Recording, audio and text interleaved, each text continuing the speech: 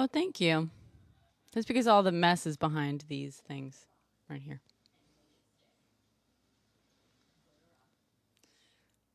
Eric Adams was indicted.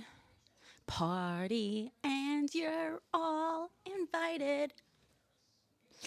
Eric Adams was indicted. Party and we're all invited.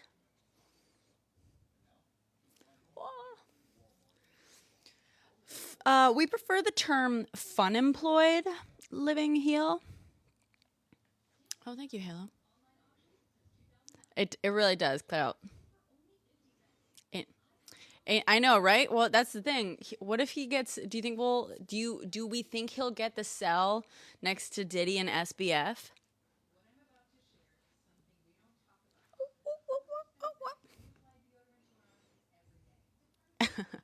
Thank you, Eleanor.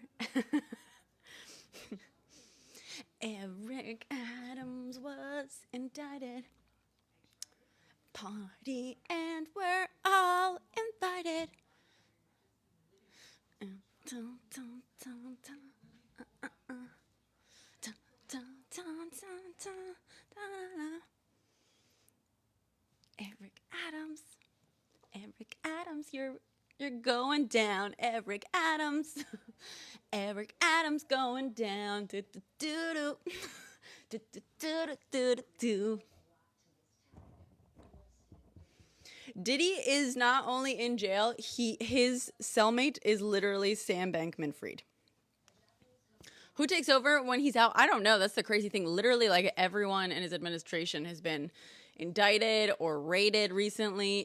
Like, oh, okay. So in his statement, he was like, oh, the FBI just raided the home of, our police commissioner, just like our new police commissioner. What he fails to mention is that the reason the police commissioner is new is because he was replacing the last police commissioner whose home was also raided by the FBI. So like the headline, a bunch of people, we all got the headline, FBI raid NYPD, commissioner's home. And we all thought, like, wait, didn't this happen like a few weeks ago? Nope. It was the new guy that replaced the last guy who was raided. Corruption. Just.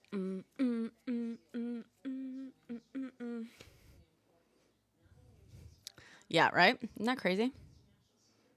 We don't know. They're unsealing it tomorrow. God.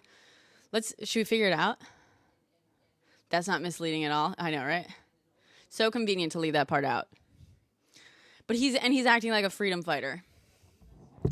Like a little freedom fighter. It's like, I will. Here, let's fucking find this statement. What a knucklehead. My dog is side-eyeing me. What song can we do next? Relaxed Goose? What on earth? Relaxed Goose? Oh, that's cute. HOTTOGO.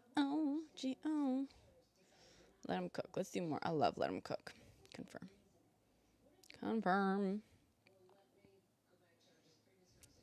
Hi, Straight Edge. Straight Edge. Oh, okay. I need a shirt, I think, maybe. One of your swags, merches.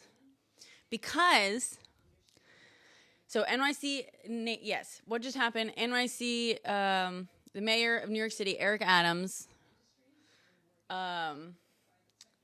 he was just indicted. And we're very excited about it. That guy fucking sucks, dude. He sucks. He is awful. I mean, it's kind of something to say that he may be New York's most corrupt politician to date. That is saying a lot, mind you. But this guy, my God. And he's a former NYPD dude, like fucking garbage.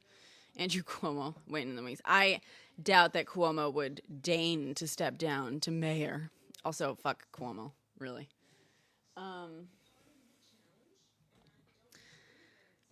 I think maybe so listen to this. Another really cool thing happened. I think I'm an influencer officially. Eleanor saw this in my Diddy Connected. No, not Diddy Connected. But I think he might. I'm wondering if he'll get the cell next to Diddy. You missed it. Yeah, exactly. Rudy Giuliani was one of his predecessors. To give you an idea. Is there? That makes sense. Literally, the guy does nothing but like pressers. Like all he does is photo ops, and hire his friends. That would be wild, but it's probably not. It's probably all the corruption. But let's see. Oh yeah, straight edge. So someone reached out. What about Anthony Weiner? He wasn't mayor, was he? Also, like every single governor in New York for the past like 30 something years has like had to step down because of some fucking scandal.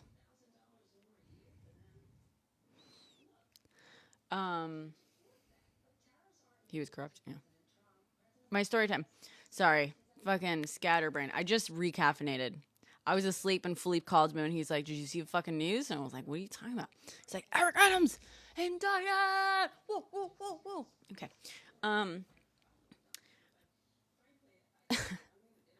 We do.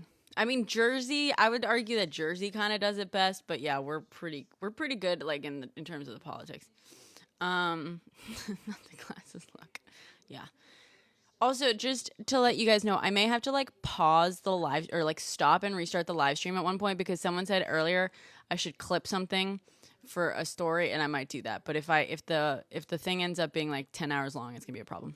Chris Christie, yeah. Okay, sorry. I was saying I posted a little story on my stories, and I hope it won't get me in trouble. I got really excited. I told literally everyone who I thought would listen or care or even just be mildly interested. I had the first like real product. I got like a bunch of the nonsense ones on TikTok reach out, but the first real company reach out to be like, "Hey, can we send you a product for you to review?" And that product was an advanced copy. This is so funny. This is so funny to me because this whole time I've been like, I'm not an influencer. If anything, I'm a content creator. And today I was like, bam, okay, fine, I'll be an influencer. But only if I get to be this kind of influencer. It's an advanced copy of the Christopher Steele book. Christopher Steele being the guy who wrote the Steele dossier. That was all that like background research that came out that basically prompted all the FBI investigations on Trump and Russia connections, and including the allegations of the tape, the incriminating, LMNOP tape. So yeah, they reached out and they're like, "Hey, can we send you an advanced copy to like for review?" And I responded today, being like, "Yes, please." And I included that thing that you're supposed to include, being like, just, hey, as a rule, I don't guarantee, review, like posts positive coverage or posts about it, in exchange for a gift or whatever. But it's my spicy book version. Yeah, right. But, yeah, so whatever. Yay! Hi, Dee. Yeah, I'm in my mustard era. Well, mustard and burnt orange. We've talked about this, I think. How are you? Eric Adams got indicted. But yeah, so I was thinking straight, because the whole thing about the, I just thought in my head it would be cool, because like at first I was like, shit, I would love to read this, but I would want to be able to fact check everything I can. If I do post about it, I think I would, obviously. And But if I do that, I'm going to have to like basically acknowledge, because the whole thing with the Steele dossier, right, was like, this is a guy who was hired to do Oppo research during the 2016 campaigns, right? So he was hired to do Oppo research by this, company that basically does deep research like this. Like they have, a bunch of people like ex-intelligence people, whatever, to do deep Oppo research. And that company was hired by the Hillary campaign originally, right? This guy is the former head of the Russia desk, at MI6, and so he has a bunch of contacts in the intelligence community. So what he did, he like reached out to a bunch of them to just collect information, and he compiled this list of information of like tips, statements, rumors, whatever, among the intelligence community. However, because it was just like it wasn't like an article, you know what I mean? So none of it was necessarily like verified or substantiated. These were just like, it was just basically like a whole kind of list, a compiled thing of like things that were like rumors, things that were floating around the intelligence community. At some point, somehow that document got leaked, I think. BuzzFeed News publishes it, and everyone fucking blows up, right? So they, there's a bunch of criticism because they're like, how can you publish this? Because, hi, loneliness.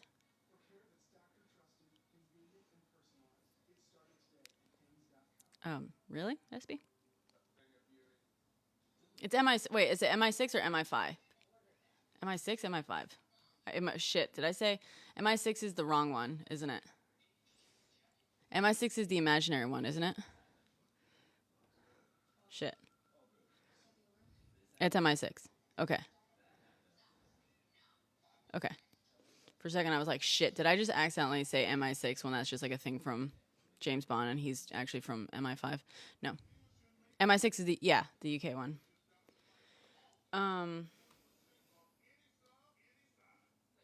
Yeah, it's MI6. Okay. Whew. Okay. Thank you. So it caused all this uproar because people were like, what, these are just like unsubstantiated claims and like rumors among like the intelligence community, like that's bad reporting.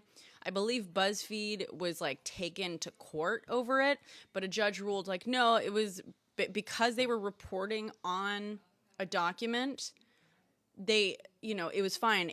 They were not making these claims. They were reporting on the contents of this dossier, right? The Steele dossier. And then, I know, right? Exactly, Clout. Exactly. Like, all of a sudden, they care about fact-checking. But in the years since, that basically prompted, like, the U.S. Intelligence agencies took this shit seriously, the allegations in this thing, right? So the FBI started investigating. Unfortunately, we know how that election went, and eventually, the head of the FBI was boop, boop, and Comey, whatever. And then Mueller took over the investigation, and we know how that went. He did the whole Mueller report, blah, blah, blah. So far, basically, in the years since, a bunch of information has come out, like, around this, including all the, like, Russia election interference stuff. So everything that has come out in the years since, and this is super fucking rare, okay? Nothing has contradicted anything in the Steele dossier. In fact, several things in the Steele dossier have been confirmed, and the things that haven't been confirmed have been buttressed, which basically means, like, facts have been established since then from different sources through these investigations, whatever, that are surrounding what is included in the dossier that make what's included in the dossier more and more likely, right? So let's use the LMNOP tape, if say there's a rumor of that, right? We have since found out that, like, and this is just imaginary, okay? I think we already knew that, right? Like evidence of the practice of compromat has come out, right? Evidence showing Trump behaving like whatever, like, you know, let's say like basically all the evidence has come out that shows like, oh yes, there's compromise. Oh yes, it looks very likely that, you know, there's some compromise on Trump or whatever. Da, da, da, da. We just haven't confirmed the exact LMNOP tape, right? For example, this is imaginary. This is hypothetical. That would be buttressing, right? Like it has just been like we've just established a bunch of facts that like sit around it that are making it look more and more kind of likely, because it would be like the missing piece of whatever. So yeah, exactly, clout, basically. Hyla hurts. You're gonna lose your subscription benefits soon. Just FYI. Did you hear Eric Adams was indicted? Eric Adams was indicted. There's a party, you're all invited.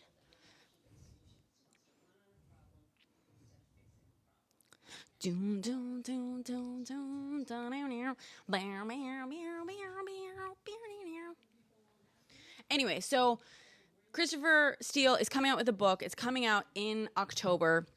His publisher reached out, and they do this to like a lot of people always. Like it's very typical for books, for the publishers to reach out to like book reviewers, political folk, whatever. I don't fucking know. This is the first time I've been reached out to, but I'm sure, you know, they like looked up a bunch of hashtags, political hashtags, looked at like some viral videos, and I made the list of however fucking many people they reached out to. And they're like, hey, we have this book. Would you like to review it? Would you like an advanced copy for review? Very typical in the publishing industry. And I just got excited because like that's just so that feels so on brand for me. I'm on the list now. Yeah, right? And so, well, no, straight edge. So I just think it would be cool, just in my head, if I'm reviewing a book that has this history of like unsubstantiated claims, but also I'm like basically fact checking what we can, but also acknowledging like, hey, by the way, XYZ cannot be verified. Like I'm gonna have to give some context to that. In my head, I'm like, oh, well, this is like the perfect time to have like a t-shirt that says we fact check here. Like that just feels like appropriate and on brand. Does that make sense? Or something that says we fact check here. You know what I mean? But I don't know.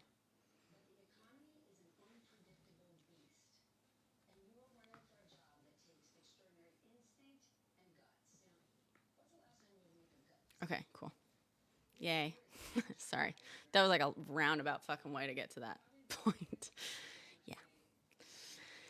Ay, ay, ay. Which reminds me, I have to reach back out to fucking Clapper.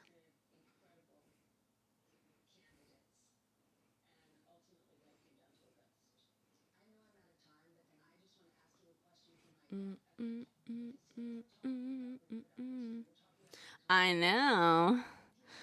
Yeah. Oh, you're singing the song. Yay.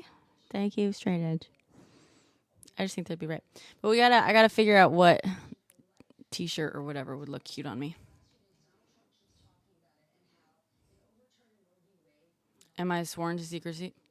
No, they haven't asked anything. No, because I mean, they haven't said anything like that. They sent me a message and they're like, hey, would you be interested in receiving an advanced copy of such an, unredacted, the Christopher Steele, whatever, copy paste thing. If so, please send us like your mailing address and we'd, love to send you an advanced copy for review. And so I reached back out and I was like, oh yeah, I would absolutely love to read this. Like, to be clear, as a rule, like I accept gifts, but I don't guarantee positive coverage or posts. And then I added like parentheses, like, but I'm sure there will be a lot that I'll want to talk about in this book.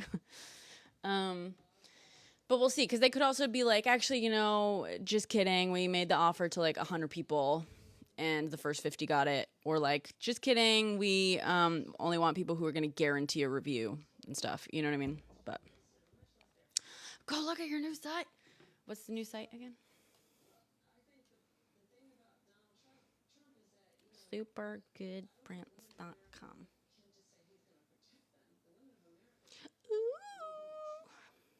get started.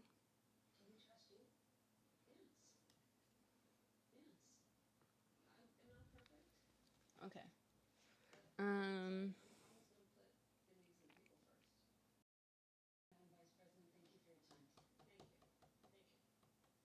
the one thing,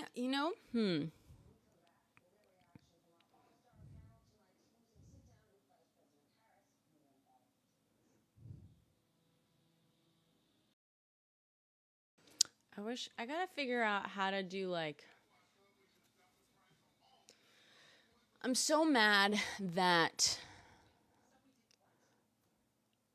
I couldn't get at Perez Brenna on YouTube because that's my thing on. Hi, God. Eric Adams was indicted. Hi, C Star.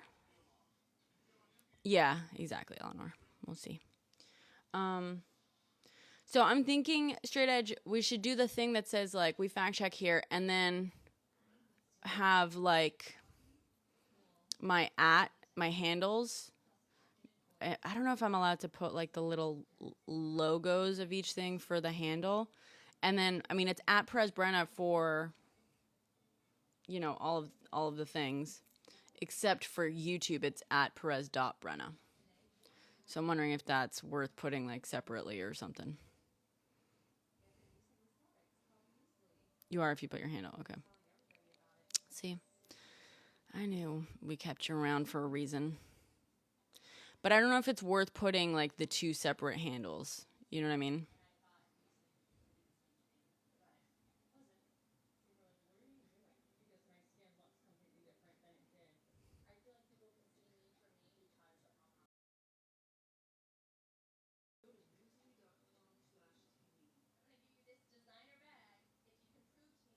Okay.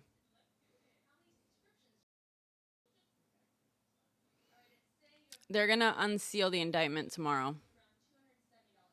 But long story short, he's corrupted as shit. You are? Nas, guess what? Guess who got indicted today? Eric Adams got indicted. Party and you're all invited. What was the other one? What was the other thing that I did? No. Donald. He got convicted already. That was a while ago. Yeah, corruption probably, Colin. His NYPD commissioner, basically like everyone in his administration has been raided by the feds in the past few weeks, including the NYPD commissioner who replaced the last NYPD commissioner because he also had his home raided by the FBI a couple weeks earlier. I think it was like 2 weeks earlier. My ex, I don't have X. I don't think. But maybe. Actually, I feel like I recently.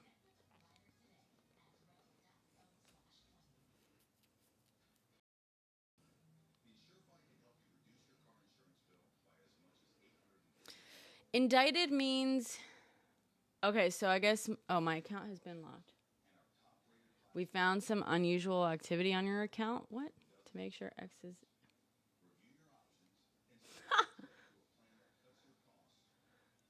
My account has been locked because of unusual activity. I haven't fucking posted on there, but that's fine.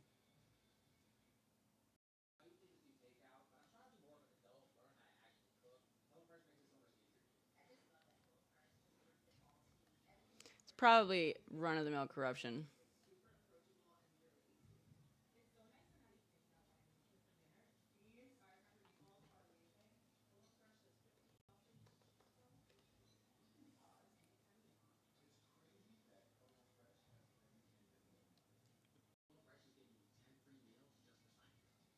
My R. Okay.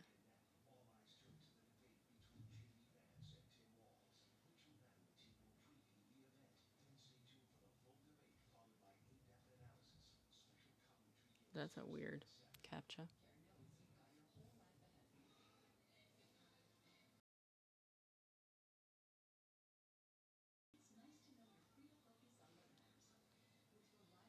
I'm pretty sure that's so funny. Yeah, so my thing on, I guess my account on X is Perez Brenna 11. No, I think I posted like one thing recently and it got my account flagged because it was, liberal. Like literally. And so now there's nothing on there. They must have fucking reported. Like I just made this account recently. I used to have an account, but I think maybe I deleted it. Fuck Elon. So fucking funny. What a fragile little boy. But I am on Threads.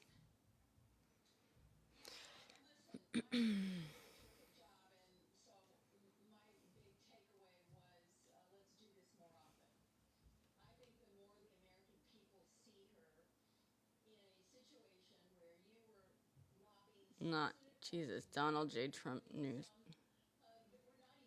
How do I say like not interested in any of this?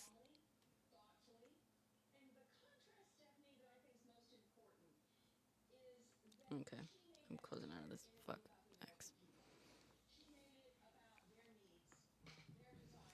Alright, sounds good. Straight edge. Good night. I'm gonna look at shirts on your site. Is Threads any good? I mean, I think it's like a very small. I think right now because it's so small, it's quite chill. You know what I mean? There's like kind of a sense of community on there because it's so small. But I don't know. I'm brand new on there. I'm just going off of what other people have said.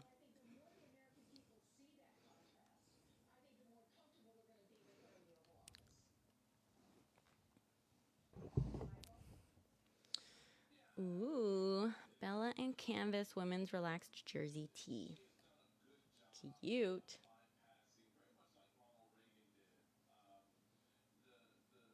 Sage. That's the wrong color. Okay. Dusty blue. Yeah, that's not sage. Sage.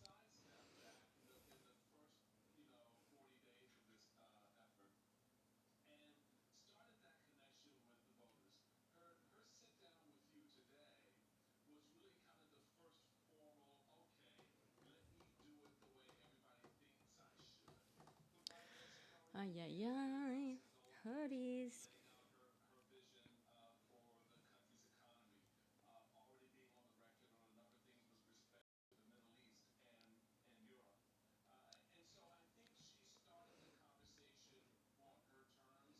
I shouldn't have done that. I just like bit my fucking nail off in front of you guys. This is how I used to cut my nails. Yeah. The only reason it's trying to replace Twitter at least. The only reason I'm on there is because when I went viral recently, some people were fucking like posted my content on there, and people were like, "Who is this?" Da-da-da-da. And they like tagged my Instagram handle on there, and so I decided to basically go on there and be like, "Hi, it's me," to like try to get people to find me. So, and then Pearlmania 500 followed me on Threads, but nowhere else. So like now I've got to be on Threads, I guess, because I want to be in that club, that cool person club.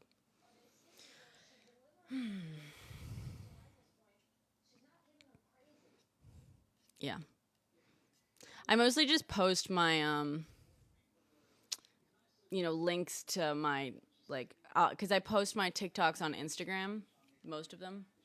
So I mostly just share my like Instagram reels on there.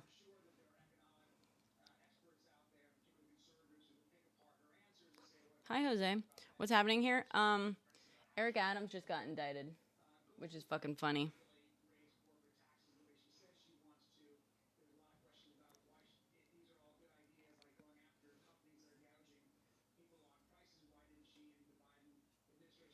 Mm, mm, mm, mm. And I'm looking at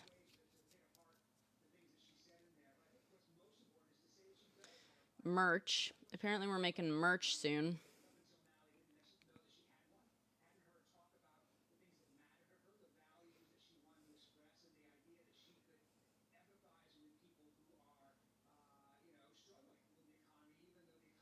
Vests.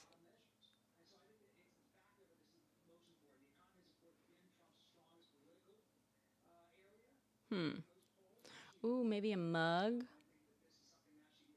Oh my god, should I make? What kind of merch should we have that says, it's going to say we fact check here? I'm just looking through the thing. I guess there's like, yeah. Perez dispensers. Ha ha ha. That would be funny. I am a yapper, so it would kind of be funny to be like, you know, this is the Pez.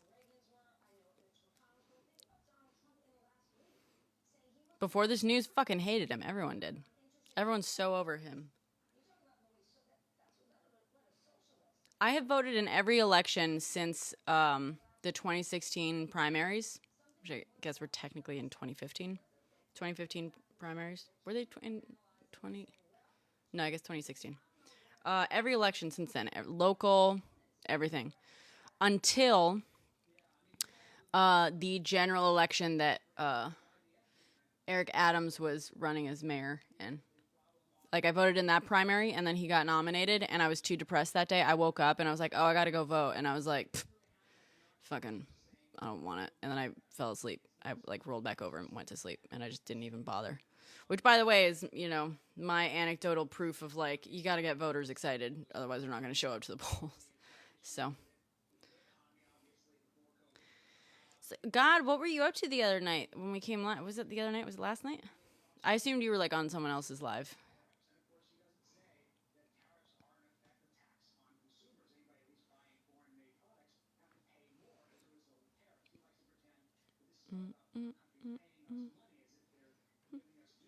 Oh, wait, let's look at mugs.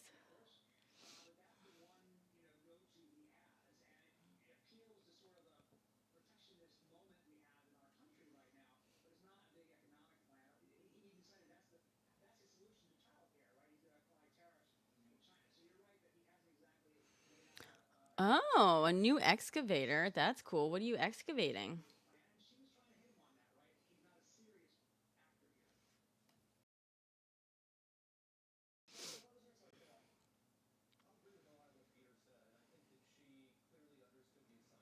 Four minutes left. Ooh.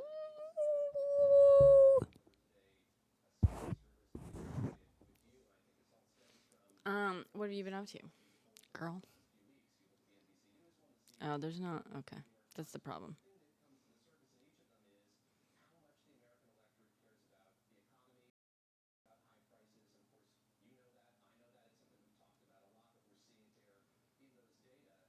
Shit.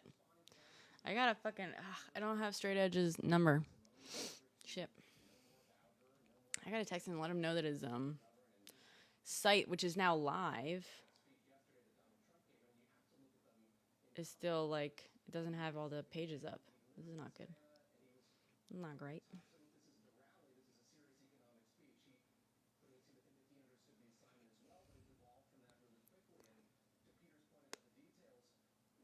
Mm, mm, mm, mm, mm, mm. Yeah.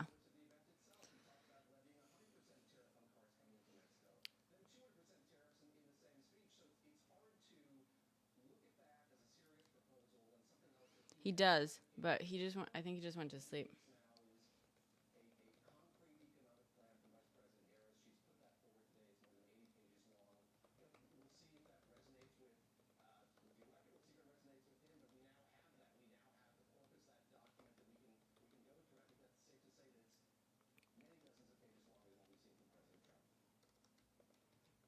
He just went to bed.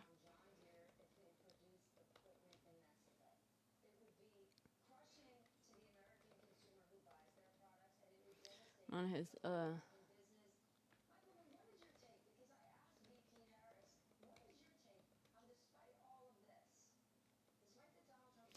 I guess never mind. I'll just email him. Has it, Robin? Eric Adams was indicted.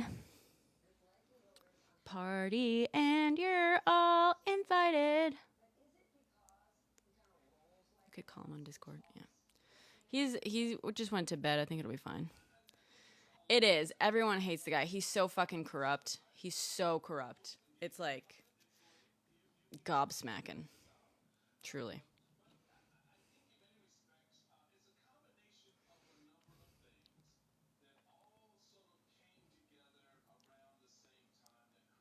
Oh, really, Roasted? Did he announce that?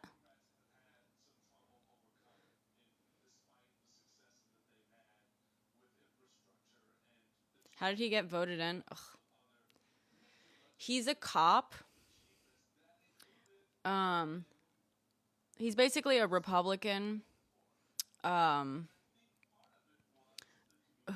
ran as a Democrat. He's a former cop. He's also black. He kind of was able to cater to a lot of like opposite demographics in a way. And yeah, I don't fucking know. I genuinely don't know how that fucking man won. It was bad.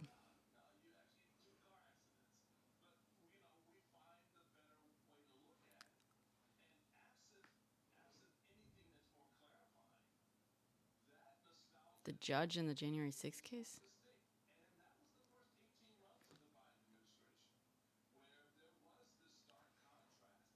Holy shit. 4,000 today?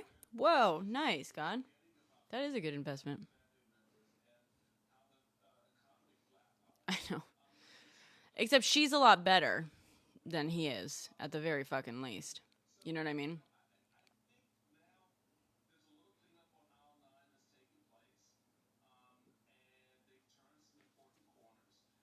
She's a lot better than he is.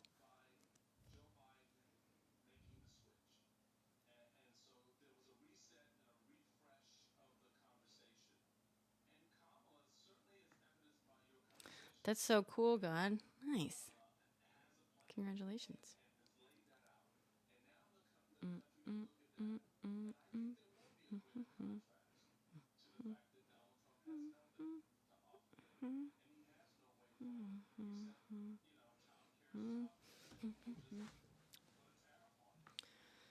Ay, ay, ay. Okay, well, I guess I don't know. Oops. Awesome. Check out some of our awesome. That's another thing. Maybe I'll message Straight Edge on TikTok.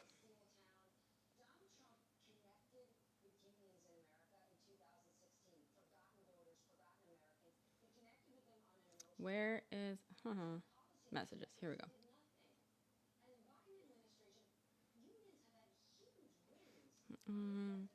Hey yo, I'm sure you know this. Your live site still has a bunch of broken links. Also,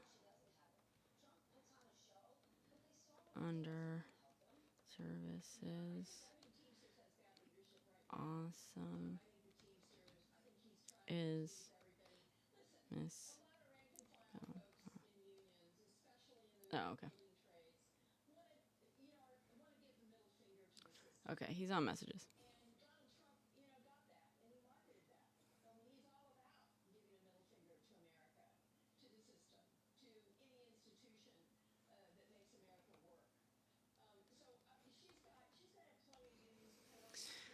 Ay, ay, ay. The most I've ever made in the stock market is $2. Sure. Yep.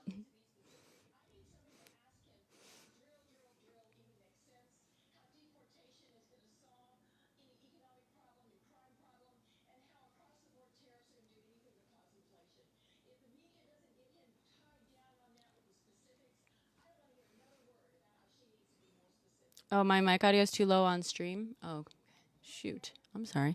Hey, is my mic audio low for you guys too? Yeah, it's weird. Wait, is that any better now? Twitch? Sounds good there. Okay. Huh.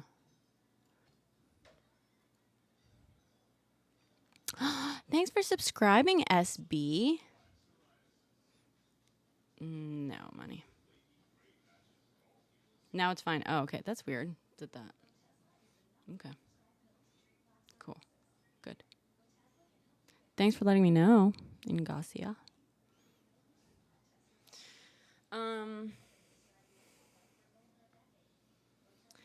Eric Adams was indicted. Party and we're all invited. Copy. Bunch of the colors and stuff are wrong as well. Just wanted to make sure you.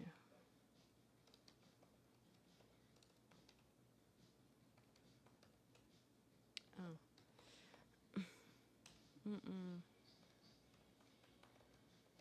At t-shirt colors.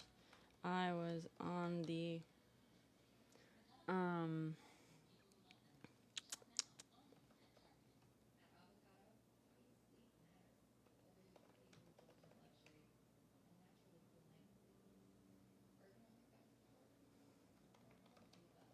few colors and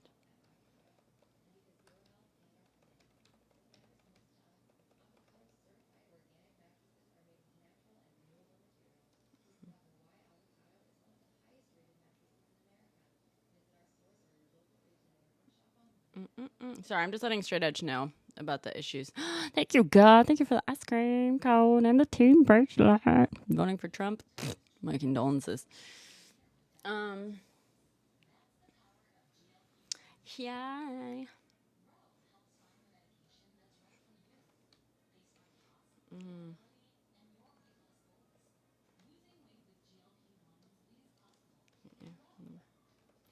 Aware of that.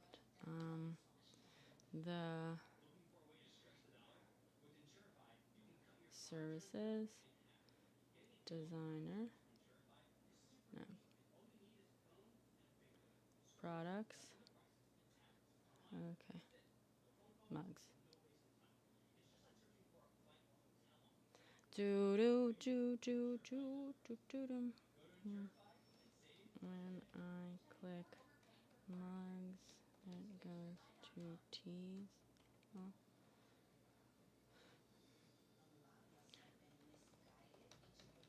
Click around more. See what else I find.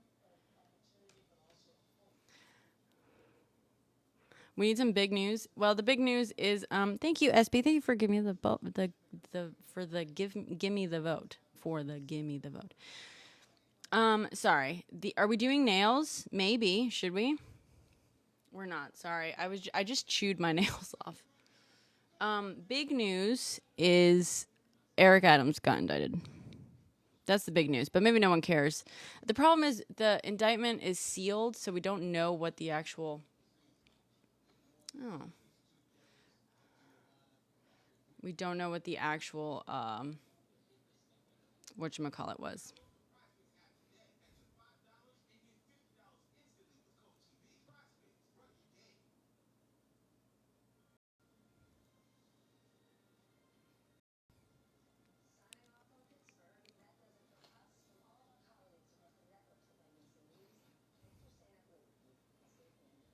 Oh, cool. Okay. Did you find me? I feel like I saw you comment. Did you comment on my nail thing? No one really saw that because it's not really my usual content. Well, so the first NYPD chief, there was an NYPD chief who was, or commissioner, I don't know, who was raided by the FBI. He stepped down. He was replaced. And that commissioner was then also raided by the FBI. I'm not sure if he stepped down.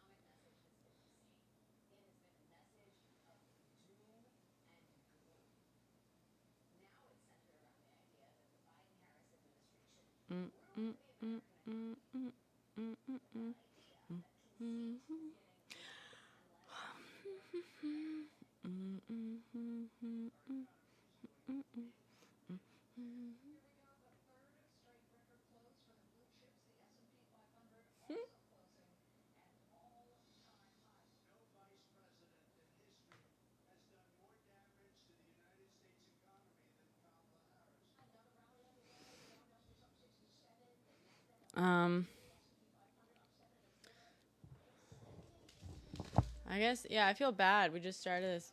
The news, I got excited about the news, and then I do, so, I don't know, is there anything else we can talk about? Otherwise, I can do nails stuff, but I should also film the nail stuff. You're surprised? Don't be. Everyone in his orbit has been, like, getting rated and investigated, and, oh, he's so fucking arrogant. So arrogant. But he's also so, like, blatant. You know what I mean? Like, everything he's done his whole term is crazy. How obvious he's been the whole time about the corruption. It's like, yeah. It's been a whole thing.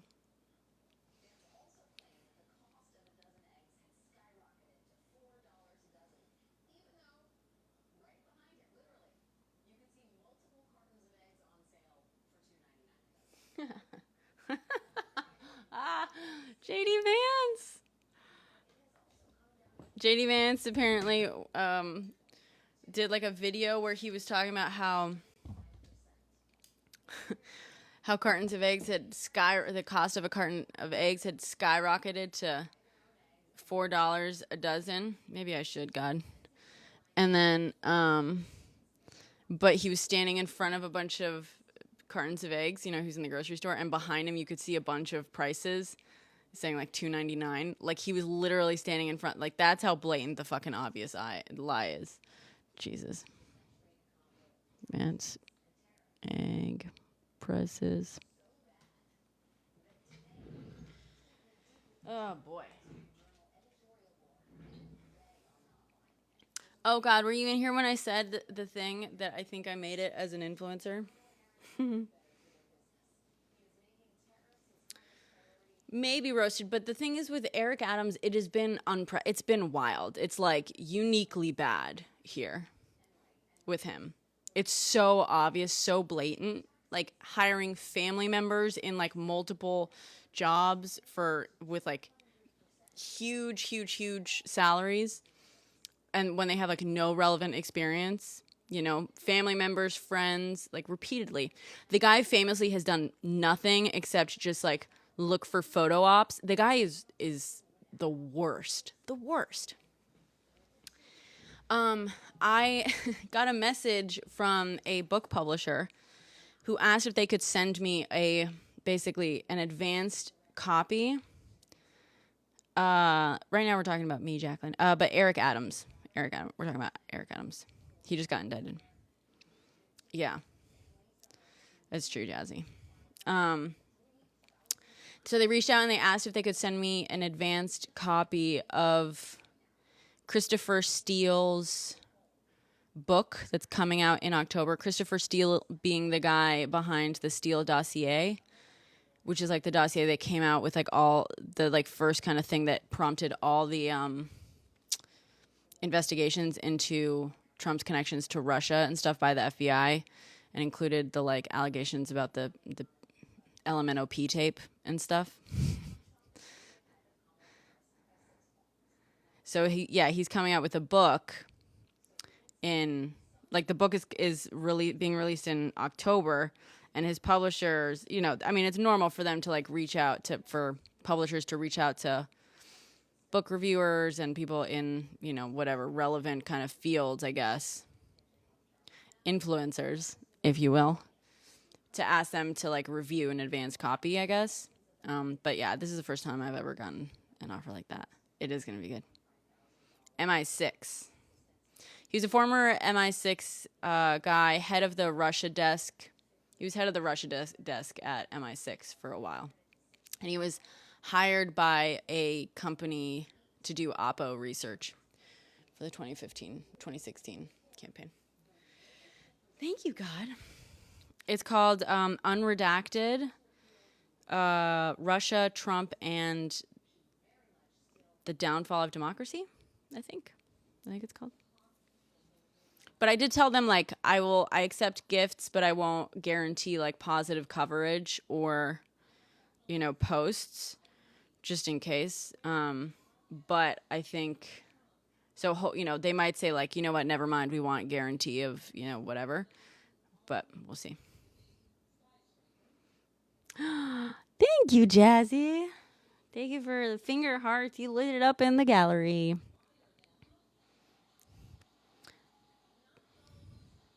Yeah, I hope so too, Jacqueline. I think it'd be fun. It's also why I basically told all of a sudden, we've been, going about it slowly because I'm not famous or anything. But Straight Edge, who's a regular in here, he's one of my mods. He owns like a clothing company. A while back, he was like, I'm making you merch. And I was like, I don't need merch. But then he convinced me by saying, like, it's going to say we fact check here because that's something I often say in here. And so I got excited and I had this vision of me, talking about this book. And I was like, that would be the perfect time to be wearing something or even just holding something that says, like, we fact check here while I'm going over, like, what is verified, what can be substantiated and what can't be. You know what I mean? We'll see.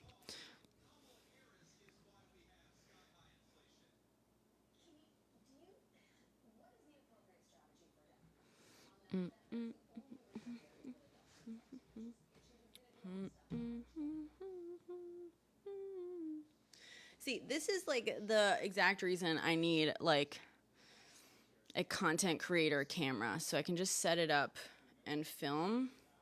We do fact check here, right? So I could do the thingy. Yeah, that would be, yeah, exactly, Jacqueline. I don't think many people will really actually buy merch. You know what I mean? I'm not that big. But I like it as like a branding tool also. You know what I mean? That's a shirt. I might... I think Very Demure, Very Mindful is trademarked now officially because of all the drama. So I don't think I would even be able to do that. I don't think I would even be able to use Very Demure in a t-shirt like that. Oh, in April. Oh, it's been a while. Thank you, Jacqueline. I'm kind of overdue for a cut, I will say.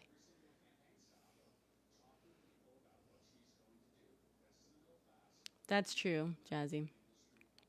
And I'm hoping to have my handle. The only thing I was saying this earlier is like my handle is at Perez Brenna on here, on Threads, IG. But the problem is, sorry, I'm just getting fucking really hateful comments on Instagram right now. On YouTube, it's different. Oh, and Twitch also. That's true, God.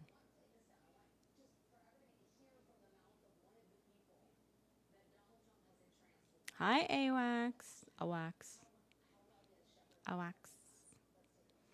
I do. Sort of, Jacqueline. Right now, mostly, I mean, I'm multi-streaming to YouTube and Twitch right now as well. And haters are so gross. The reason they hate me is because they're MAGA, to be clear, also. They're not personal haters. They're just hateful people. And they get mad when I post truth. It's a fucking cesspool there. Thank you, Jacqueline. That definitely helps. I'm trying to get to 1,000 followers. I mostly right now post my TikToks on there and I multi-stream. I'm trying to like build a little life rafts because the whole TikTok ban is not looking good. It's looking like a little... Life has been lifing. I'm sorry. Well, I hope it's good lifing. Thank you, Jazzy. Shucks.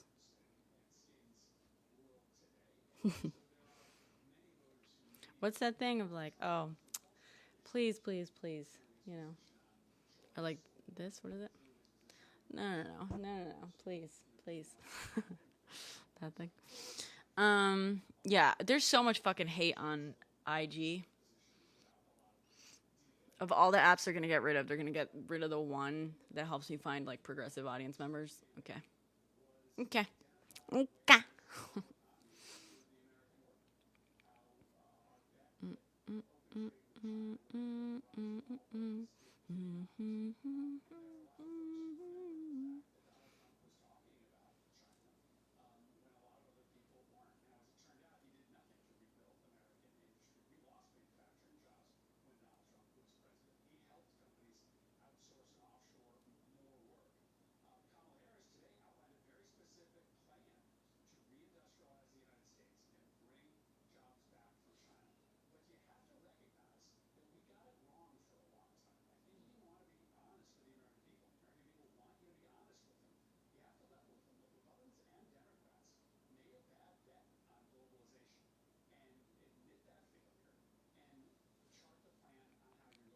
Nervous?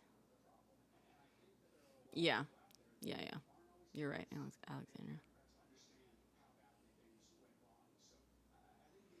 Yeah, but still, Jacqueline, it's like I wish at the very least I could find an audience on there that was like minded. Like it just seems. I mean, there's some comments on there, but it's like my only post. I have like almost no followers on there, you know, and I don't know, SB. The U.S. barely regulates poison in food. But yeah, I wish. It's like the only posts that like really get engagement on there are when I piss off MAGA enough. Really.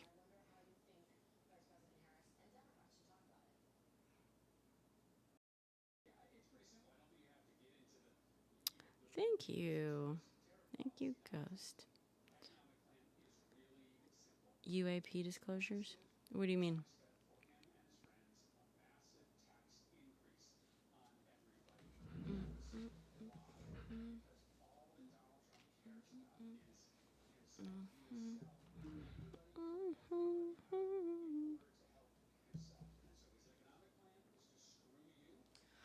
Let's make some press-ons or something. Not the like rhinestone ones, but now I need real nails. I just like peeled these guys off. UFOs, alien stuff. Did I get my pizza? I did, Luis. It was great. I've already eaten all 3 lava cakes. I ate the last one as I was going live tonight, like right as I was like firing up the old live.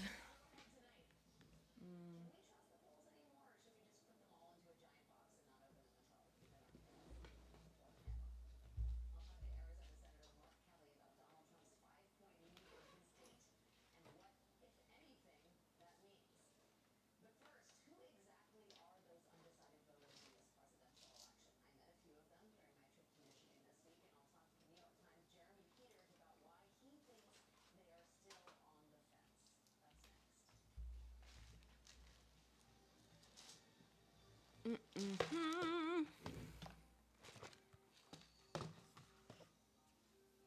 Empty chair. He just got indicted. Silly. Silly. I am Alexandria, for sure.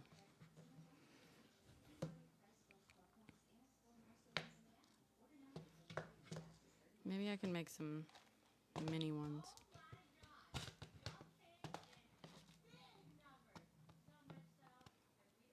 Tomorrow they're going to unseal it. Apparently.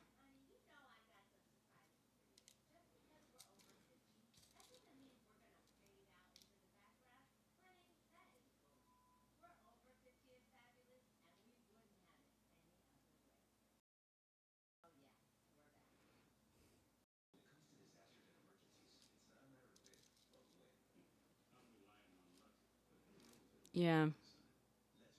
Yeah. I feel you. Alexandria.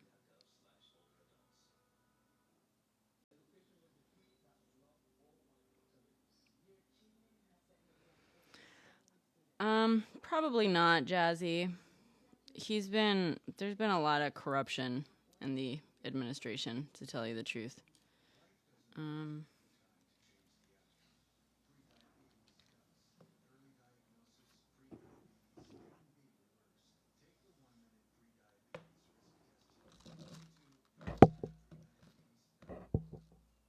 yeah.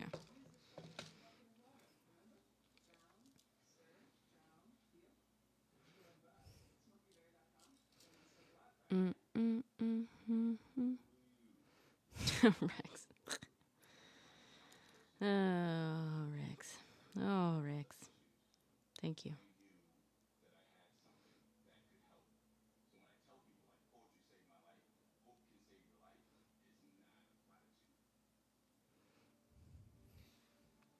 I need those little nail holder things. Oh, thank you, Jazzy. Whoops, shit. Oh no. Oh, my nail just popped off in my hair. Shit. Where the fuck? There it is. That fell.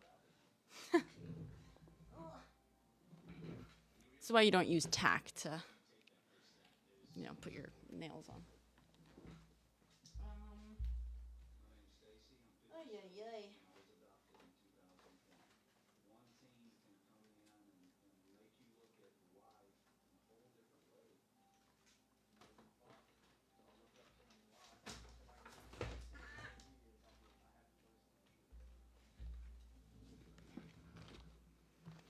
Supreme Court is already cooked, but let's not burn it. You know what I mean? It's cooked. It's a little overcooked. It's getting a little dry.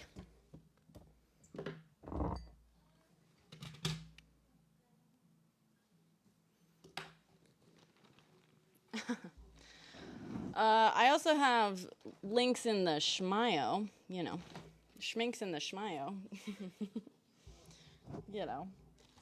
but you guys don't have to do that. I mean, it's very much appreciated. Thank you guys. This is now like half my job, to be honest, because I work in the film industry, and the film industry is dead. The film industry is about as cooked as Eric Adams' fucking mayoral career, political career. Oh, Eric Adams. Indicted. Indicted. Yeah, R.I.P. film industry is right. R.I.P. film industry. You were kind of okay while you lasted. Although you gave us people like Weinstein. And you're kind of elitist. No, not elitist. Just, Nepo Town. An ostrich coat. Oh, well, also, okay, so there's some like weird shit involving like 6 different countries. You know that guy, was it Senator Menendez? And like that whole thing with Turkey. And he had, the country, not the gobble gobble. He, he had,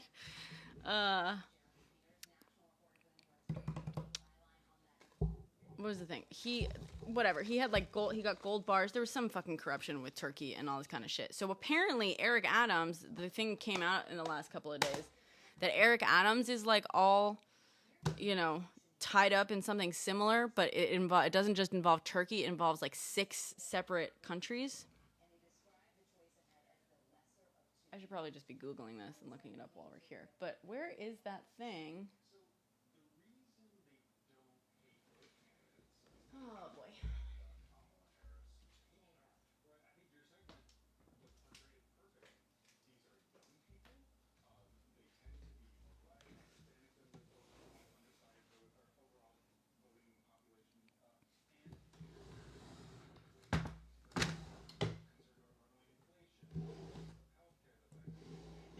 Where did those little thingies go? I don't know what I did with them. The hell? The hell?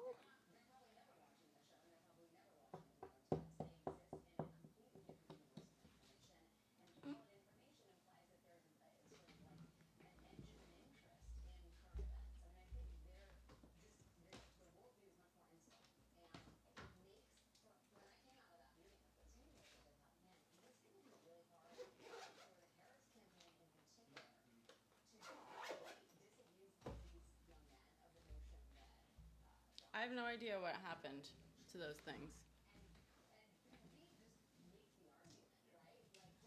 What's Borat doing lately? Pushing Zio propaganda?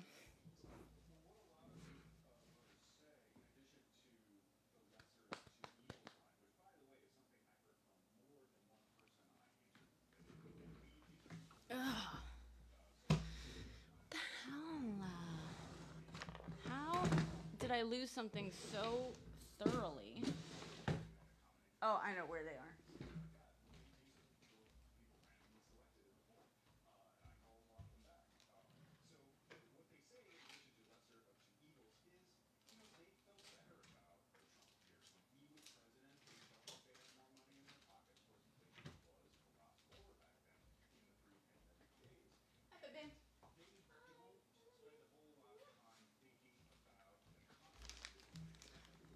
Okay.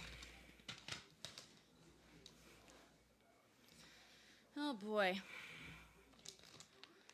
Does someone want to look up the Eric Adams like 6 countries, whatever, allegations stuff, and read them out on here while I do my nails?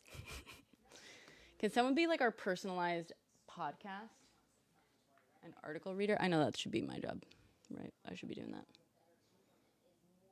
Where are my headphones? Eric Adams got indicted. Party and girl invited. Eric Adams got indicted. Party and we're all indicted. Choo choo choo choo choo choo. Choo choo choo choo choo. Did someone request to come up or anything? No. Okay. If someone wants to come up and read out news articles, that would be awesome.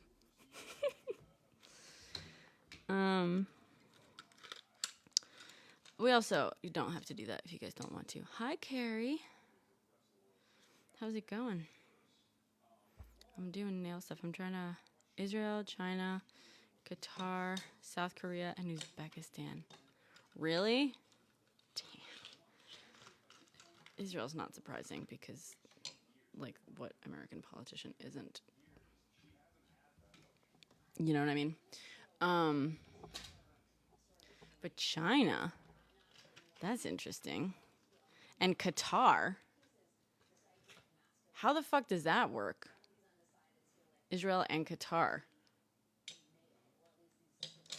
Their whole fucking thing is that Al Jazz is somehow, T-prop. Because they're from Qatar. That's wild. Hot as hell. Oh, I'm sorry. New York City's mayor just got fucking indicted. We're very excited about it because he's the worst. I think I'm gonna make some. I just chewed my nails off. I don't know why. I haven't done this in ages, and I did one, and then I had to do the rest of them. So now I gotta make some. I'm gonna make some press-ons, some teeny tiny little press-ons that I can put on tomorrow or something. Apparently, those are the countries that have been that are like involved in the Eric Adams scandal or something. I don't know. Does someone want to hop on? Yeah. If someone wants to hop on, God, do you want to hop on and read articles? Nah, probably not. If you do, please do. Let's do some like proper body doubling when we're just listening to articles, to information being read in a soothing way. His aide solicited thousands in donations from the Chinese American community, and then he made her director of Asian Affairs. Okay. Well, that's a little different than involving the actual country, right? Oh, gotcha. Okay. No worries, God.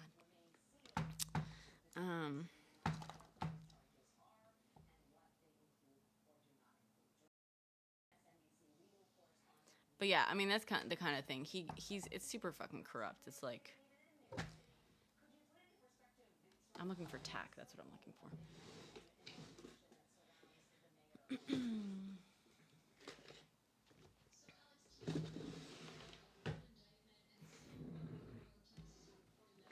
What news article? Oh, article. Really? Anything really? Anything reliable if you want. We're Eric Adams is the guy we're kind of wondering about. Sorry, I'm just being a little NPR. Great. I'm sorry. I'm such an irresponsible host tonight. I was not like I was fully asleep for an hour when Philippe called me and was like, "Hey, you going live or what?" Because Eric Adams just got indicted. Yeah, your accent is wonderful. Right? See? And God wasn't even in here last night when we were talking about how wonderful your accent is, Carrie. See? Philippe said the same thing the other night when Carrie was first on here. He was like, "Who's that woman?" Okay. So we're looking for Eric Adams, yes? Eric Adams. Yeah. Alright, you just heard my mouse drop. Don't judge me. I'm a mess over here. Okay, Alex. Wait, I'm going to turn it down. You're a little hot on the mic. Oh, I'm sorry. No, it's fine. I'm not too loud. Okay, Eric Adams. What website do you think the most reliable will come from? Because the one that's coming up is CNN.com. CNN.com? I mean, that might have some stuff. Yeah. Or someone said NPR had something. NPR? Okay, let's go try CNN and see what CNN see, and then we will pull NPR, okay? Okay. All right. Ooh, are you ready? It's a little hot. I don't know if that might just be my headphones, actually. Wait. If I'm too loud, how do I lower my volume down? I have my phone quite a distance from me, too. Oh, okay. Yeah, it might just be... Here, wait. Can you say something? Okay. Is it better now? Yeah, is that good for you guys? Oh, okay. It sounds great. Okay, so it's just me. It's just my headphones because I wasn't set up the same way last night. Okay. Sorry. Go ahead. Okay. So, CNN, okay? New York City Mayor Eric Adams has been indicted on at least one federal criminal charge. Multiple sources familiar with matter says CNN. The New York Times was first to report the news of the indictment. The indictment follows months-long federal investigation by the U.S. Attorney Office in Manhattan, which was reportedly scrutinizing his connection to Turkish officials and, okay, I don't want ads, stop ads. Turkish officials and businessmen and campaign donations he received. The charges he faces are not publicly known at this time. Adams has previously denied any wrongdoing, and he has frequently repeated that he told the members of his campaign and administration to follow the law. I don't believe that, but okay. Yeah, I'm sure he did. He was like, follow the law, guys. Yeah. I see it. Okay. I always knew, this is his statement, right? I always knew that if I stood my ground for New Yorkers, that I would be a target. And a target I became. Oh, if charged, and I am innocent, and I will fight this with every ounce of my strength and spirit. Adams said, responding to the news Wednesday night. Bullshit. I call bullshit, but that's... Yeah. Pardon my language. Okay.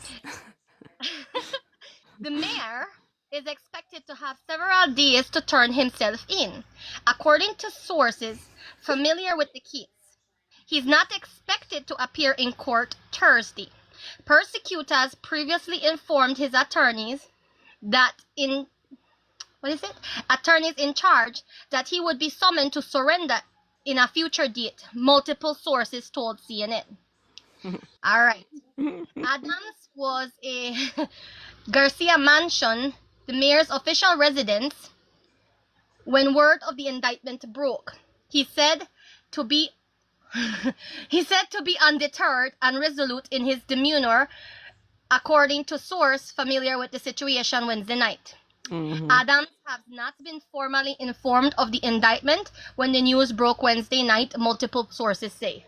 So he did not know about the indictment. Well, he did. What's interesting, and not formally, I guess he hadn't officially formally been told, but he did release a video earlier tonight basically saying, like, I have reason to believe that I will be indicted tonight or soon, by the FBI or federal government or whatever. And that's when he said, like, I always knew that if I came to the whatever New Yorkers, that would put a target on my back, and everyone, he was basically acting like he's a freedom fighter, and this is like persecution because he is somehow fighting for the little guy, which, like, not even his fucking mom believes, but we'll There's see. more.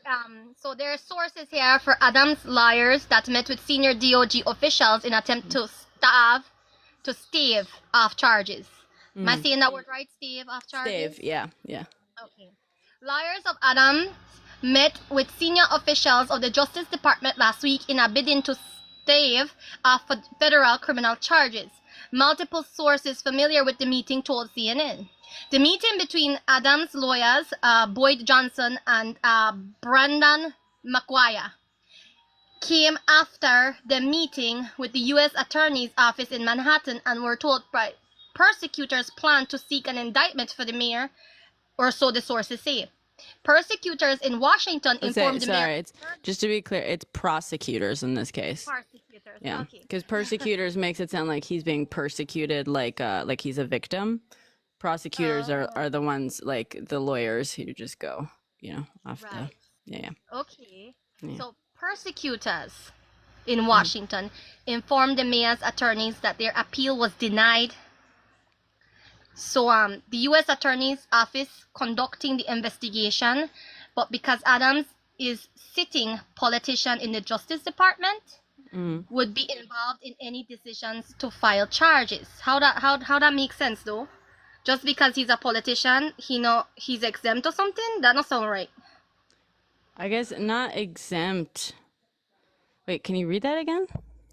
It says the U.S. Attorney's Office conducting the investigation, but because Adams is a sitting politician, the Justice Department would be involved in any decision to file charges. Okay, the Justice Department would they'll just be involved. Yeah. Right.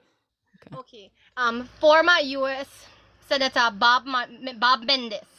Bob Menendez. Yeah. So I guess they'll probably talk about it. Yeah. He just got found guilty. He's the, like, was it Senator? Is it Senator Bob Menendez? Yes. He's the guy. Yeah. Okay. So he was the guy who was found, like, to be super corrupt. He had, like, the gold bars in a locker somewhere or something. Yeah. Yeah.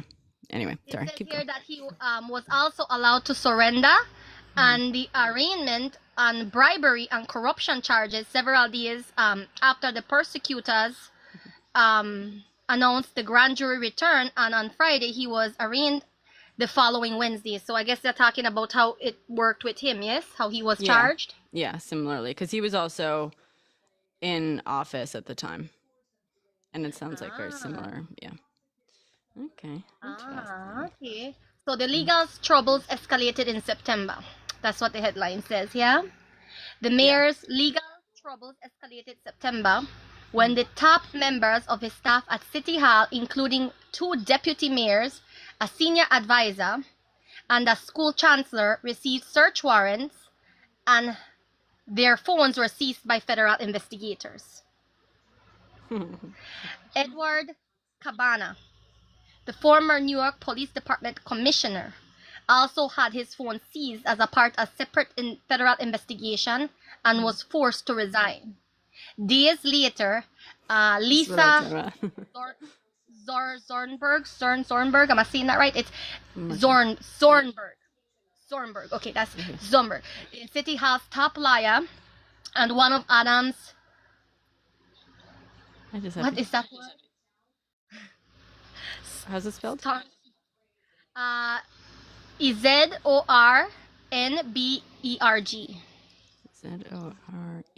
Zoren. Zorenberg? Okay. Zorenberg? Yeah. Lisa Zorenberg. Yeah. That sounds right. Okay. I'm very bad at last names, so excuse me if I butcher it. Okay. Yeah. So she was one of Adams' defenders, abruptly resigned. In a brief 2-sentence resignation letter, Zornberg stated that she had concluded she could no longer serve effectively in her position. A week later, school's chancellor, David Banks, announced he would retire at the end of the year, stepping down from his position, leading to the nation's largest public school system, just days after his home was searched by federal investigators who seized his cell phone during the execution of a federal search warrant. It sounded like they were all jumping shit to me. Oh, yeah. They were all getting raided, investigated, stepping down to avoid getting caught up in all this stuff, or stepping down because they had gotten caught up. Yeah. Caught up, yeah. It sounds like, yes, they made a jump ship because shit may hit the ceiling for them. That's how it sounded to me. Like, all of a sudden, they're like, I resign or I stepped down. Yeah. Like, sir, you in trouble already. Yeah. That's not how this works. The crime, it was committed. One thing that's very funny, I think, is I mean, it's funny, but also just depressing, right?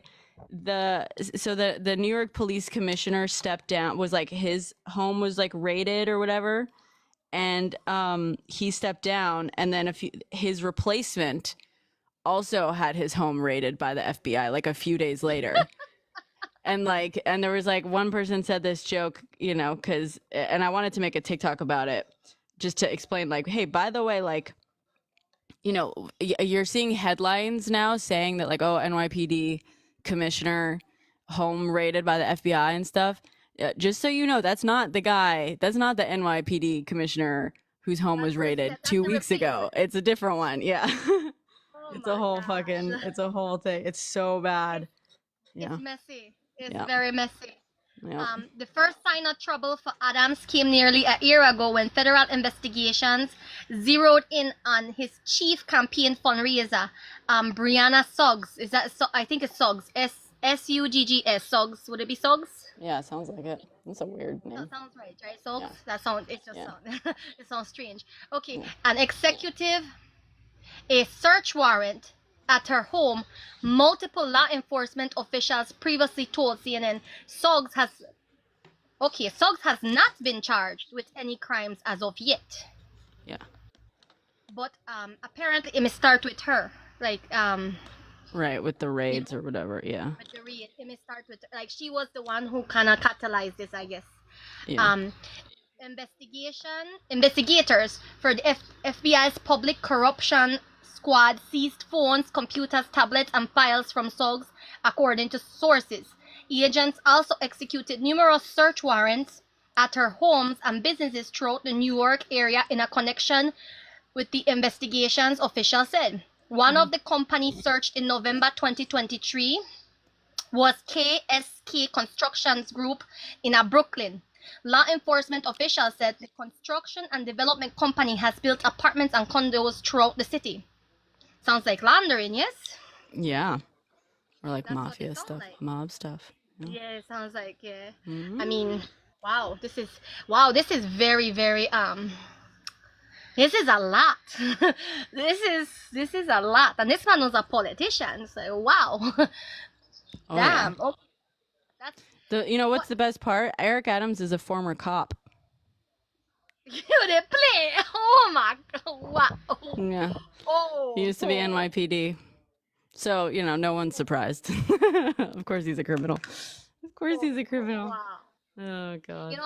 The bar is set to hell, isn't it? I Oh, mean, yeah. Ridiculous. wow. Ridiculous. Seriously low. One of the companies searched. Okay, CNN reviewed of campaign finance records identified at least 11 employees at KSK Constructions Group who donated a total of $13,950 with individual contributions ranging from $12,000 to $1,500, all on the same day.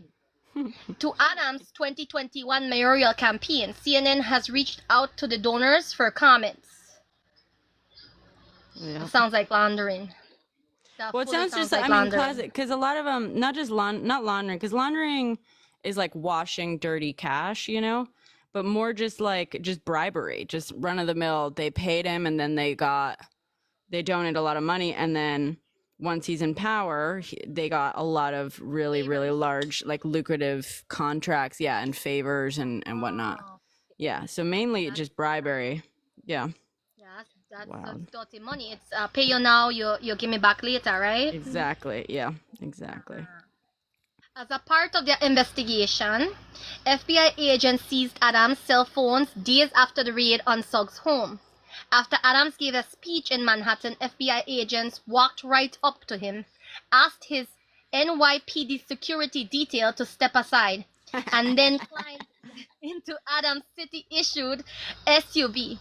Sources previously told CNN the agents presented him with a warrant to seize his electronic devices and oh my gosh, that's embarrassing.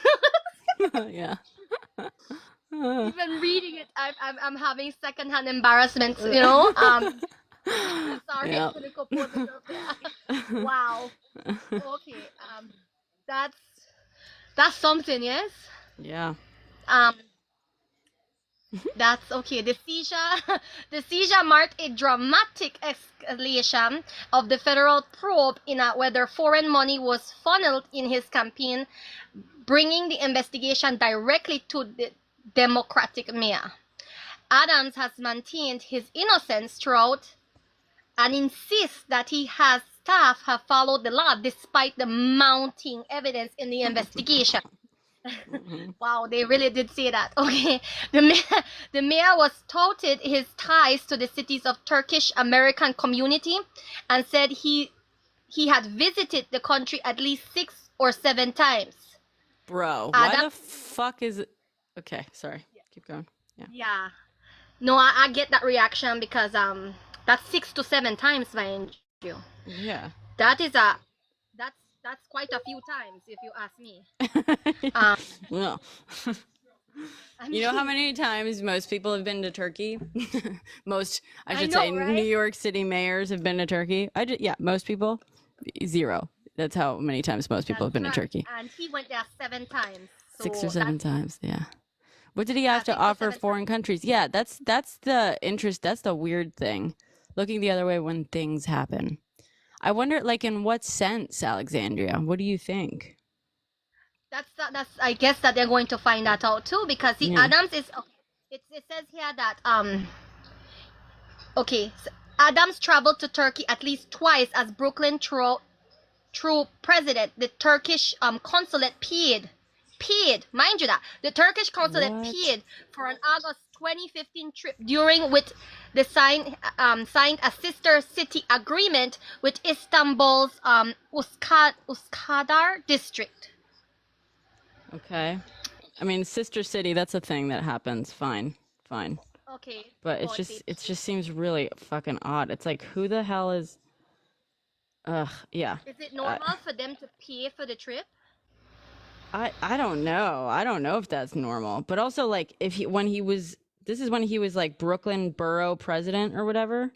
That he's, so how is he, so Brooklyn isn't like a city in and of itself. So so Brooklyn, the borough, he signed sister city thing with Istanbul. I mean, I don't know. I know sister cities are a thing. It just starts to get fucking weird, Right.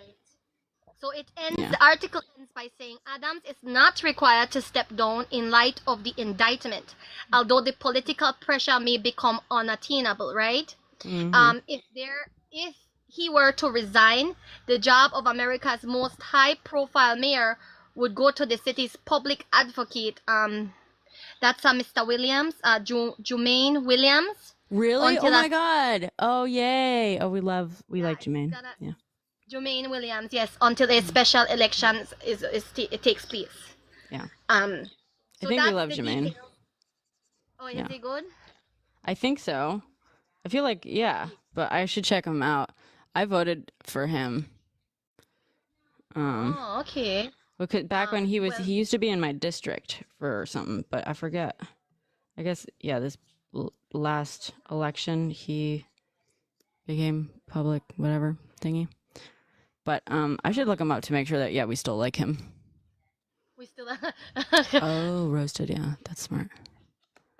Oh, a sister district thing with a district of Istanbul. Okay. That's weird. It is weird. I mean, that's what CNN has. Ugh, that's wild. Thank you. Thank you for reading that out, Carrie. I mean, it's interesting. It is. It's Oh, very boy. interesting. So I mean, CNN seems to have quite a lot of clear information. Yeah. Yeah. That's crazy. Thank you. That's crazy. That's wild. Yeah, I wonder, like, God, you do have a wonderful reading voice. Thank you. Now I'm trying to think, what else can we have you read? I'm like, I just want to sit here and listen to you read the news. I butchered the names and I do apologize. Oh, some names tend to throw me off. So, I do the same. I just posted a thing where I butchered like there was names in like, I guess it was just 2 languages. There was like a Polish name and a Chinese name, and I'm quite sure I butchered, but well, just the Polish name maybe. But yeah, I'm the same way. It's fucking, names can be hard. I'm not good with names. The phone book. Yeah, we could have you read the phone book. I would listen to you read the phone book. No. Is there any other article you want to pull up today that's an interesting conversation? Yeah, that's a good question. I mean, this was interesting. I mean, to me, I'm not even surprised with the bribery part, because I feel like most politicians, dabble in that field over there and try not to get caught.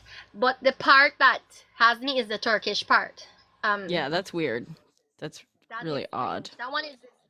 I wonder if they're going to investigate that one thoroughly. Yeah. To like. Can you?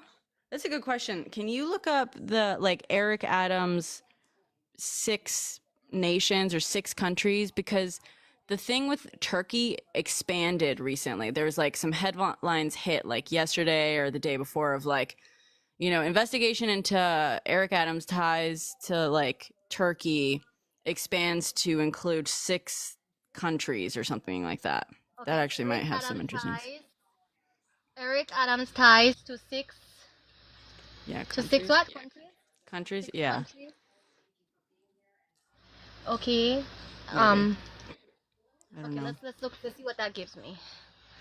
Thank you, Carrie. This is no so worries. This is it. I mean, I'm nosy that way. Yeah.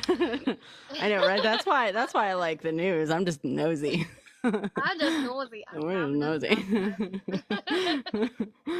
Okay, so I found one from CBS. Yeah, it says Feds probing Mayor Eric Adams' ties to several countries.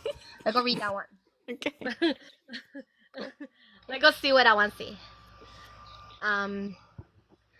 Wow. Okay. Let's go see. Okay. Let's see.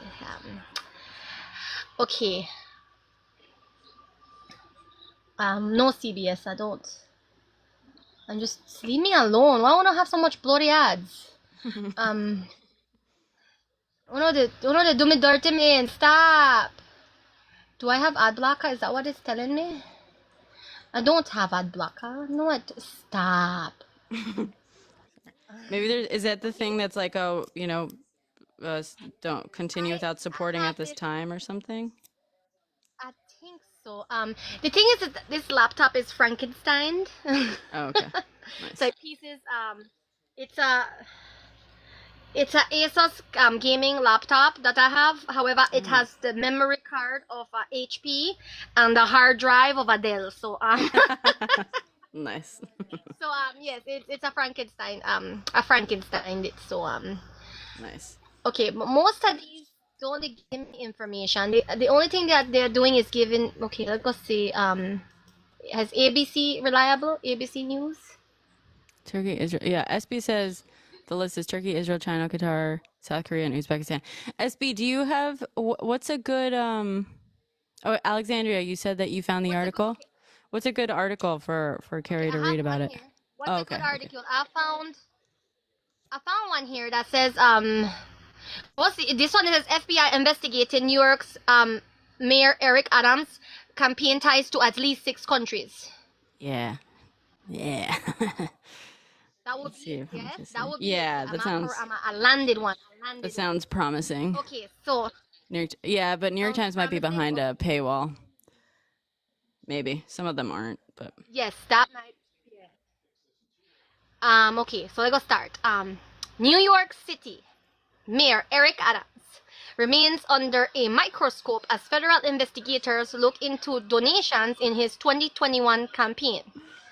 It appears that his investigation is expanding and following the grand jury subpoenas that was served by the federal prosecutors. Am I saying that right now? Prosecutors? prosecutors. Prosecutors. I Yeah. can't say that right. No, it's fine. It's fine. No, Back it's in okay. July, to members of his administrator, including the mayor. Okay, the mayor surrendered his own phones last November as a part of a separate federal investigation into whether the 2021 campaign received illegal donations from citizens and government officials in Turkey. Oh, Okay. Oh, okay. That's interesting. So he received donations from Turkey. From Turkey itself, or like officials in Turkey? From officials, because it says from citizens and government officials in Turkey. Yikes. That's wow. Okay. Eyewitness News has confirmed the investigation includes not only Adams' ties to Turkey, but to Israel, Qatar, China, South Korea, and the former Soviet Republic of Uzbekistan. Uzbekistan. Yeah. Uzbekistan. Okay. The only one of 6 Adams has not visited. Also, he's visited Israel, Qatar, China, and South Korea. Yeah, interesting. Oh. This man is more well traveled than I know. than I'm most jealous. people I know. I'm jealous. I want to go to South Korea. I mean, my daughter Wow. likes that K-pop thing, so yeah, I want to visit. Yeah. Okay. My. Right? I mean, we in the wrong job, Brenna. Yeah. We in the wrong job. Clearly. We need to get ourselves together out here and go into politics, man, because we in the wrong job. We gotta go become like corrupt mayors. Let's go do that. Let's become corrupt politicians. Yeah, they wouldn't like us, man. We're too honest. That's true. We're too honest. That's true. God. We're too honest. Eyewitness News has confirmed the investigation. Okay. Oh, I read that piece already. The big question investigators are trying to answer is whether his 2021 mayoral campaign had conspired with Turkey's government to receive illegal foreign donations, and if there was pressure on the fire department to approve a new high-rise Turkish consulate despite safety concerns. Oh, I see. I see what. Okay, now it makes sense. Okay. No.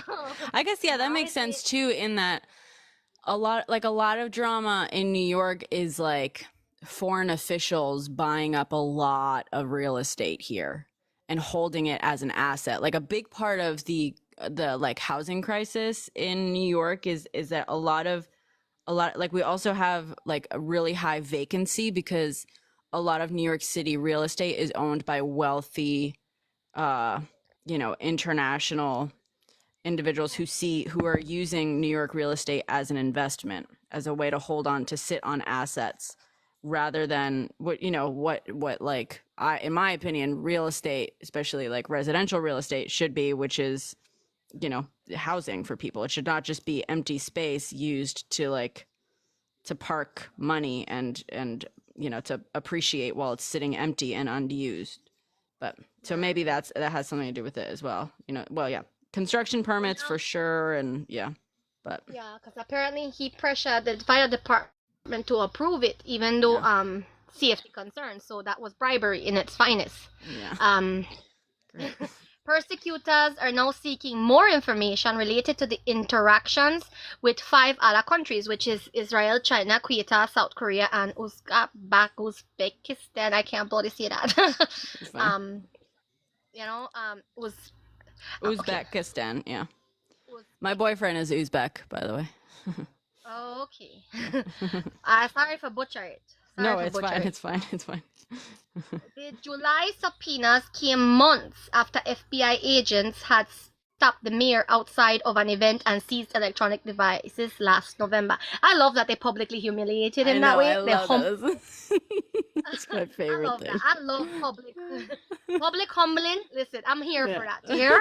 Exactly. Especially for him, because he's such a like so much of what he does is just photo ops, So it's like so much better. He hates being embarrassed. All he does is like try to take photos with celebrities or at parties and events. Like that's all he does, photo ops. And so to embarrass him publicly is like chef's kiss. Yeah. What happened to the other one? Andrew something? Wasn't he mayor too? What's his name? Andrew something? And Andrew Weiner. Is that the one? No, there's an older man. Andrew. Was it Andrew? Was during COVID? I remember him tweeting. Oh, Cuomo. Cuomo. He was governor of the state. He's also garbage. Yeah, we don't like him either. But also no. He has since stepped down and he's been replaced by Catherine Hochul, who's also terrible. Because she was like his lieutenant governor. One thing I said when he stepped down, I was like, so fucking. Basically, every New York governor, Albany is like its own weird fucking thing. It's this like unique place. It's so weird. But every New York governor has basically been forced out, for the last like 30 something years in some scandal or another. And then replaced by their like lieutenant governor, who then usually is also caught up in some scandal, like the next one. It's wild. We can go through them later. Replacing another crook is basically what we got going. User. Well, I guess I agree with him on that. The fact that this high level of bribery is happening in the U.S. You sound surprised, SB. Isn't that like what the U.S. was founded upon? I'm an immigrant and I'm not surprised. Okay. Yeah. Yes. I mean, I'm in Texas, so I know I know way too much about Greg Abbott and that clown Ted Cruz. You hear?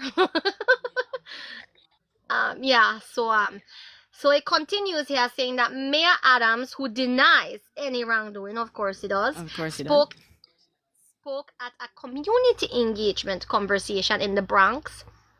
Said his administration is focused on serving the city. Boy, you pull a shit, Nora. Nobody believe that. Nobody. Listen, after all of this has been coming out, like all of this kind of money you may take, like nobody believe you got the city best interest. Like who you to lie to? Nobody won't believe that lie. Nobody won't believe that lie. Yeah. So Adam said, this team of people, dedicated New Yorkers, is one of the most diverse administrations of the history of this city, and will continue to move us forward to accomplish the task we all know to accomplish. I don't know, make any sense. What task are you looking to accomplish? More money? Yeah, who the fuck knows? Also, what the fuck does diversity have to do with whether or not he's a fucking criminal? That's a weird I thing. like that a lot I've been- a lot of these people like to use that diversity thing though, you know? Oh yeah, well that's how he like because he's a cop, he's a former he kind of like was able to kind of play both sides, unfortunately, but he uses that all the time. He basically like anytime he's like criticized, it's like he pulls something out like that where he's like, I mean the fucking irony Uses here, the you know? diversity card. Yeah, yeah. That's some He like bullshit, self right? victimizes himself, which is like wow. That's like, bro, you're literally like a cop, dude. You're a I fucking know. cop. I Like, don't feel bad for a person who's that rich now. I mean, he's yeah, basically lined his pockets already. You know what I mean? Yeah. By doing long, that kind of fuck shit. So who I feel Oh, yeah. sorry for him. yeah, yep. Okay. So this it's an important. Okay. Refresh. It is important to note that another top official in Mayor Adams' administration is stepping down. The New York City Health Commissioner, Dr. Ashwin Vasan, submitted his registration Monday and will leave the office by the end of the year. Oh, so he was involved in the fuck shit too. That's why he stepped down. Yeah. Telling The on fuck himself shit. he is, I tell you. I love that. I love that they're telling on themselves. I'll step down. Bitch, you may take money too. Like, you just step down because you scared you to come next. Yep. Yep. They just telling. I tell you, guilty conscience. I tell you. Not really Yeah. guilty conscience. No, just afraid. Yeah, They're afraid of just scared. scandal. Yep. They could freeze their bank accounts, can't they? In a scandal this big, they could freeze their assets. I mean, I think usually only if they suspect that the assets are part of the investigation. You know what I mean? Okay, that's Health commish too. That's a good question. I mean, probably like, I don't know if the health commissioner does like, I don't know if they do like restaurant inspections. You know what I mean? Like whatever it is. I think that it was.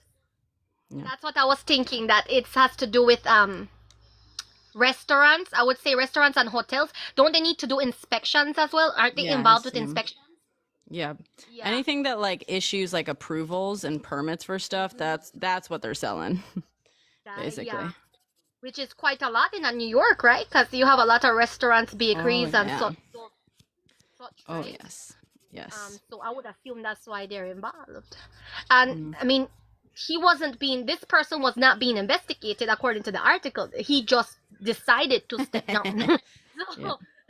I mean, he might have been investigated. We just don't know about it. We just don't have that information. Yeah.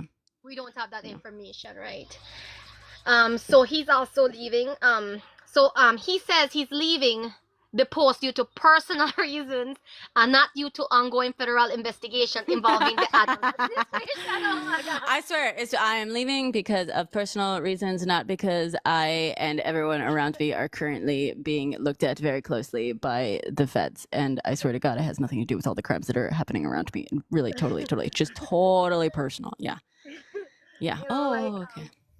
It reminds me of this videos that they eat the chocolate, right? And the chocolate in face. Oh, I did not eat the chocolate. Yeah. Yeah. Swear to God. I am leaving for personal reasons. Yes, I have not eaten the chocolate. This is not. Yeah. That's crazy. Okay, so now we know what's the deal with Turkey and all these other places. Now we know what his dealings was and what he's being investigated. I would love to see when the details of this investigation come out.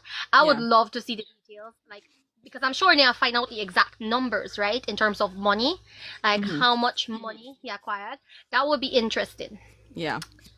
I think the indictment is going to be unsealed tomorrow, I believe.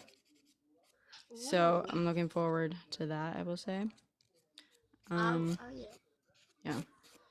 I will Like I said, I'm probably nosy, post so- some stuff about that.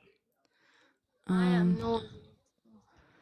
Yeah, SB. I was talking about that yesterday. Actually, I was gonna say I tweeted about it. I don't tweet. I threaded about it. I made a thread about that today. I was like, I wonder if Eric Adams is gonna be in the cell next door to them.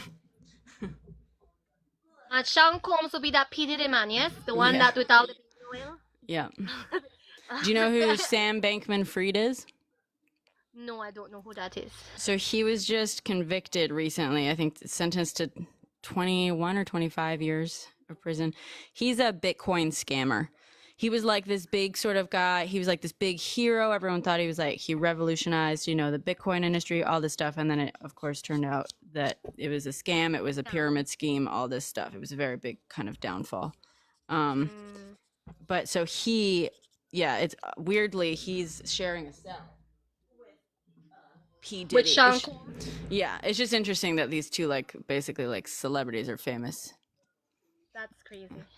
That's crazy. It went viral after. Did it really go viral? Damn, I should have posted about it, huh? Whoops. I don't know. I saw a funny clip of this guy making a skit as the CEO of Baby Oil, and that's how I know about the whole P Diddy thing. That's the only reason. Like, I'm ashamed to say that's how I knew, but that's how I knew. Okay. Yes. But isn't he scared to eat his prison food? Isn't that what they're saying? He's scared to eat because he's scared to be poisoned. Really?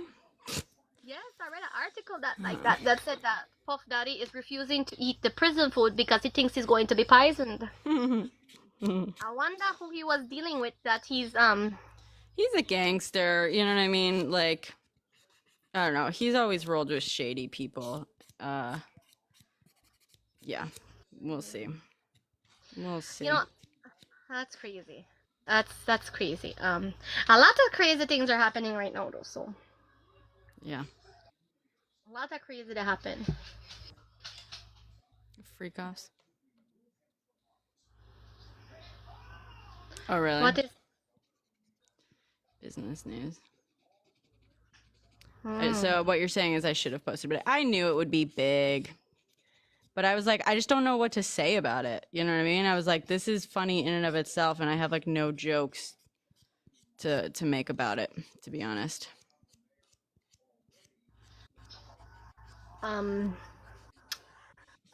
Wow. Okay. Always something new with politicians, though. And they Always. always thought it's big too. It's like not like they're not doing small things. Like then they roll big, you know. Oh yeah, always big. Always big. Ugh. Do we think Eric Adams is gonna step down, or is he gonna like refuse to the whole time? He looks stubborn. Oh, he is stubborn. He's dumb as a doorknob too, though. Yeah, he kind of. I don't think at the way he's replying to the news outlets, the way he's addressing it is as if he truly believes he has done nothing wrong. So based on that, I think he's not going to step down.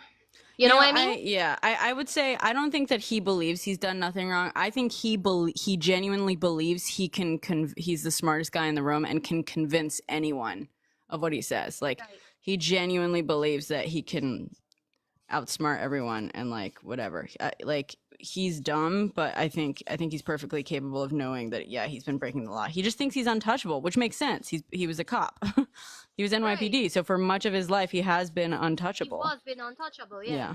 But you see, that arrogance is not going to help him when they lay out the evidence out. Like his arrogance is not going to stop that evidence. You know, it's not. It's Well, and that's also definitely why not. it's like it requires, you know, the NYPD could have investigated this. These are crimes that all happened in New York City. The NYPD True, could and that's absolutely have oh, I just got texted. No, I think that he could. He is a flight risk. Wouldn't he be a flight risk? I'm glad SB said that because if he's done that amount of that's a lot. If you know they start to really nail it down on him, wouldn't he be a flight risk? I think he would. Maybe. Yeah, he isn't popular. Exactly. Why is oh,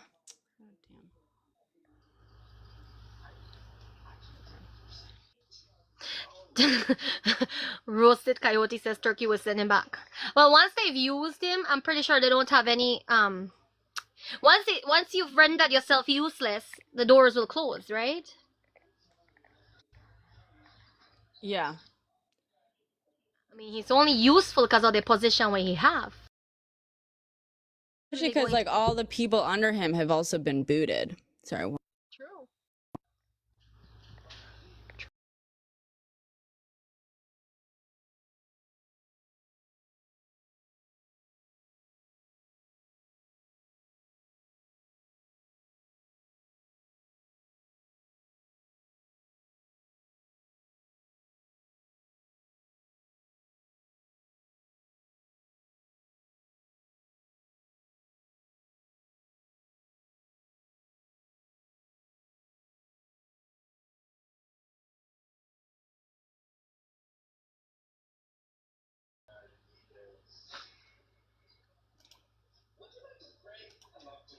For some reason my yeah. Okay. Oh, someone's trying to come up. Oh, a different Philippe. Okay, I'll mute for Philippe.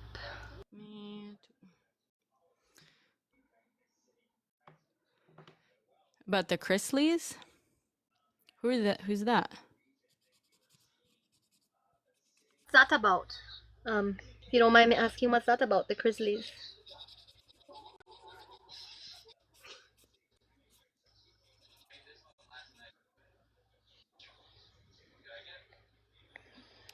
I've gotten that before.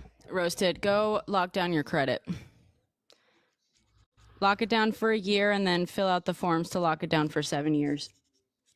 My identity has been stolen in the past. Oh, okay. Wow. Didn't know that was a thing. Oh yes. Crazy. Yeah. That's crazy.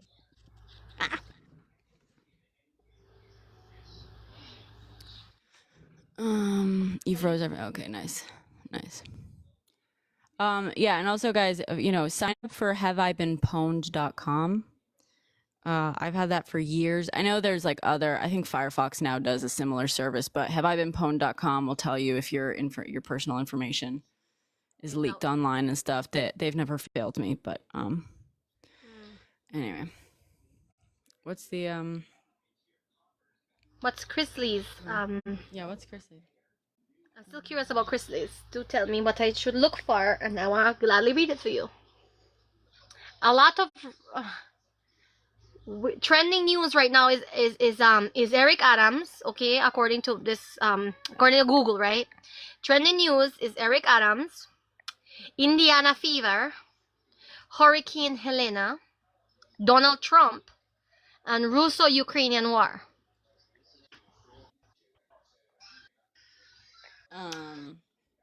So that's what. I don't know. Sorry. What? I'm letting my friend know that we're here, and I'm telling him to come on. And I was like, "It's chill tonight."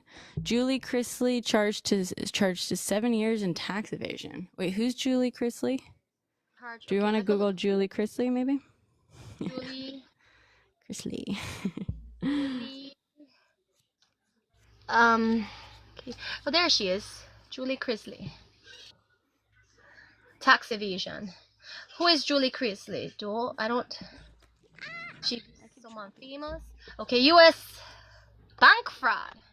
Charging her for 7 years. Sentence upheld. She loses bid to reduce time. I don't know who this woman is though. Okay, yeah, tell me right now. Oh, they had a TV show, if memory serves me right. Oh, okay. See, I'm not American, so you have to pardon me with that one. Yeah, I don't know who that is either. Chrisley, known best as Julie Chrisley, will continue to serve 7 years prison sentence for tax evasion and bank fraud. A federal judge has ordered.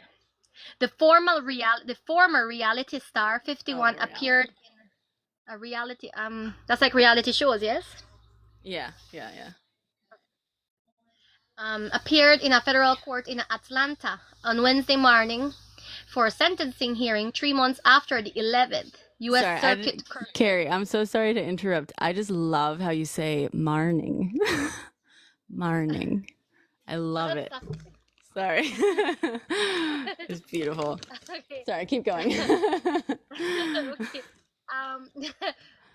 So appeals found that super evangelical, of course they were. Miscalculated Chrisley's prison time, citing lack of evidence of her full involvement in bank fraud scheme, for which she had husband Todd Chrisley were sentenced. Okay, so she and her husband, it's a couple thing, I guess. Of course, and apparently, so commenters said that they were super evangelical. Of course, they were. Of course. I mean, I'm not even shocked at that. I'll be surprised out here on the streets, because I'm not. According to the court filing obtained by USA Today, U.S. District Judge Eleanor I. Ross upheld her this was in 2022. ruling and gave justification for the sentence imposed during the 50-minute hearing. Chrisley was sentenced to 84 months of incarceration, 5 years of supervised release, and more than 4.7 million, the total amount prosecutor said she obtained illegally, in restitution. She did all of this for 4.7 million. Sis has low standards. You don't think that's enough? You don't think doing that for I mean, if you gotta do time, at least make it a a more clean time. 5? Yeah. I mean, in today's economy, 4.7 million is nothing. You could barely buy Congress for that much. Truly. Right? I mean, in today's, maybe 10 years ago, I would have said that's a substantial amount of money, right? But everything after COVID, like, come on, 4.7 million, that's It nothing. barely gets you a carton of eggs, according to JD Vance. Yeah. You're right. 4.7 mil. That's, Nah. I mean, I'm going by economic standards here. Oh, Lord. I mean, a house nowadays costs you more than that, you know? Yeah. Renting an apartment, they ask you for the firstborn child now. Hold on. SB, so her husband tried to blackmail their daughter with her own schmex tape if she didn't help them? What? Disgusting. Oh my gosh. At what point do we treat being rich and evangelical enough of like whatchamacallit, enough to suspect a crime, like enough to get a warrant at this point? I think that we should start. We should start doing that. I mean, not only evangelical. I mean, pretty much everybody in that Christian denomination that is a pastor or some sort of church type, you know. Yeah. Cause this nasty. That's nasty. I mean, I'm sorry. That's just. Yeah. That's horrible. Horrible.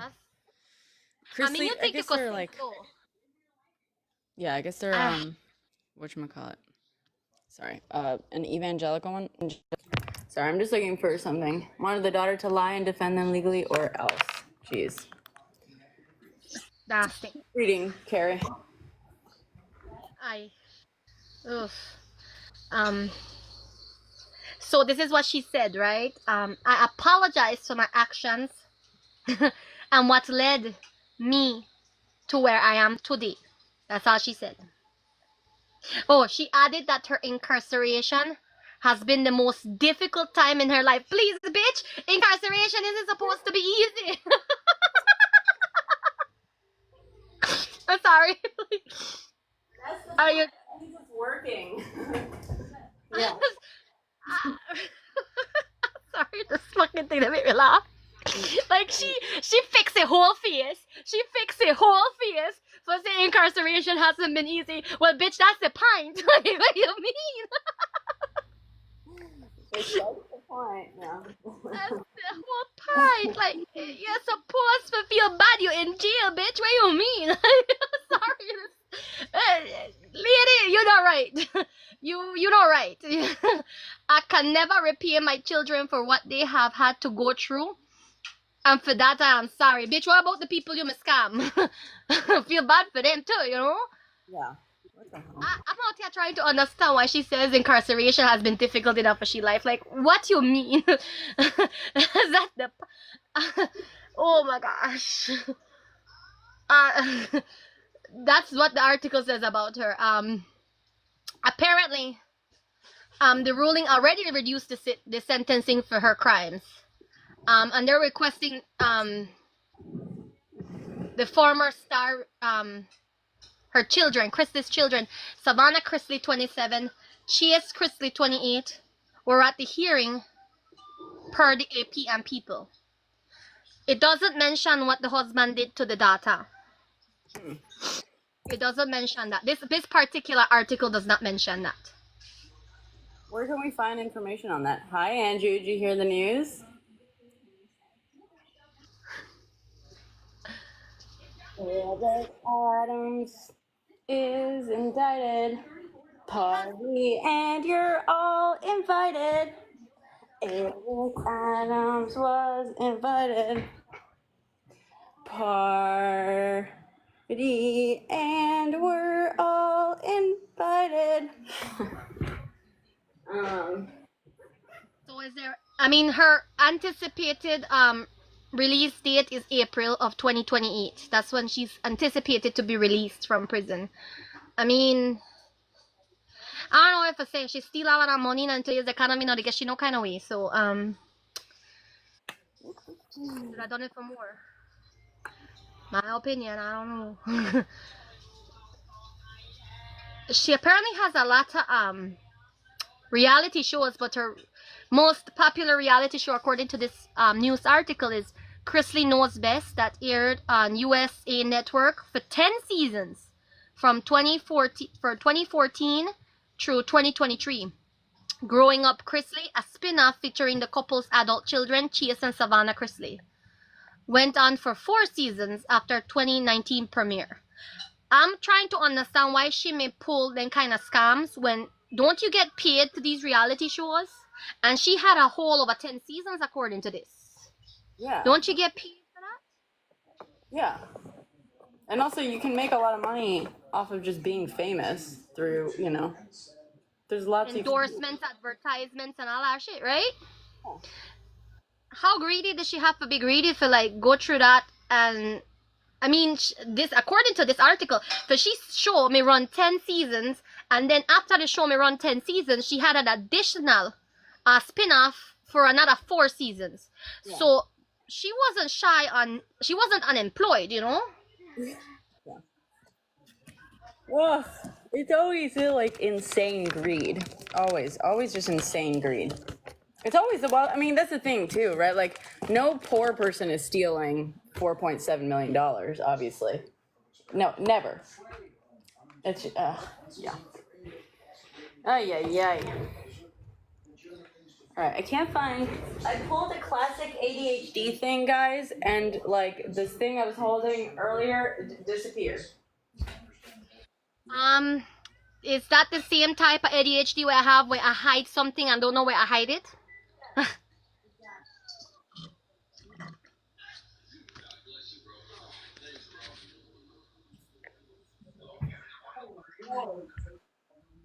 This is so weird. Did it drop? Maybe it dropped. Maybe you drop it? It's like a decent box. It's like this box of nail polish. Not these. It's like a third one of these. But did you carry it somewhere and set it down or something? Maybe you didn't pull it out. I don't know. I'm just giving you suggestions of things I do with my ADD. I don't know. How the hell did this happen? God, I hate this. This is so frustrating. Oh my God.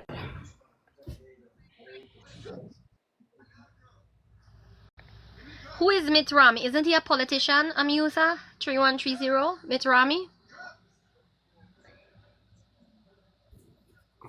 The Mormon senator. Oh my God. A Mormon senator. Sound familiar. Mitt Romney. Sound familiar.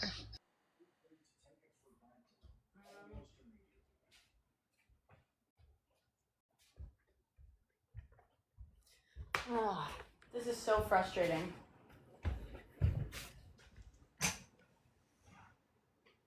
HOGTOGO. You can take me out to go. Yeah.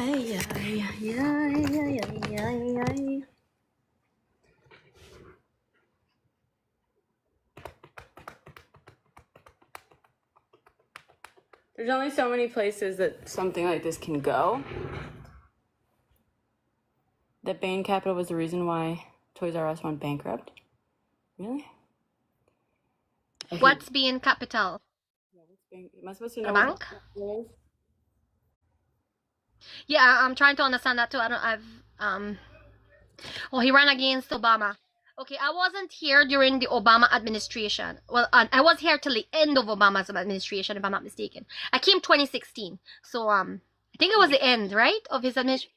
I know I came during the Trump end at Obama and beginning of the Trump era when it was not a good time for us immigrants. I tell you that much. I mean, Trump encouraged xenophobia and racism to the maximum. So yes, yeah. Being capital is Mitt Romney's corporation. Oh, really? Oh, I don't know that. How did they make Toys R Us go bankrupt? Yes, how did it make Toys R Us go bankrupt? Toys R Us went bankrupt a while back, yes? I mean, if I'm not mistaken. Yes.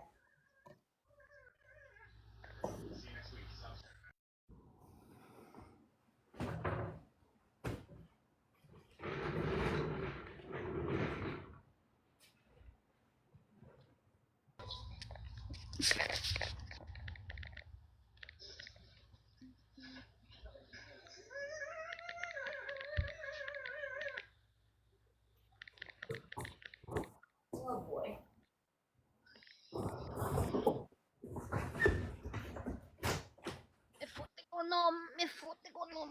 Bloody hell. Ay. Mama, I just found it. It literally fell between. You found it? Yeah, it fell between those like poster things. Sorry. Okay. Sorry. Alright. What should we read through next, guys? You don't know Yes, what other article you want me to find? Oh yeah.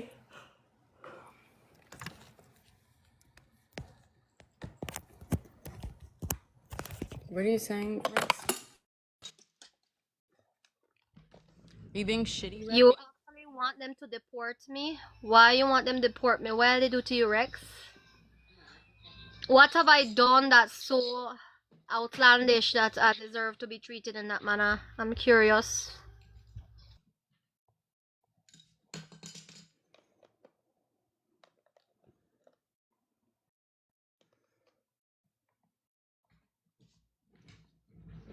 Typo?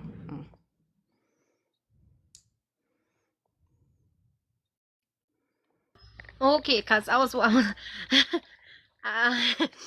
like, what am I do? Yeah, I was like, what the hell? Yeah, I was like, Rex? Like, that's not, what? What you saying, bud? Oh, yes. You meant Trump. Yes, not necessarily that. It was more of what the ideology he spread about immigrants was the problem.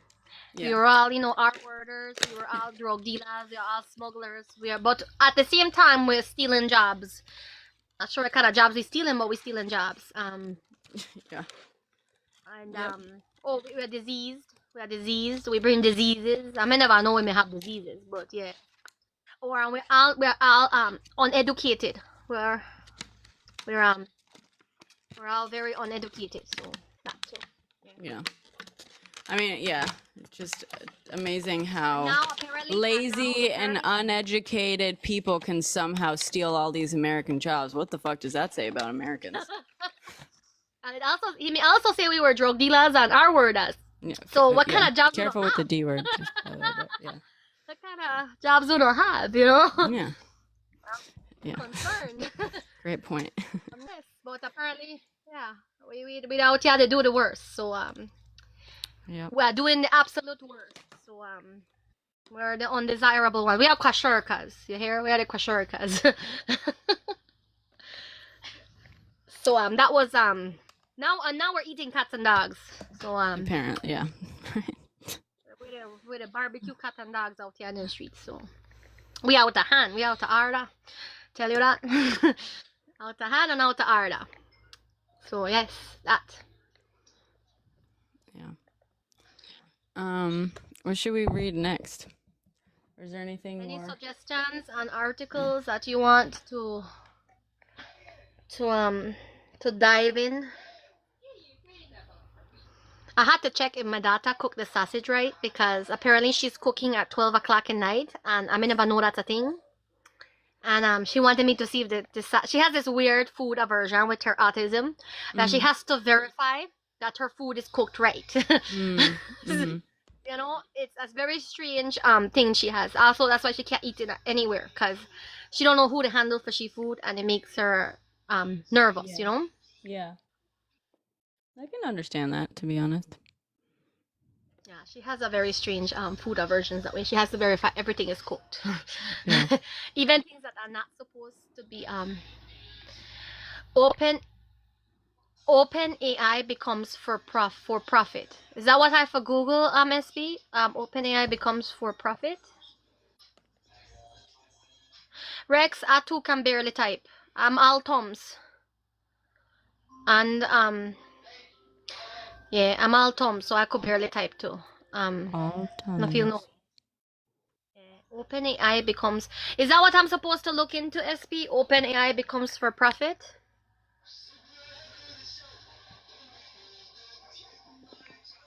Well, a lot of companies profit by bankrupting companies. Isn't that how CEOs do their bailouts? Yeah. With that type Sometimes. of bankruptcy? Yeah, it's usually the workers that end up getting screwed by that, not the owners or the CEOs. Well, no, if that I could look into it. I mean, Open AI becomes for profit. Let's go see. Okay. I'm sorry, Let's go Carrie. look. You're carrying this live. Thank you. No, I'm bored. Great. I No feel love no it. way. I'm bored. Oh, So, this is and I so have relaxing insomnia. for me right now, to be honest. Just to like be doing something with my hands and just being able to listen to this is actually really relaxing. So thank you. It's I appreciate it. fun, so Good. insomnia keeps me up, and here to give me something to do. Becomes for profit, okay. Or profit. Okay, let me see what I say. OpenAI board. OpenAI becomes for profit. The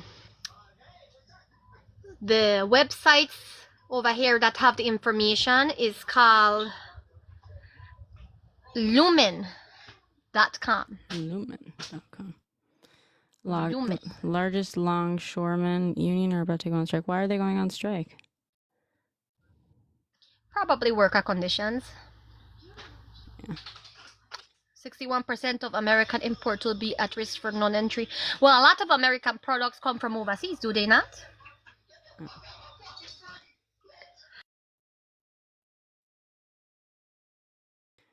So wait, but they're going on strike, Tam.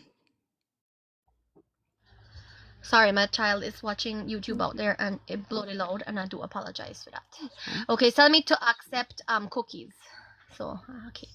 Lumen is the backbone company of an AI economy. So, the foundation of AI innovation. Am I in the right place, SB? Apparently, this is from Lumen. This is coming from Lumen, the foundation of AI innovation. AI innovation. Well, this is interesting. The vast Lumen network, stretching over 6 million intercity fiber miles for another 5.8 million in progress, is built to power AI innovations. No, it's powered AI initiatives. Sorry, innovations is the first sentence. My bad. We give the capacity to handle massive data in motion combined with near zero latency edge fabric and the surpassed ability to fully control every layer of your network architecture. Sounds like you won't have privacy. Sounds a lot like. Yeah, the last. Isn't the AI last nail on the artificial? Isn't AI artificial intelligence? Yes. Yeah. Is that not such a good thing? Yeah, that's not great. That's not a great thing. I mean, I don't know. I'm not that's. I guess hardware wise, I know how to work machines. Software wise, I'm not that fluent. So, but I'm pretty sure AI is not good.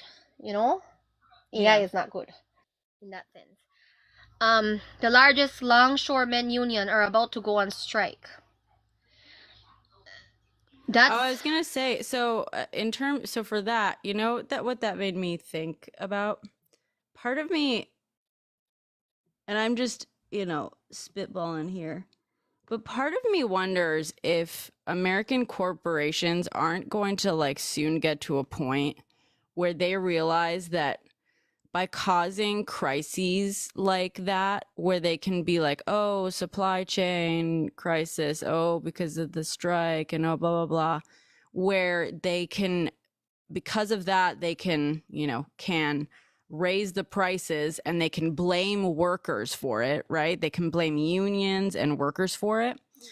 And then basically once the strike is over and whatever, they just they'll do what they've been doing the last few years and not bring the prices back down ever again. I'm wondering if they're gonna start figuring that out. It's eventually going to have a cap capacity, yes? I mean, it's not going to work out for their benefit. It's about to get to that point. Corporations, you mean? Isn't that why they work actively to disrupt unions?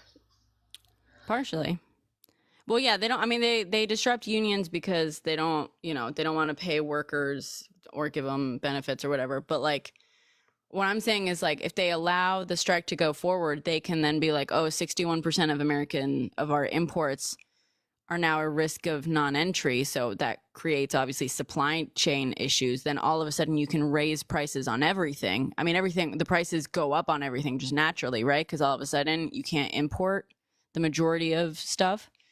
So they can be like, oh yeah, everything costs more now. Everyone sees that, at the grocery, at the gas, everywhere. And then and corporations get to be like, yeah, it's because of the strike. It's the workers, it's the unions. This is why unions are evil. And it's not us. It's not the corporation's fault. It's just the longshoremen. And like that, whatever. And then once they like eventually go back to the table and sign whatever agreement to stop the, strike, they don't lower the prices ever again. And they're like, and they just hope that no one fucking realizes, or they'll realize, but like once you start paying those higher prices, you know what I mean? In the same way that like, similarly after the supply chain issues during COVID and stuff, like, yeah, some prices went down, but a lot of prices just remained high because corporations were like, I mean, we're charging this much for milk now or for eggs now. Like, why should, the cost went down for us, but why should we stop? People are obviously paying this much. So keep charging. People the option. Yeah. Yeah. I mean, I think the biggest impact for me was watching, because I can't drink the water that's out here, right? Mm-hmm. So I used to buy the gallon of water for like 80 something cents, right? That same gallon of water costs almost $2 now. Damn. So that's an excessive, increase. Also, lactose-free milk or any plant-based milk, has gone, is outrageous. Like, it's bloody outrageous. The lucky thing is that I know somebody who has chickens, so I don't pay for my eggs, Oh, nice. That's cool.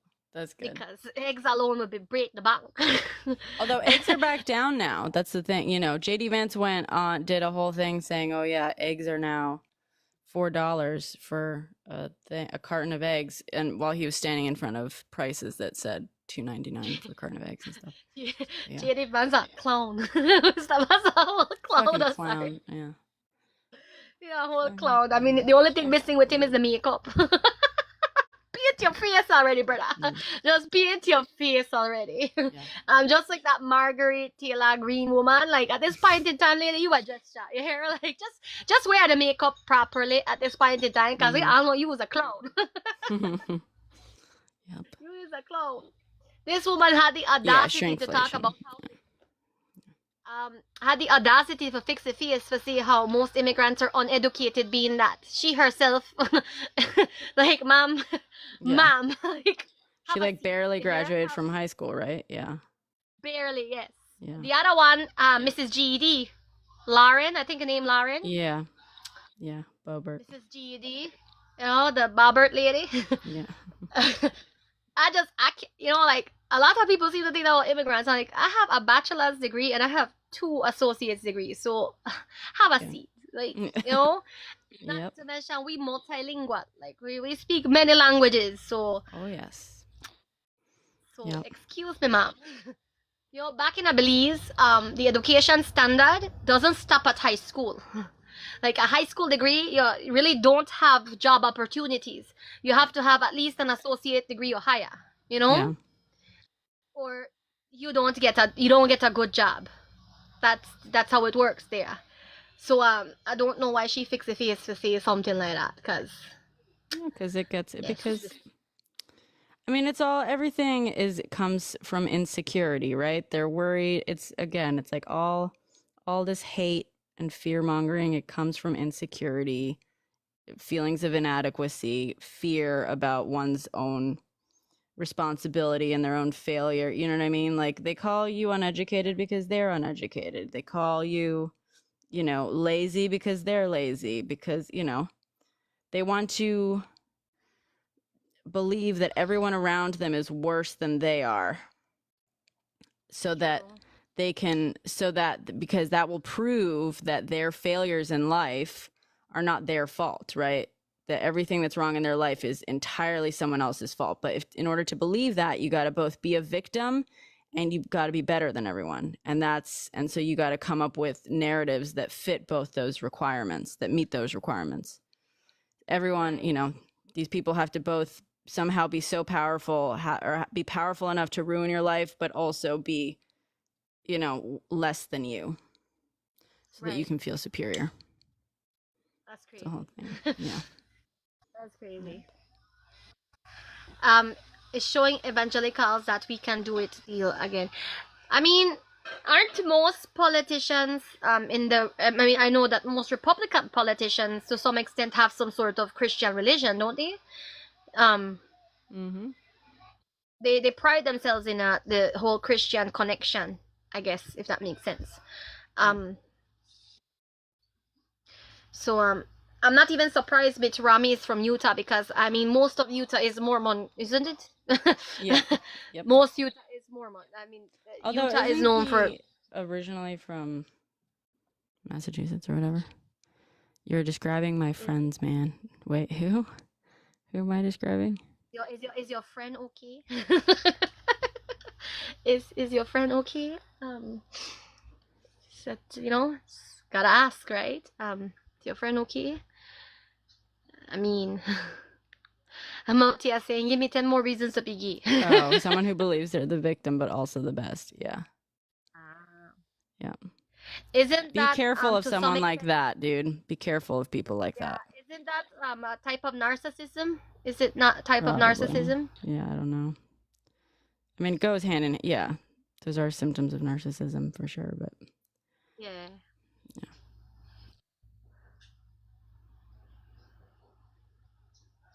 The Mormon wise, I personally, SB, not really watch reality shows. I don't believe in a brain rot. Personally, I don't believe in a brain rot. Don't get me wrong, my brain does get occupied with fictional characters in the anime. anime. So most of the loves of my life are anime or fiction. They don't exist, okay? They don't exist. But I don't really watch reality. Exist, really? Technically. You know what I mean? I'm out here with, I mean, all these fictional men got me all hot and buttered, you know? Yeah. What good are real men when you got the fictional ones anyway? Right? I mean, they're setting. Thank you, Robin. Yes. I mean, they're out here setting standards, that men in a reality can't really meet, okay? They are peak men.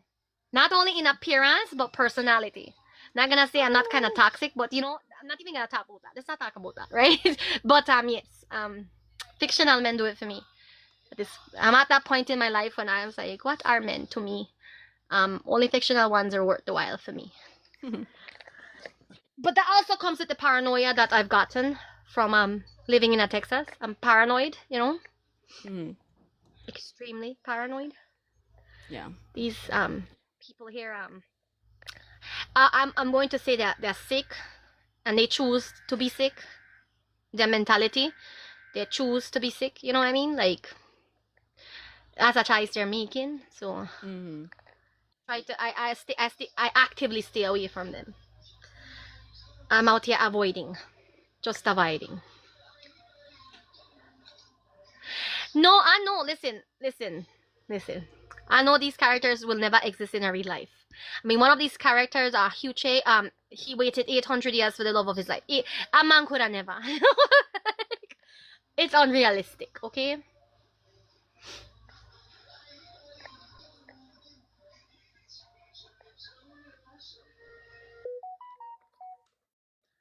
Have they turned on the Hadron Collider? You know, the one that crashes atoms? In the Have they aim of turned it on finding or the turned it God off? particle? Wait, what? They turned it off, but then they said they're gonna turn it back on, yes? You've been So following they Fundy TV and documentaries for a while, and it's fascinating. Following as in like following their media or following media about them. You know what I mean? They turn it back on for experiments. Yeah, don't Yeah, they they turn turn it it on off and and they off? turn it back on. They turn it on and they turn it off. They're still aiming to find the God particle, or so they say. I have a conspiracy theory about that, but yeah, I think I'm crazy. I have a I con. love conspiracy theories, even if You know, they're I silly. think that I think that they turned the first time they turned it Okay. off because they were panicking. They said that vermin may get in and through the cable, right? Which to me that never makes sense because they're so deep underground, right? So like what kind of vermin they break through on the walls to like chew it, No, they right? It's can like that do never. that. No, because if they're underground, vermin can find them. You know what I mean? And basically move in where the humans are. You know what I mean? Right. I think they found the God particle and they split the dimensions, and that's why I think people are suffering from the Mandela effect. That's just me. That is That's my crazy. theory. I told you I it's love crazy. it. I told you Give me it's crazy. 14 What do you want? right now. Give me 14 of them right now. I got some weird ones here. I got some weird ones. So that listen, I know it's crazy, but the Mandela effect with the cornucopia got me all messed up. You hear? The only reason I know about the cornucopia is because of Fruit of the Loom. Okay, and then they tried to gaslight me and tell me that how you never had a cornucopia. Yeah, there's that. Have you seen that creator on here that like proved that there was a cornucopia? It was a cornucopia. Yes, I mean Yeah, the she only proved reason I it. know she did. I was Yeah. like, the only reason I didn't know it was a cornucopia because again, because of Fruit of the Loom, I didn't know what the hell a cornucopia was to begin with. You hear? Mm-hmm. I actually, well, I learned because of Thanksgiving stuff. We learned what a cornucopia was at my school. I mean, it was in Europe, but it was like an international school, you know, called like the Right. American school, because we all had to build a cornucopia out of paper and stuff. So I don't have that same story, but yeah, I mean, I vaguely remember Fruit of the Loom being, you know, yeah, I recall a foreign student for PE had the Fruit of the Loom things Fundy shirt. snark is what you want. So, I recall asking that young lady, in school, like, what is that? And she's like, oh, that's a cornucopia. That's how I know. you know? Yeah. Although, have you heard there's a new Mandela effect going around that people think that Hass avocados were Haas avocados? People are claiming that it was HAAS instead of HASS. It's always been HASS. I don't know where the fuck people are getting the whole HAAS. I think, well, my theory is Haagen Dazs is where they're getting it from, but it's Hass Ah. avocado. Always has been. That one I had never heard until recently. They have a lot of Mandela effects. Some of them, honestly, some of them I just chalk it off as to you all didn't pronounce it properly or didn't pay attention to the spelling, like the Bearstein Bears Berenstain one, Bears. I think someone found a Berenstain Bears one. I think someone Oh, found really? one example of a book that had the that was printed slightly differently. It was like one of like the first two or something that were printed. I don't know, maybe. Um, but also, okay, wait. You saw a TikTok that said Nelson Mandela was captured because the CIA gave his location. um, Did I mean, I you have no remember how the idea.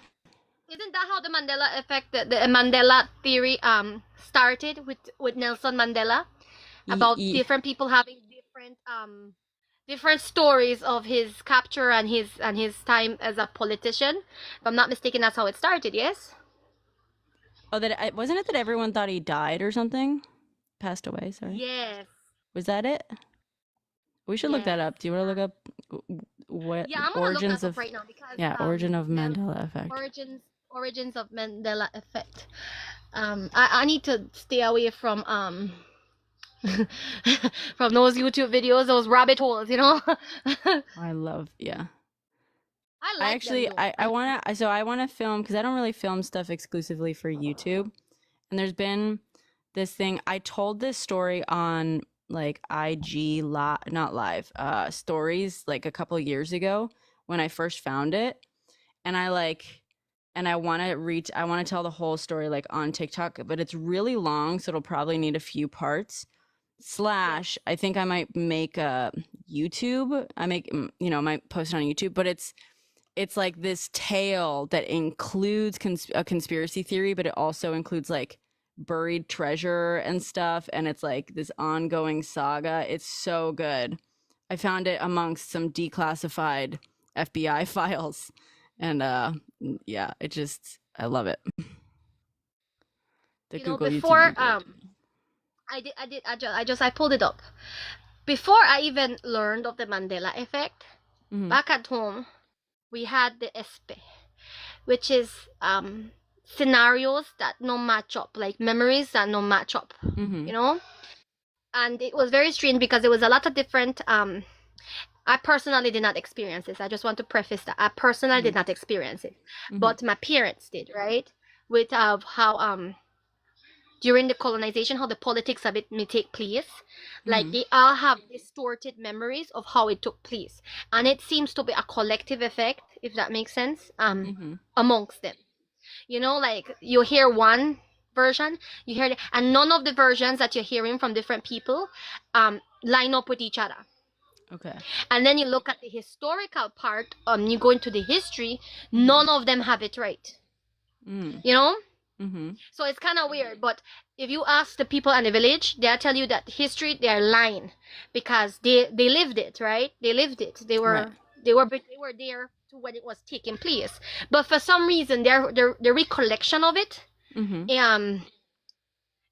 don't match up. You know? Right. So that's so hard, because it's like, how do you know what is the truth? Because if there's no consensus, you know, even if history says one thing, but people who live through it say something else, but they all say something. It's like, you can't even say that the history is wrong if no one else can agree what the history is. Exactly what it is. Because you see, we acquired independence in September 21st, 1981, right? So we are recently independent nation, right? And if you ask some of the villagers, they'll tell you that the Prime Minister, Judge Price, right, went to have a gathering with the Queen, right, as to why she should free us. Whilst others will say, no, Judge Price led a revolution to throw out the laggards, you know, and the Queen from the position. But then you look at the historical facts, and it says that both the Queen and Mr. Judge Price, Prime Minister Judge Price, both came to the consensus that we should be free.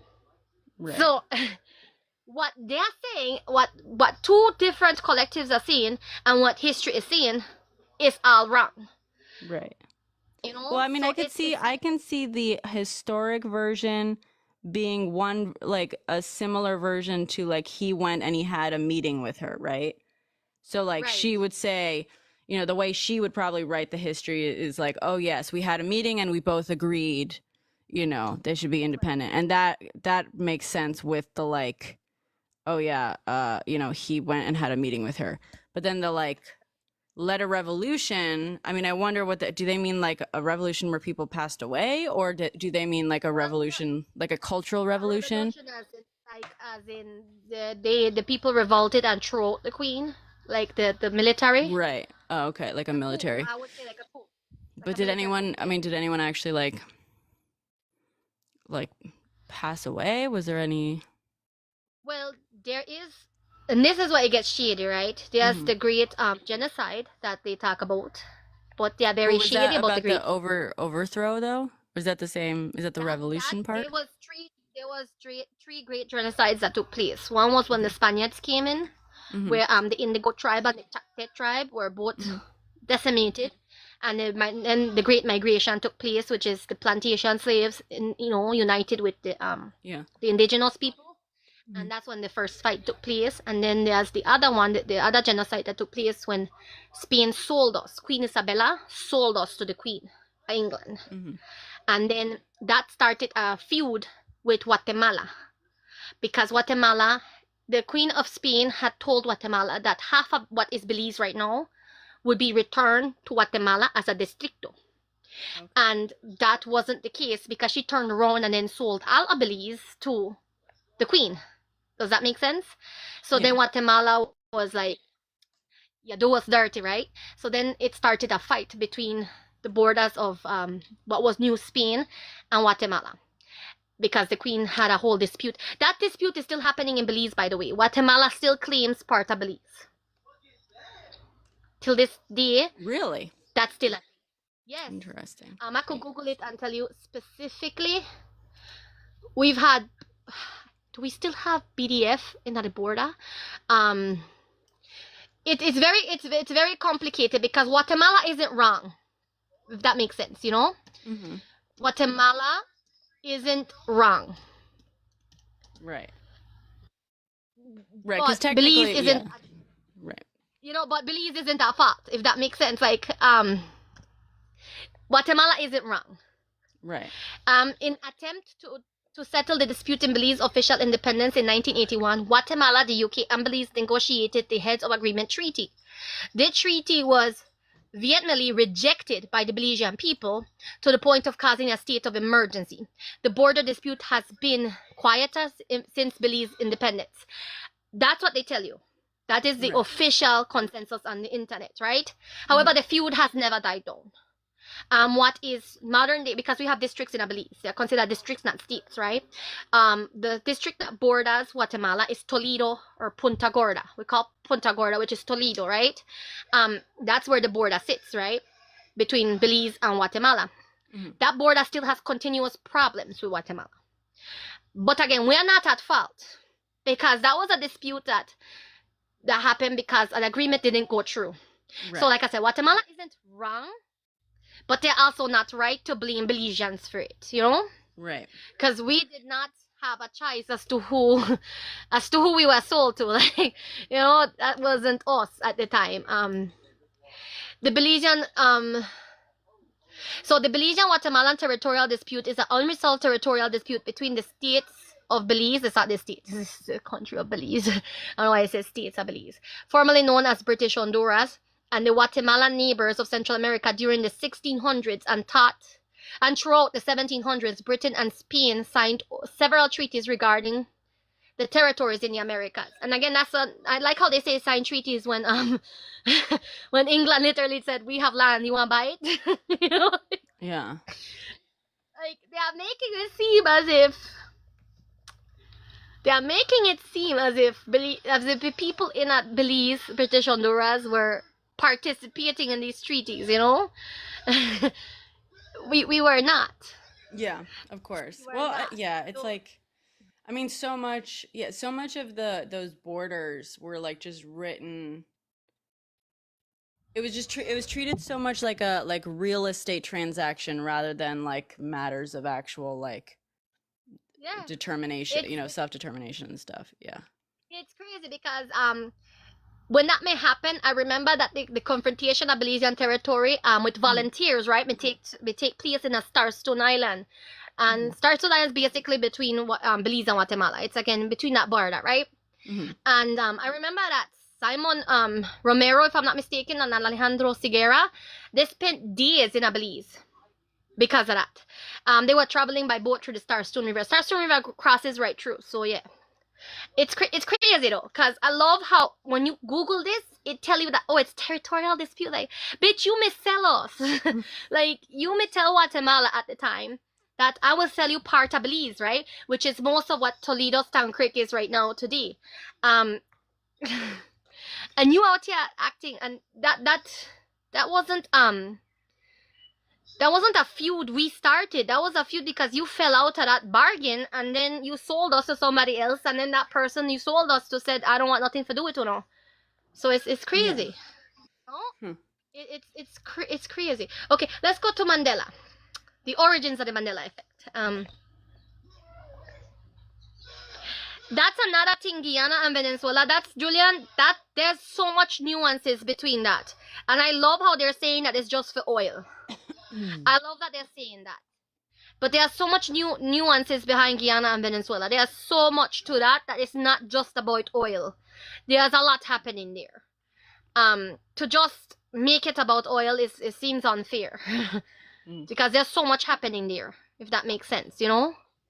I could explain it to you after because right now we're on the Mandela, right? The origins of the Mandela effect.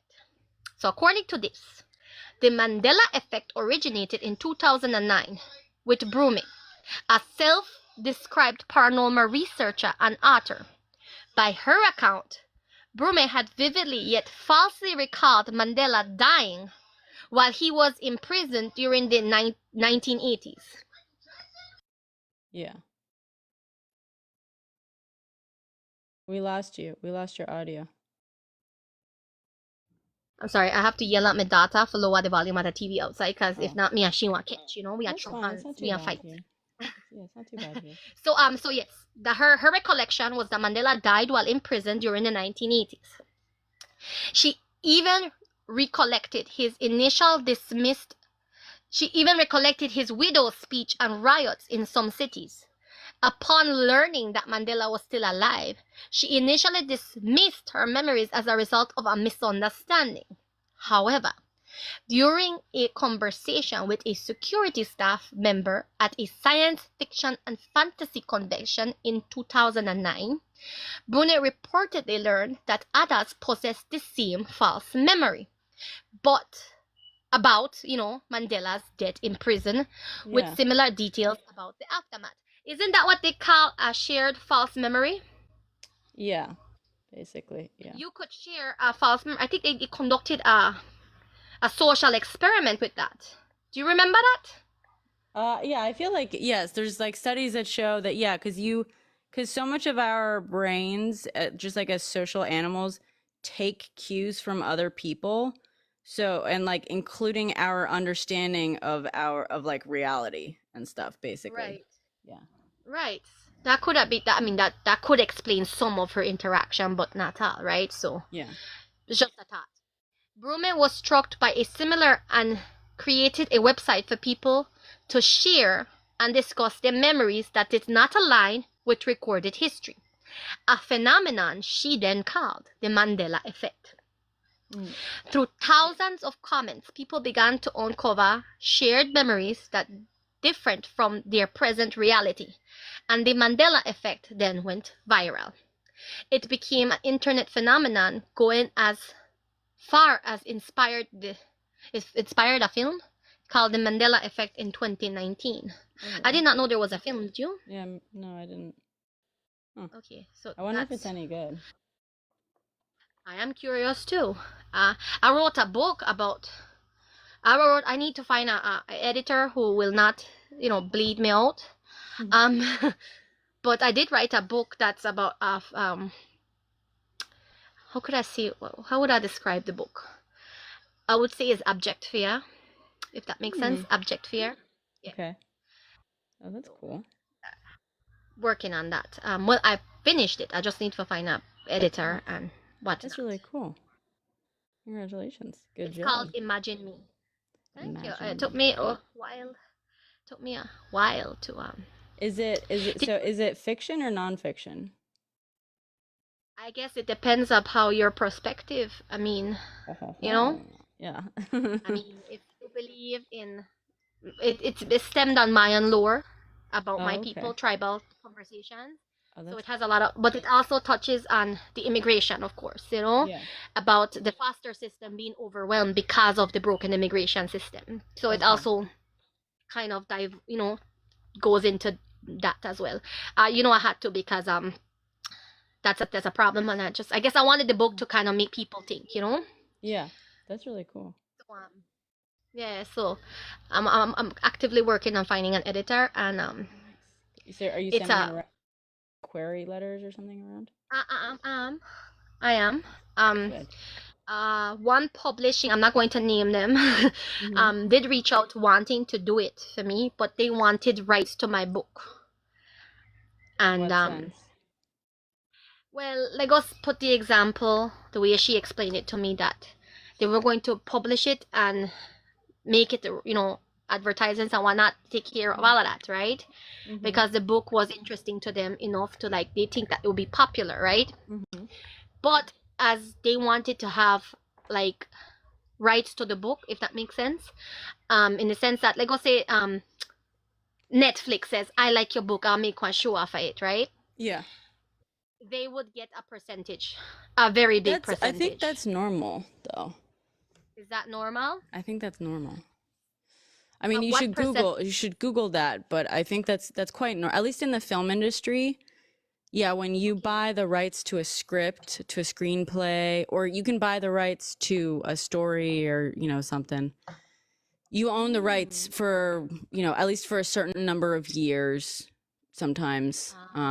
Sometimes in perpetuity, and it means that I would definitely Google, do some research to see what are normal terms, but I think on some level, yeah, you have to sign over the rights, you know what I mean?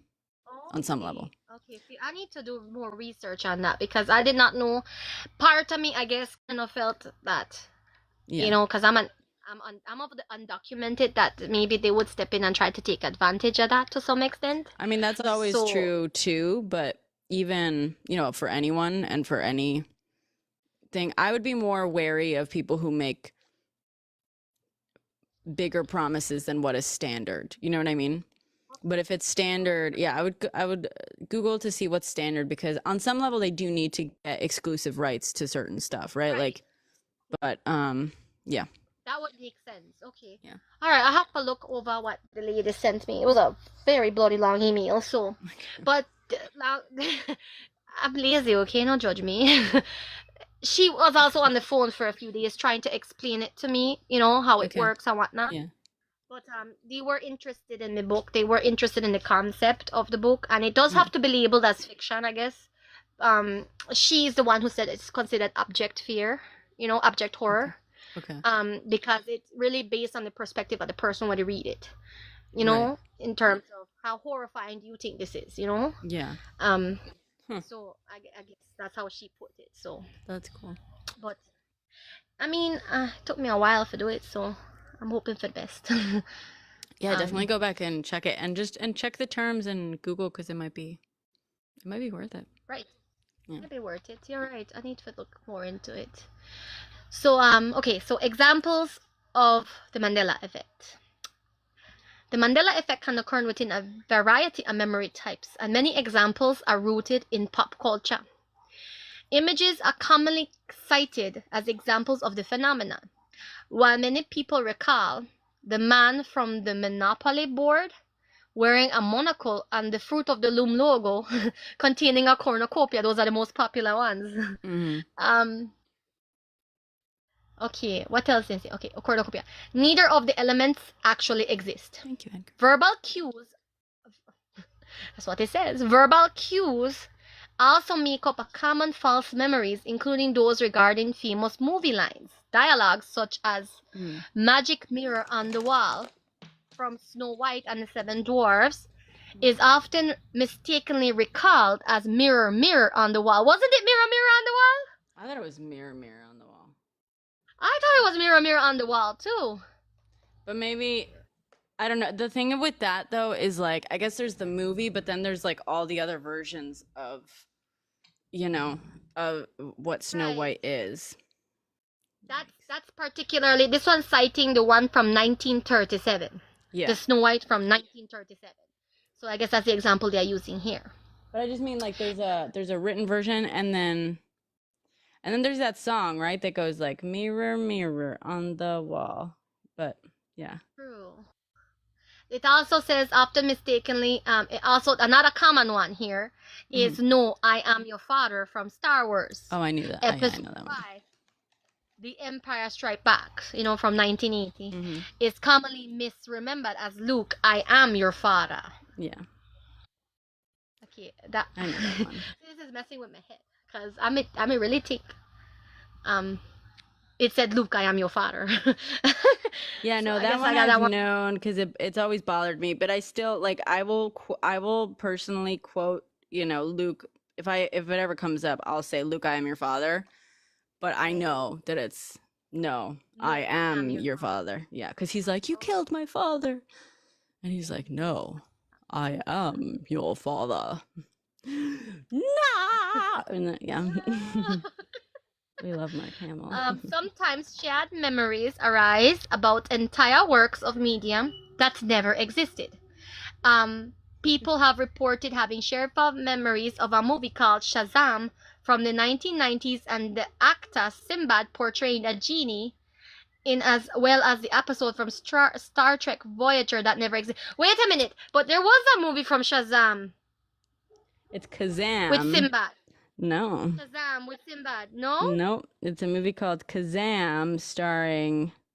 Who is it starring? Is it not Sinbad? Like Shaquille O'Neal or something like that. See, now I'm not good. No, that one, yeah, that one's like super. That one's a big one. Okay. Shaq. Yeah, it was. Okay, cool. I thought it was crazy. I'm not looking into that because you see, I'm very dyslexic with words, so that I blame dyslexia on that one. Shaq. Okay. So also potential causes. In 2022, wow, this is a recent study conducted by a psychological researcher from the University of Chicago, examined and found evidence of visual Mandela effect, a subtype of Mandela effect specifically for visual icons. The researchers pointed that the certain images that affect could be explained by the schema theory of memory. So that's what I was saying. That was my assumption. In the idea that people tend to misremember details when the details coincide with their expectations of the image. Okay, so the schema theory is basically when you think something is a way, like kind of like the Shazam thing as a perfect example, but it was Kazam. So it's like it's similar, but it's not the same. But once you've integrated a false memory, your brain tends to not want to have doesn't want to be corrected. Yeah. If I'm not mistaken, that's the schema theory. It's a similar process to confirmation bias, basically, where we're more willing to remember things that confirm our beliefs and opinions than not willing, but able, our brains more easily forget things that don't coincide with our beliefs. Right, because schema is basically a social science, which is a mental structure that individuals use to organize knowledge and to guide conjective process of behavior. It's again it goes right back to that social experiment I'm thinking about. I don't know if you remember that social experiment. Maybe it was just in a school they shared in a psychology class. They shared the social experiment of confirmation biases. Actually, what it was about, and about mob mentality was also part of it, right? Where they had a group of people. So they had this man, a robber, right, run and grab the purse of this woman. The robber had a red hat, a black shirt, and jeans, shorts, right? Yeah, and ran and grabbed it. Okay, so now they asked a group of people, and they had one person in that group say, no, he was wearing a green hat with a blue shirt. Okay, so this one person integrated this wrong narrative of this person, right? And then that started to spread amongst the others. Yeah. All of a sudden, you had a big part of this group who witnessed the robbery, insisting the man was wearing a green hat and a blue shirt, versus the initial robber not having that appearance. Yeah. You know? So it showed that it took one person to integrate a false narrative, a deceptive memory, to the group to influence them in what they remembered. So now these people visually now recollected something that didn't happen.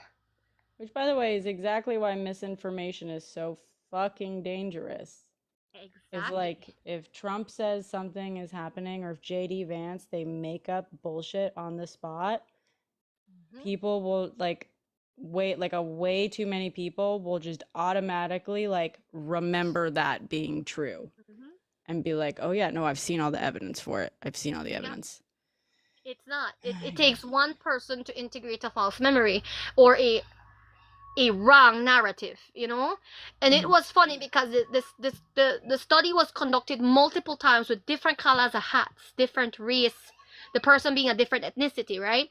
Like Mhm. and every single time that one person that was purposely put in the Yeah. group to see, no, no, no, it wasn't that, it was this, all of a sudden that particular description circled far faster than the initial description of the person. Yeah. It's crazy. It was crazy. And we may learn that in a school. They may teach us that, like, it was one of the biggest social experiments to confirm Yeah. that manipulative memories could be a thing, right? Yeah. If you I properly remember that. introduce it into a group setting. Yeah. um I feel okay. like part of it is also like people who are less sure of their own memories are going to Hmm. more quickly like glom on to someone that they believe is sure of theirs, right? Um yeah, I remember this. It was said in our class that it's people who um there are some people who are more prone to being influenced in Mhm. terms of their ideology, that they would even challenge their own memory Mhm. as a social. It's almost as if social acceptance plays a part, you know. Yeah. Because the person, because five people already said he was wearing a green hat, right? So then the Mhm. person who's like, I thought I saw a red hat, but see, that memory is no longer going to play a part because now that person doesn't want to be ostracized. So Yeah. they're like, oh yes, definitely it's a green hat, so they just jump on that train, you know. Yeah. It's Which very makes funny sense how. too, right? Cuz like I mean, I'll say like if I'm talking with a group of people and I remember something happening XYZ way, but everyone else remembers it a different way, like I'm going to say like, "Oh, you know what? I'm probably wrong." Like what are the chances that when we're talking about something so subjective as memory, what are the chances that I am the only person who remembers it correctly if everyone else remembers it a different way? Right. You know? And some people are prone to be influenced by Exactly, that. user, yeah. Yeah, it's exact. Yes.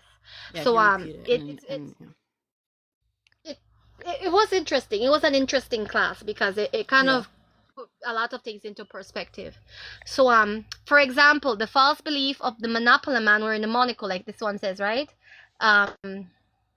For their icon, potential expectations focus on the instinctive memorability of each icon, wherein properties of incorrect versions of an icon may be more memorable than Sorry, those one of. thing, Carrie, I want to address Badger Time. You say, what if you're closer to the source of truth, though? No.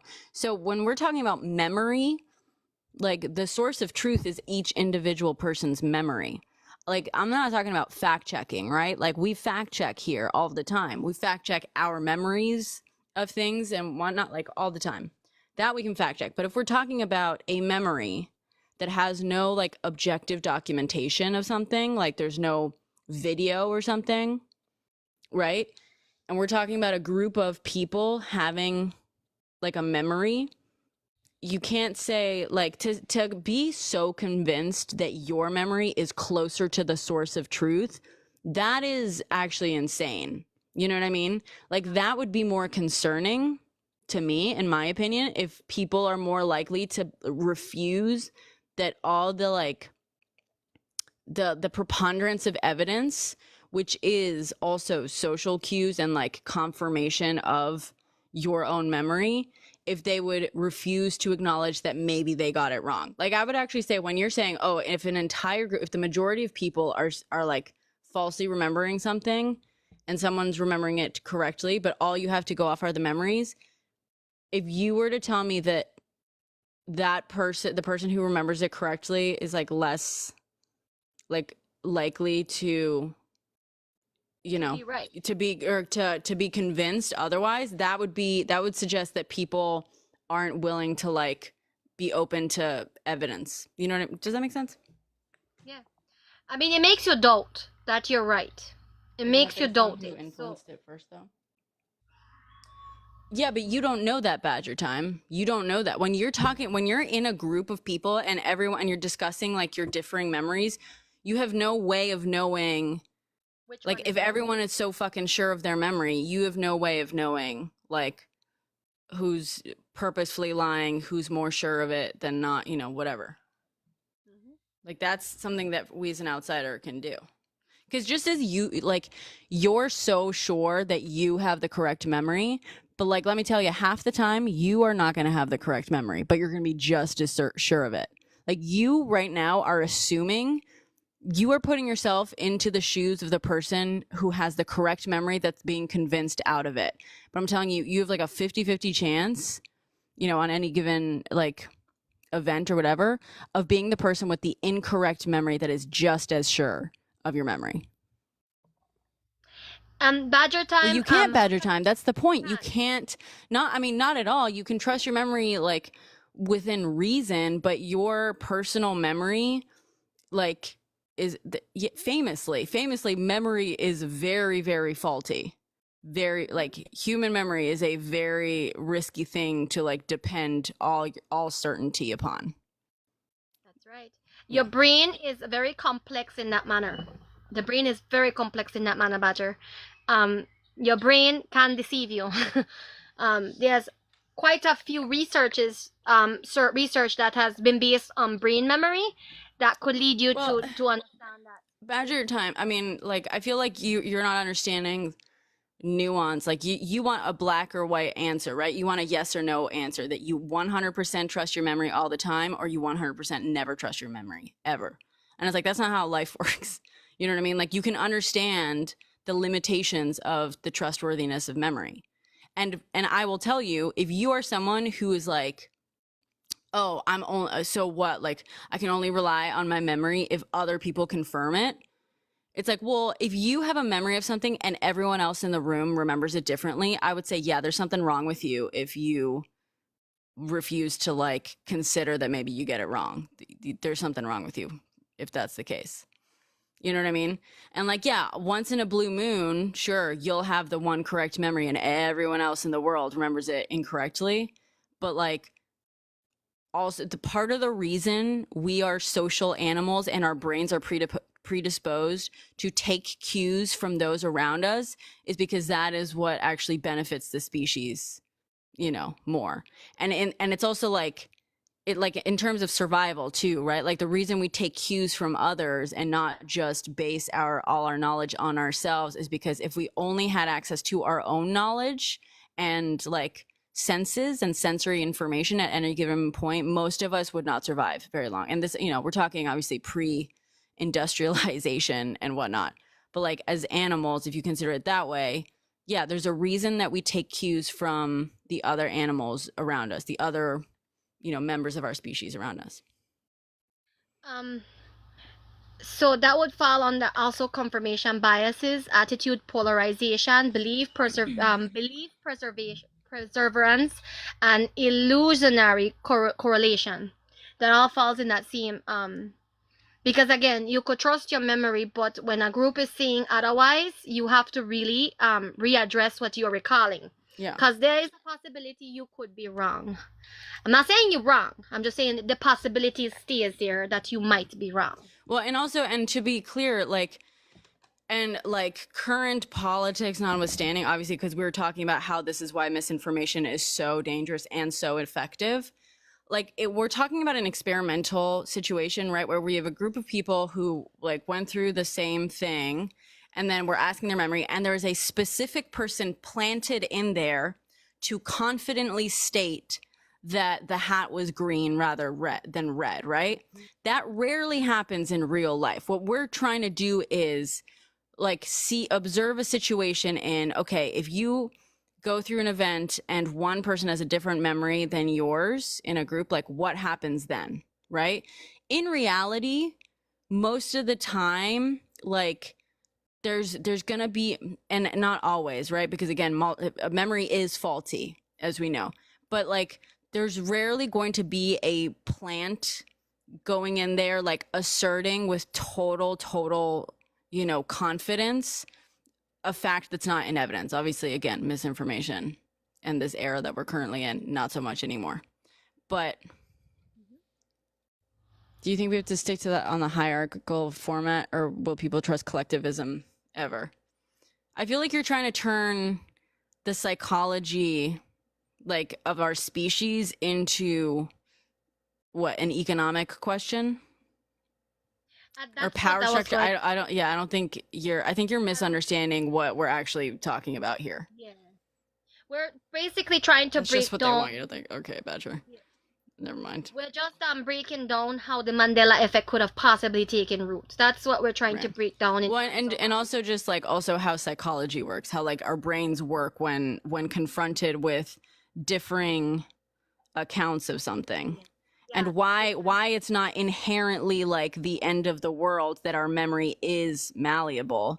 Yes, there are inherent risks to it, including it is susceptible to misinformation, but there's a reason that we as a species will take cues from one another, like biologically and for survival reasons. And that's not inherently bad all the time, like, but No. it can result in, you know, vulnerabilities that can be, Also, you know, it's worth to mention utilized.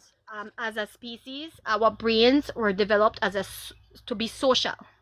Yeah. Our brains were developed to be social. So we are social creatures. So that plays a part in that too. You know, if you want to break down the psychology of it. Well, like, what are some good landmarks for trust? I don't think you understand the terms we're speaking in, Badger. You're trying to turn this into like, how can I know if I can trust a person? That's not the level we're talking on. We're talking on like the literal, just basic, the way our brains work and interpret information. We're not talking about like, because here's the thing. If I tell you, oh, this is how you know someone isn't lying, guess what? Someone can go out and replicate that and like learn how to do that and convince you that they're not lying when they are. That's like not how that fucking works, you know? But we're not even talking about that. We're literally just talking about how our brains process information and memory and take outside cues from other humans and why. We're not, Right. you know. Yeah, we're just giving BS marks on it. It's basically, I mean, I guess we diverted to that conversation because I'm trying to understand how the Mandela came to effect. You know how it's one of the explanations that could, you know, help aid in how it made its rounds. So, however, the researchers concluded that the visual Mandela effect could be universally explained by a single explanation, and that the images may be subject to the phenomenon for different reasons. Other psychologists have pointed out that false memories and or conjunctive errors as potential explanations. Confabulation, the tendency of the brain to fill in the gaps of memory, but unconsciously adding incorrect information. What I was just saying. When you can't fully remember something, your brain naturally tries to fill in the gaps, okay? Yeah. So when your brain naturally tries to fill in the gaps, you may not have the accurate information needed to fill in the gaps. So that's when it starts to be false memories. Well, that's when it starts to take cues from things outside, which is also there's something pretty fast. There's things or psychological kind of phenomenons that show this in really stark kind of examples. Like there's some like language processing thing, you know, when someone has like a stroke or whatever, and it's not aphasia, is it? I don't know. It's like related to aphasia, where a person can can no longer remember the correct words for things, but they can still associate ideas with objects and concepts, like different concepts with them, and so they can still speak and use language, but like instead of being like, oh, hands, they'll say gloves. And so there's like, we can see how the brain fills in the blanks through like either cues or existing information or whatever. Like, does that make sense? Maybe we're going like too fucking deep on that, but yeah. I think the best way to put it, Badger time, is, have you seen word jumbles where the word, like, let's say the word is spelled out to be fashion, right? But it's all scrambled. Your brain will naturally find the word fashion because it's associating its cues. But sometimes it's not associating the right cues, and that's when those gaps are filled with false memories. That's basically what this is saying, that suggestibility has a tendency to incorporate false memories because you are being subject to suggestions. So the Mandela effect has its roots because you had a group of people putting out the suggestion. So then those gaps in your mind have now been subject to suggestibility. Well, and also, I just want to say, the practical application of the knowledge is you should be aware of how susceptible you are to fill in the blanks. You should you should know, first of all, that your memory is not reliable. So just because you remember something doesn't necessarily make it so.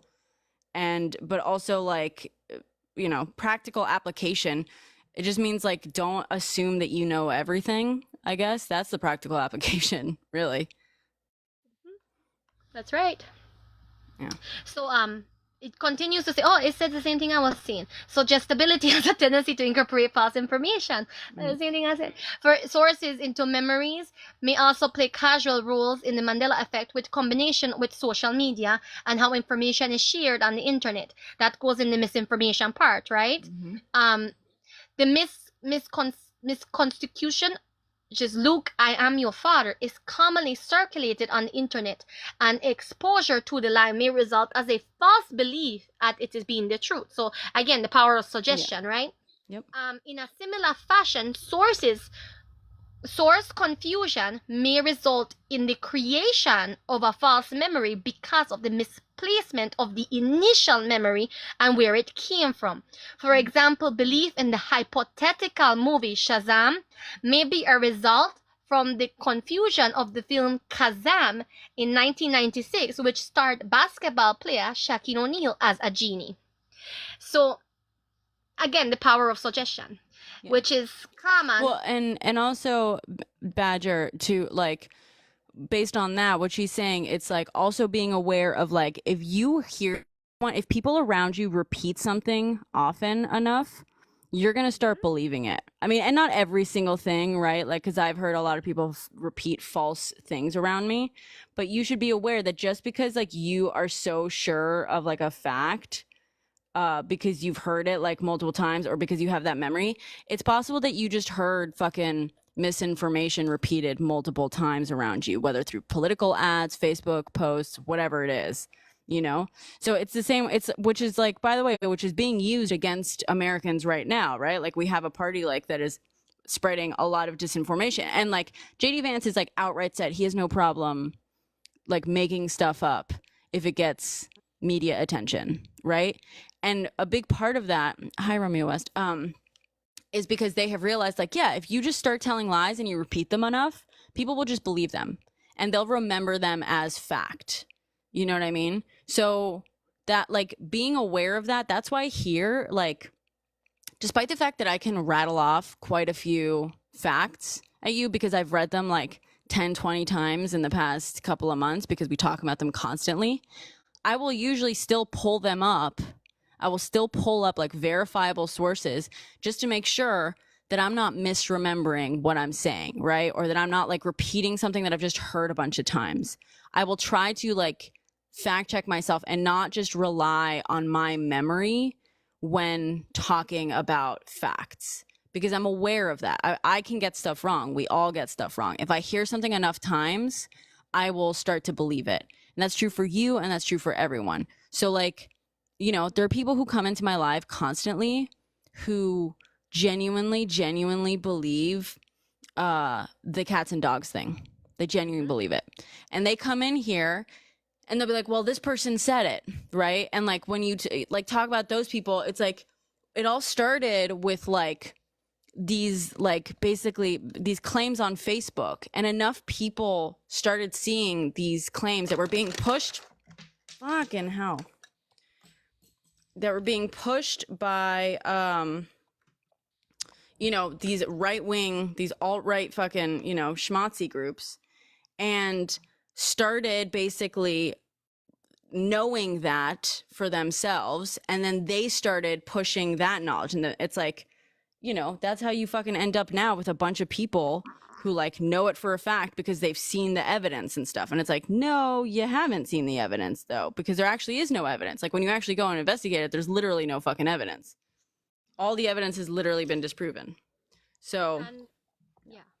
And that's the misinformation does bank on that. Misinformation banks on the continuous repeating of the fly. And by continuous repeating it, then if you say it so many times, it has to be true, right? That's how misinformation works. That's the whole entire purpose of misinformation. You say it enough and then it becomes true, even though there's nothing substantial to back it up. and also, and confirmation bias comes from that same sort of set of processes, right? Where our brains are more likely to remember information that confirms what they already believe to be true. So when you see, if you see a post once that says, oh yes, you know, Haitians are eating cats and dogs, and you are the kind of person to believe that, the more you see any sort of reference or evidence or information related to that, the more you are going to believe that stuff. The more you're going to like remember that evidence, and the less you are likely to remember all the evidence that shows that it's false. So people are literally like way less likely to remember that I have proven to them, and not just me, but like people have proven to them that their evidence is completely false and fabricated or misunderstood or whatever. They're much less likely to actually absorb that in their brains, and much more likely if someone just says like, oh, it's true, to remember that and like have that add to their certainty. Unfortunately. Complex thoughts, you know, I'm going to say this and I hope that nobody takes it wrong, but I'm always shocked to see how Black people in America that would be willing to believe what the Haitians are doing with not understanding. It's not, dude. With not understanding that that's just a jab at every Black person. Because the Haitian community is specifically being targeted because it's predominantly Black people. And when it comes to the immigration conversation, it's the Black and brown people on the receiving end because they don't have a problem with the Euro immigrants, okay? All the undocumented people that they're fear-mongering with are the brown and Black ones. So, I would suggest you really look into the information of that before you actually start to see it because... Well, and also, and to be clear, also, like, let's talk factually. You're totally right, Carrie. Sorry to cut you off, but I want to, like, let's approach the factual, you know, the facts of the claim here. Oh, it's totally normal for Haitians to eat cats and dogs. Number one, I mean, I looked this up. No, it's not normal. I looked it up just to be sure, just to be, you know, sure. And we'll look it up again, right? If we really have to. It's actually not. That is a claim that you have been told that you're fucking believing because you want to believe it, right?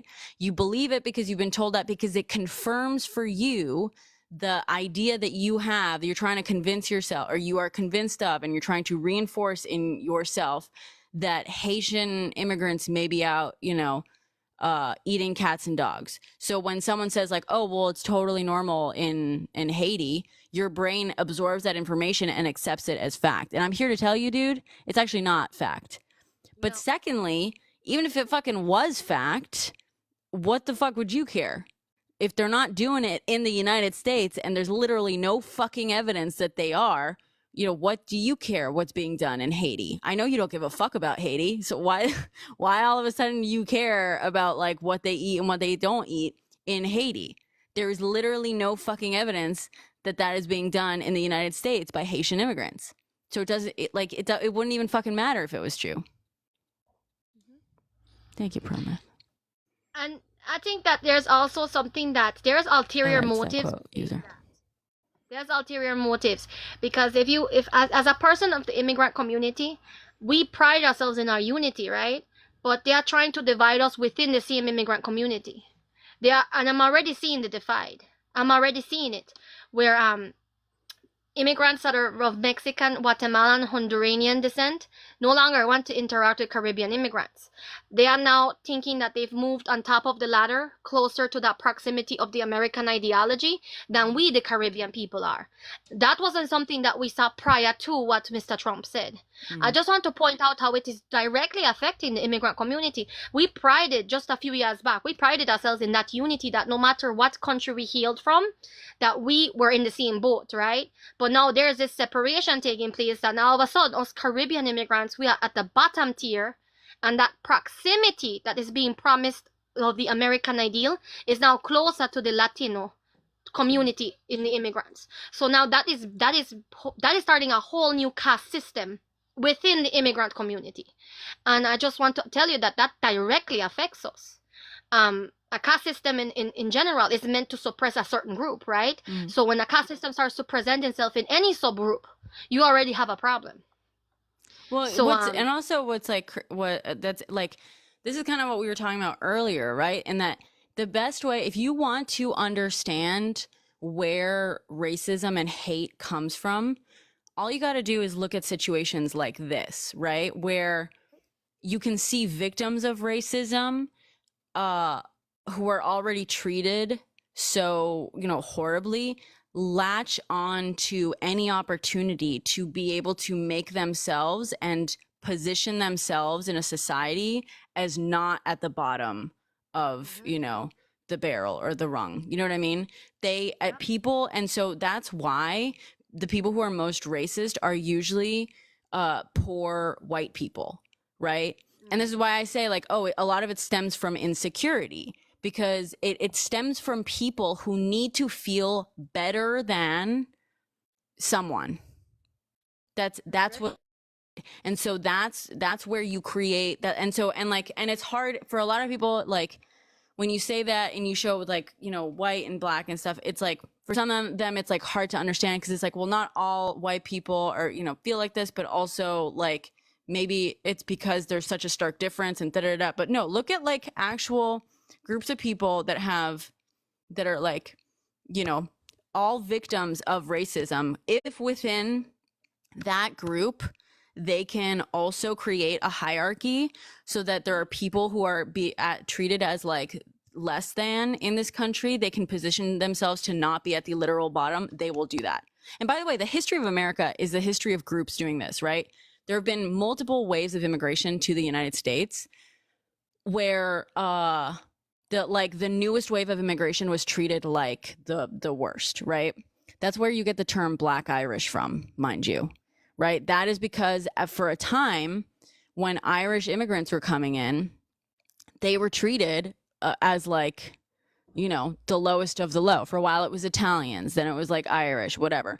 And then the Irish became one of the most racist groups in the United States and partook in some of the most violent crimes against communities of color, because for so long they had been treated like the bottom, obviously, like, slavery notwithstanding, but they had been treated, like, as immigrants, as the worst immigrants in the country and whatnot. And so they themselves turned around and started abusing communities of color even worse than they were being treated. And, like, that's the story of America. It's people coming in and being treated as the scapegoats and the bottom of society, and turning around and taking any opportunity to treat someone else as being worse than them. And that's why so many racist people, like some of the worst and most hateful people in the country, are just people who are economically disadvantaged, because shit sucks for them, and so they want to blame someone, and they want to feel like they're not total failures. They want to feel superior to someone, to something. So they will find someone to hate and to treat as less than them. I just want to say that right now, as an immigrant, I will say that what I'm viewing right now within the Latin community and the Caribbean is that the Latino people are now finding that their proximity to that whiteness, to the American ideal, is coming through them practicing racism. And now they're doing it within us, the immigrant community, because there's that ideology that because we are Caribbean, we're more prone to have black and ethnic subgroups in our lineage than they are. So now they are now participating in it. They are actively participating in it. And it's sad because we are in the same boat as they are. They are not going to get anything out of participating in it. But they believe that that proximity is being promised. So of course they're now going to participate in it because they just found out that they are better than us. Or so they believe, that now they have the opportunity to be better than us. And that's sad. To me personally. And again, that's literally what happened to Italians. Like, I know Americans, it's so weird. They're like, what do you mean Italians were not considered, used to not be considered white? They literally were not for a time in America. Italians were literally not considered white. And this is also proof of how much race is a construct. Obviously, ethnicity is not, a construct, but race itself is a social construct. And we know that because at one point, Italians were treated as being of a different race than like white Americans, which at the time were primarily like, Anglo-Saxon, of Anglo-Saxon descendants. Like they were treated as not white, which nowadays we would be like, that's fucking wild. That's so weird, right? What do you mean Italians are not white? Same with, Jewish people, right? And I mean, still, there is still some treatment of them as being non-white, right? But it's like it's such a construct, and it's just, and now we're seeing this shift within Hispanic communities and the proximity to whiteness, where give it, 50 years and all of a sudden, brown communities of like Hispanic origin will be like, oh, like white. You know what I mean? They will be treated as like white. Yeah. And it's crazy because, like I said, once the proximity is promised, they will participate.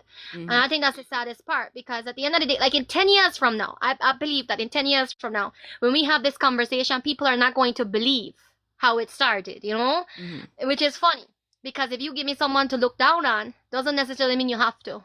But that's kind of the permission Mr. Trump gave when he made that statement. Sure. He gave permission to the Latino people, to the Hispanic people. He gave permission to now practice and participate in the same thing, to look down on the Caribbean people. And that's crazy. That's crazy. I see it for what it is. Oh, and by the way,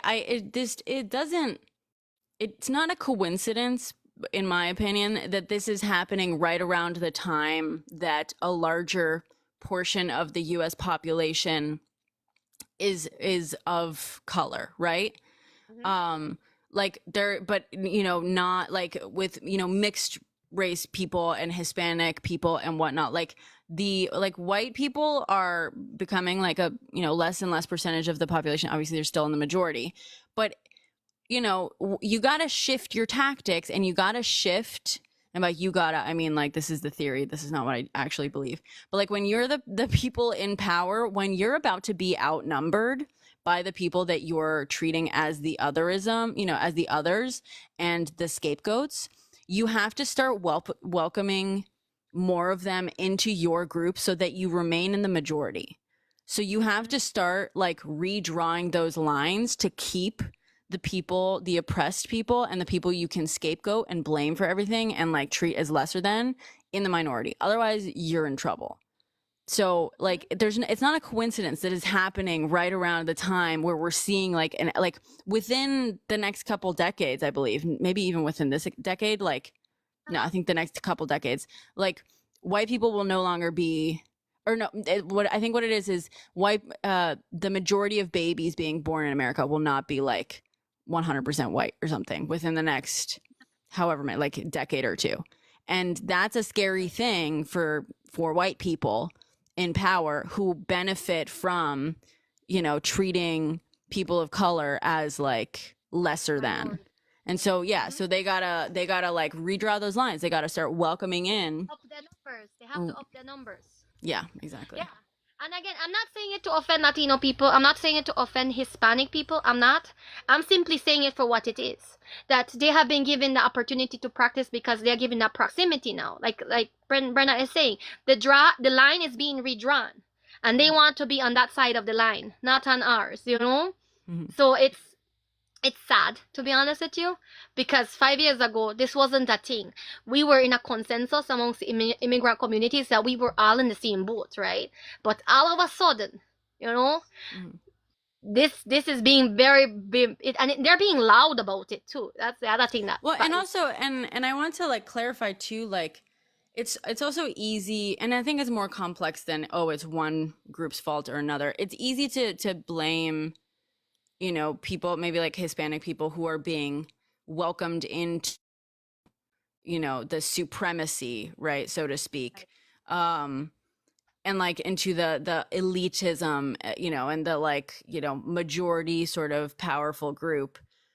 It's easy to blame them and be like, how can you do this? But it's also like a matter of survival, right? Like if you have been treated like the person at the bottom for so long, the first opportunity you see to um not no longer be on the receiving end or treated like, and it's not conscious, right? It's not like these people are like, oh, okay, great, you know things are changing, and so all I gotta do is go out and be racist. Like this is all, for the most part, like subconscious, unconscious. It is like it is stuff that our brain does as like just a result of survival mechanisms.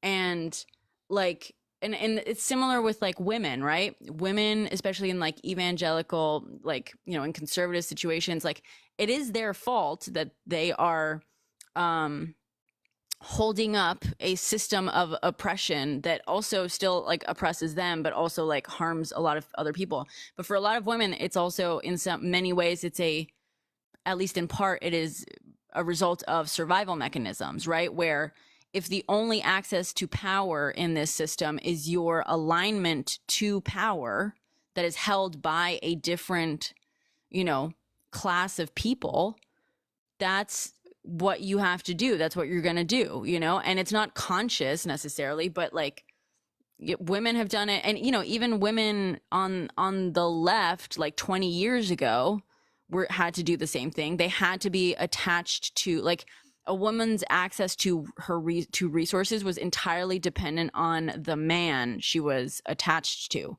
So it makes sense, but I mean, that doesn't absolve them of being on the wrong side of things, but it's like, I don't know, for me, it's like, it's more complicated than being like, oh, you know, this is the like exclusively the problem. In the same way that it's like hard to be like, oh, well, Hispanics are obviously the problem because now they're being super racist against. It's like, no, they're also just victims of the system and the power structures that they have been, forced to be a part of. That's even sadder. Yeah. It's even sadder that they have to do it as a survival mechanism. They have to ostracize a certain group in order to survive, Yeah. That makes it even sadder that circumstances has led to this extent, that it's even more of a sadder situation.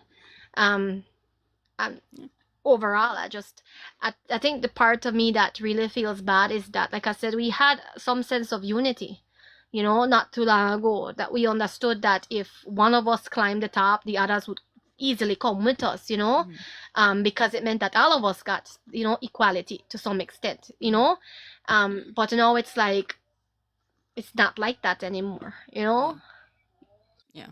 I mean, all immigrants really have is a sense of community because we don't have anything else on our side. So all we really had was a sense of community, Yeah. And now that's taken from us. We're Well, now Caribbean immigrants. Yeah, they're trying to make it smaller, at least. They're trying to limit your community. Yeah. Yeah.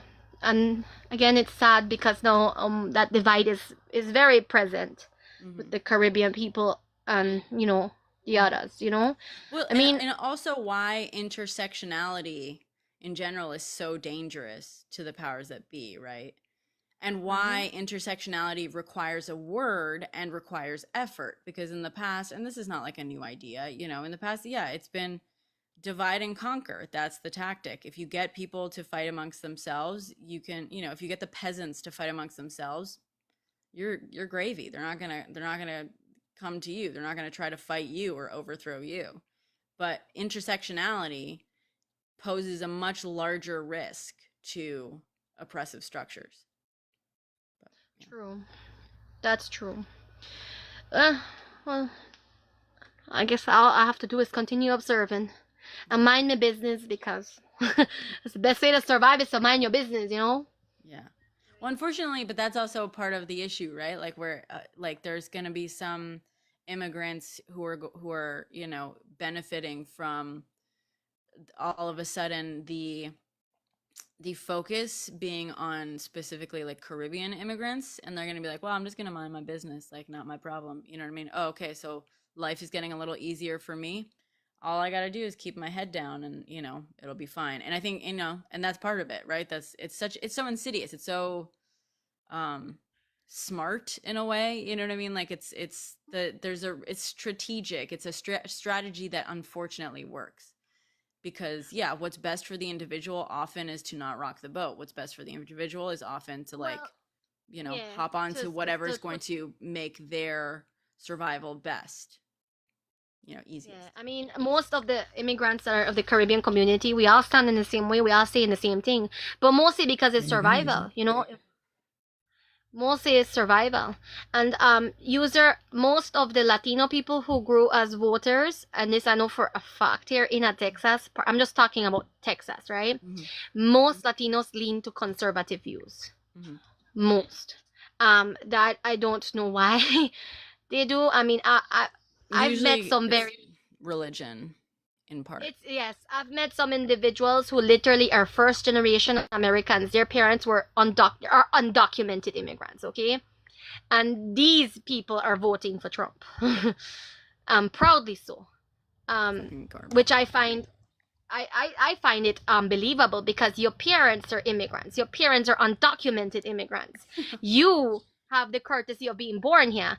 Yeah. You know what I'm saying? Yeah, and they'll be like, well, because I did it right. It's like, no, you didn't do shit, baby girl. Like, baby boy. That's right. You didn't do shit. You, like, now, congratulations, you have, like, literally learned the definition of being born into your fucking privilege. Congratulations. You are living proof. Yeah, shit like that drives me fucking nuts. Drives me nuts. Well, I did it right. No, you didn't. No, I didn't. I was surprised because his mom, I mean, I've met a few who's either their mother or their father are undocumented. They were born here, but their parents are undocumented, either the mother or the father. And they are still very they're Trump supporters. Some of the loudest ones I know as well, which is crazy, right? Some of the loudest. Here in Texas, they have a movement called Latinos for Trump. And you can find them at the borders protesting to keep people in cages, and I'm not making that shit up. That I've been there. I've seen it myself. They were also the ones who started a riot when Black Lives Matter parades took place here in Texas. They were also the ones who went there to riot against the people who are parading, the Latinos for Trump. So yeah, that's a thing here. That is a thing. I mean, they can't vote for Trump because they are documented. Their parents are undocumented. How they choose to vote for him, not ask me that. I cannot fathom that level of stupidity myself because I was gifted brain cells, you know, by my parents. So I don't know what their logic is. Honestly, I do not know what their logic is. Well, because they want, you know, they want to show that they're quote one of the good ones, right? At least in part. That's like clown. That's some clown behavior to me, but yeah. You know, that's just yeah, absolutely. That's clown behavior to me. I mean, that's crazy. that's crazy. Yeah. I can't either, Leticia, so I don't bother to think about it. Because I can't process it myself. I just can't believe they would do that to their own family members. You know, but again, I think they're immune because again, they think they're the good ones. Right. That's crazy. That's crazy. It's fucking bullshit. Fucking bullshit. That's crazy. I mean, that's why there's that phrase like the leopards ate my face, right? I can't believe the leopards ate my face. It's like, yeah. True.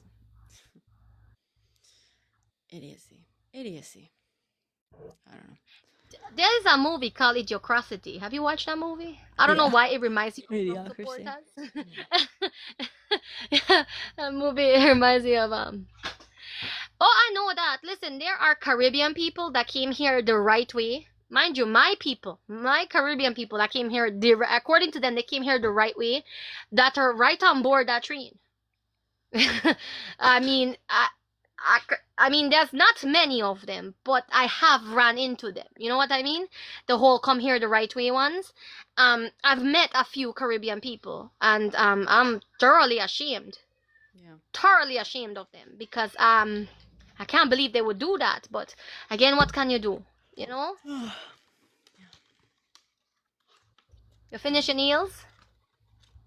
I think so, yeah. I'm waiting for I ordered some of the stickers. Instead, because I don't want to glue them to my nails with like actual glue, because I posted a video earlier. I want to do a fancier set for fun, and I got to film that. But so I want to be able to like take them off easily. So I ordered some of the nail stickers that are going to get here, but they're brown. I've never done brown nails, but I kind of like, yeah, they're going to be press-ons basically. I kind of like the brown though. That's a pretty color. Isn't it? Yeah. Very fall. It's very fall colors. Yeah, exactly. I like the color of your shirt too. That mustard would be pretty nail color too. Yeah, I like fall colors. I'm a fall color kind of girl. Yeah. Yeah, fall colors are nice. I like the mustards and the oranges. Yeah. Thank you.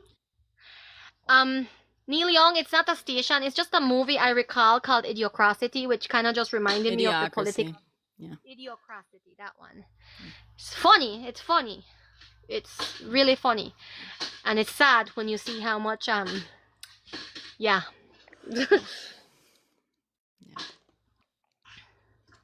All right, so I will come read another time. I have to call it a night because Thank you so much, girl. Thank you so much for doing that. You're so patient. For tolerating my mispronunciations. Oh no, it's great. It's great. I hope it's okay that I just corrected like one or two words. Just no, it's okay. For you. So also the fact that I'm practically blind, and I'm looking at a computer screen without my glasses because I don't know where my glasses are at. It's somewhere in this house. Right. I just don't know where they are at this point in time. Yeah. So yeah. So have a great night. Love your accent still and your voice. Very beautiful. Thank you so much. What a pleasure. What a treat. Thank you so much. I love finding. I mean, it was interesting reading all those articles. I'm nosy, so yes. Yeah. It was interesting. I will say on that note, just I'll let you go. Sorry, but my mother has always been very like politically nosy. She like loves political drama so much, and I remember as like a kid realizing, maybe I was like a teenager or something, realizing like, oh no, she doesn't care about the like. She's like, I don't like reality TV. I don't like celebrity drama. Like she always thought like she was so much better than people who like care about that stuff. But like at the same time, she like froths at the mouth about political drama, but not actual, like not actual politics, but like back in the day where like she cared a lot less. Like there was less to really discuss or talk about politics and ideas of politics. You know what I mean? Like we were talking about like, Bush era, Obama era, like, yes, you could be upset about that, but she would get excited about things dropping, about drama at the White House and whatnot. I don't know. I'm like misrepresenting it. I'm not describing it the best way, but I realized like, oh yeah, like I was like, she ingests politics the way other people ingest reality TV. She likes the like shock stuff, and she likes the like, the reveal, the secrets come out and stuff. And I do too. Like obviously we're in here because we're nosy and we enjoy it. But yeah, it kind of made me realize like there's like a difference in how in that. But yeah. I mean, I relate to her. I do like to be nosy about things like that, So yes, I understand. Plus it's spicy, The level of shit that they do, like it's spicy. So like, yes, user, that's what it is. Yes, idiocracy. Yes. Idiocracy. It's an old movie, Neil. It's an old movie. I'm not sure where it is, but you might be able to like download it somewhere if you catch my drift. All right, then. Good night. Have a good night for now. Thank you again, Carrie. Good night. No problem. I should probably also hop off. I gotta wake up bright and early for when the indictments are unsealed tomorrow.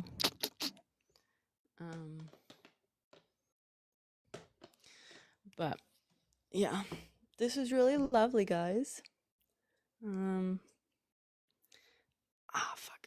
I got like a pinched nerve in my back. Yeah.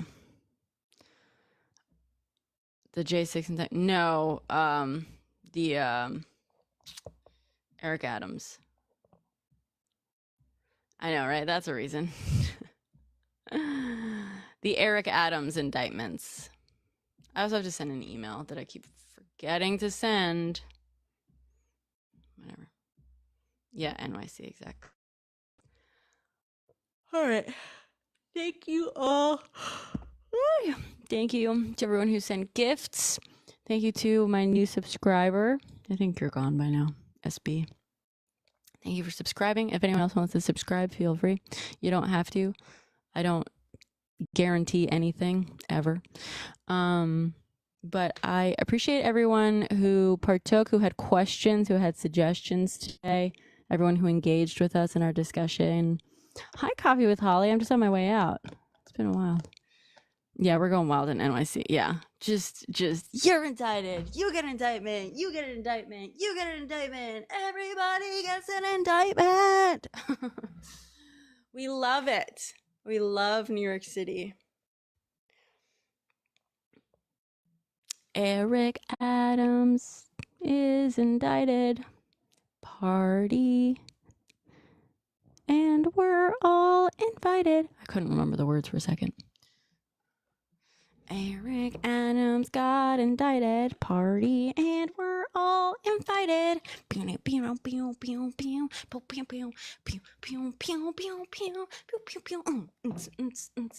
Yeah, I gotta wake up. I gotta wake up at a reasonable time to catch the unsealed indictment. You know.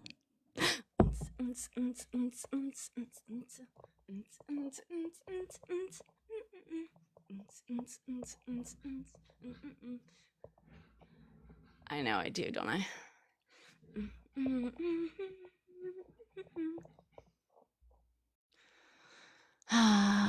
This shit is bananas. Eric Adam is indicted. INDICTED. Adams is indicted. INDICTED.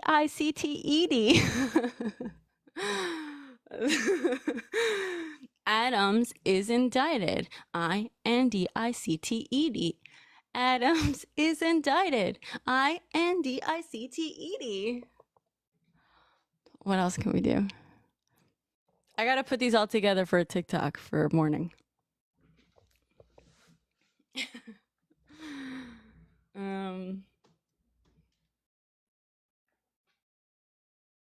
It's another good song.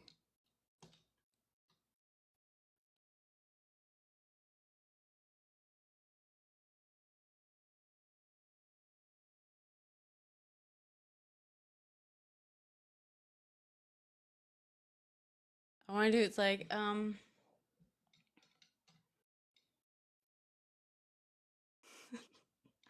policing is one thing, mayoral's another.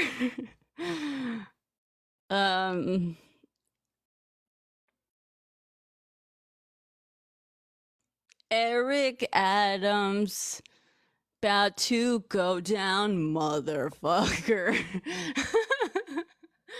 Oh my god. Yes, okay. Policing is one thing, mayoral's another. Eric Adams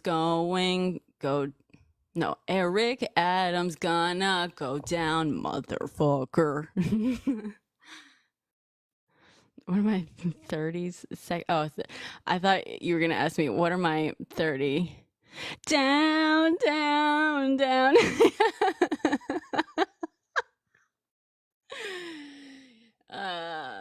Policing is one thing, mayoring's another. Eric Adam is go. Wait, Eric Adams is going down, motherfucker. Down. Wait, fuck. I don't know. How does it go? Like, fuck.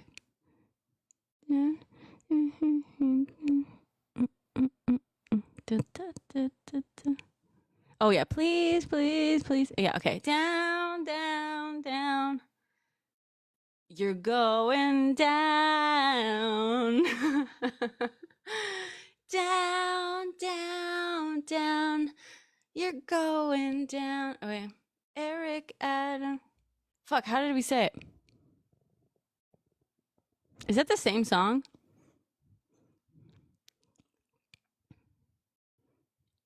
Down, down, down. Eric's going down. Down, down, down. Eric's going down. He's indicted.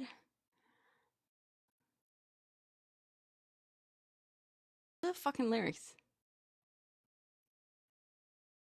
Down. He's going down. Atlanta's more to set. Wait, please, please, please, I'm wrong. Please, please, please, I'm begging you. My makeup's so good. Oh, so wrong. Whatever. How does that go? Please, please, please. Please, please, please. I'm begging. Fucking hell. How does that go? I don't want to hear. I don't want to like. What's the name? What's it called again? Sabrina Carpenter. Please, please, please.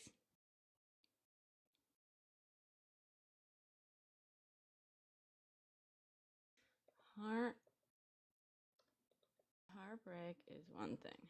What's it fucking called? Please, please, please. Is that what it's called?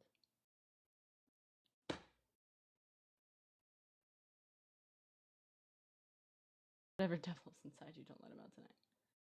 Oh, here we go. Don't bring me to tears when I just did. Please, please, please. Please, please, please. Don't bring me to tears when I just did my makeup so nice. I can't sing that high.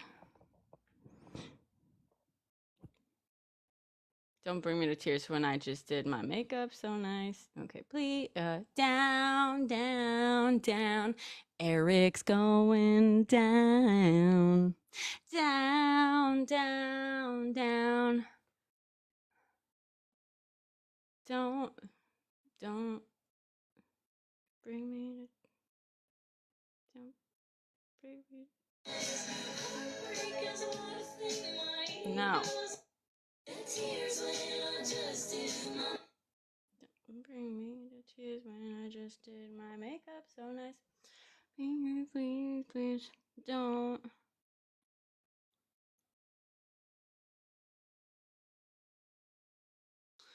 God, don't. Please, please, please. Don't. Corruption. Down, down, down. He's. The FBI is coming for you. Don't bring me to tears when I just did my makeup so nice. That's got like an extra like few beats in there that I don't know how to account for.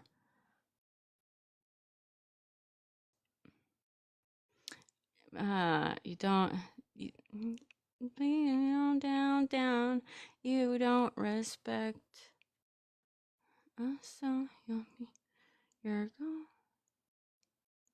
Wait. Oh, you don't respect us, so you'll be into it. No. What part is that? No. Down, down. Hi, Germany.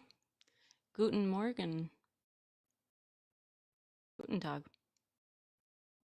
Auf Wiedersehen.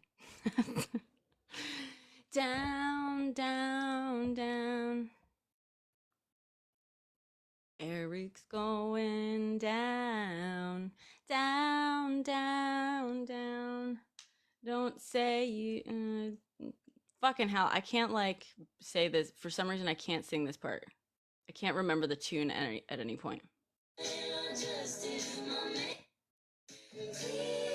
Down, down. Don't bring me in tears when I just did my makeup so nice. Down, down. Eric's going down. Down, down, down. He's going down. Let's bring my. Oh. He's going down. I'm missing one. I need enough. Don't bring me. Don't bring me. I don't know why I can't. That like my brain isn't getting around that like first few notes of that bit. Istanbul, Wisconsin. Istanbul is Constantinople. No, it's Istanbul, not Constantinople. Been a long time gone. I can't Constantinople now. It's Turkish delight. I did pull up the lyrics, but I can't. It's more my brain can't wrap it my head.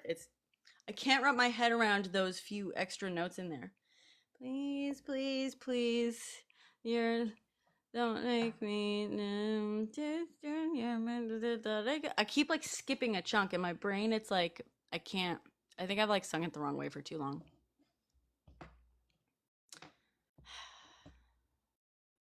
Eric Adams' bull is Eric Adams' cop is getting indicted. Mayor Eric Adams is good. No.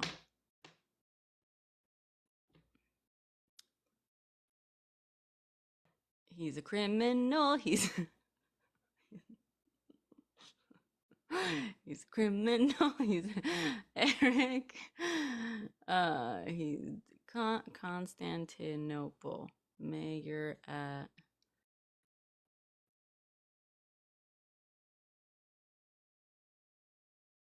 Eric Adams.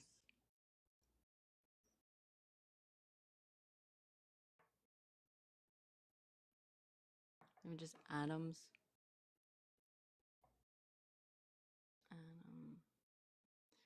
Please, please, please, you lied to. Oh, you lied to. For so long, Eric, you're going down. But wait. No, I'm confused of like where in the lyrics that goes though, because it's like. Please, please, please.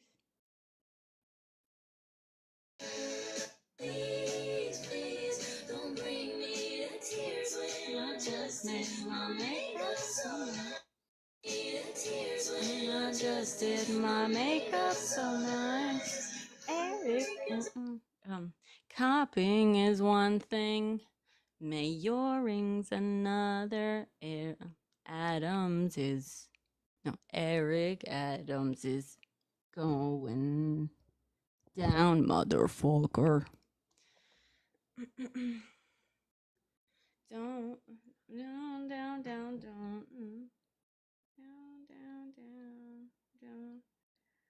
bring me. It's not don't. It doesn't go down there. That's the fucking thing.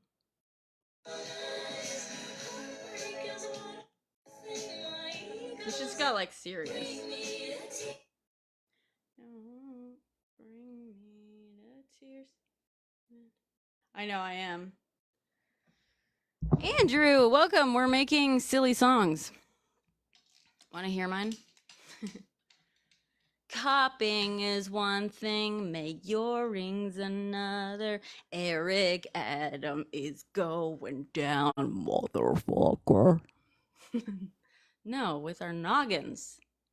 For some reason, my brain can't sing the "Don't bring me to Did when I just did my makeup so nice. That like first chunk, I want to do the like when I just did my makeup so nice.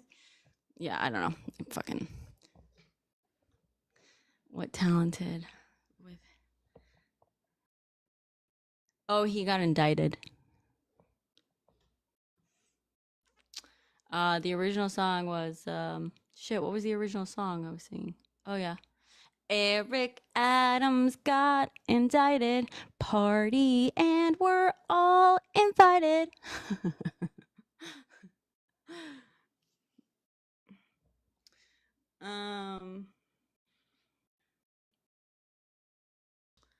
But now I'm trying to do other songs, but whatever. And then it was Adams is indicted. INDAICTED.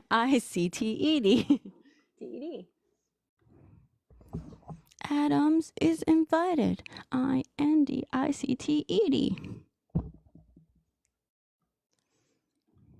I need some more.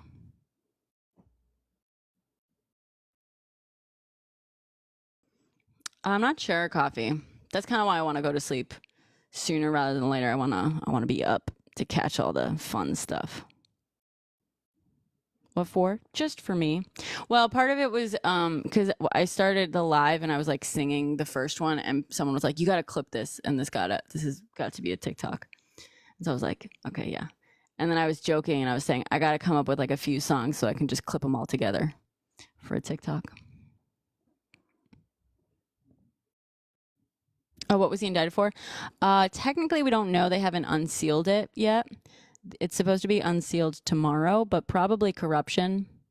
Just judging from all the fucking indictments around him, all like everyone who's been getting raided and investigated and stuff, corruption. Oh yeah, super juicy.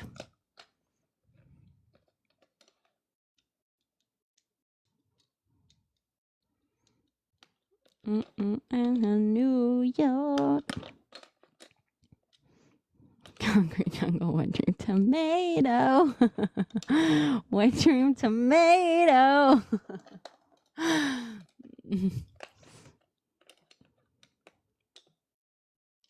Spill what tea?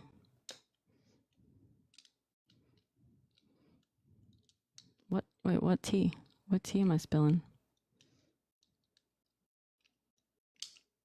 Yeah. I always have tea. Eric Adams got indicted. I'm excited too, but I try not to get too excited about shit like that because, like, oh, he has a document. Okay.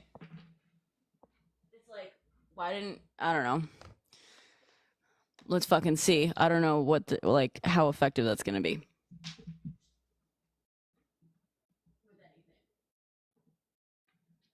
I mean, I should. Okay, granted, I should look into it more probably, but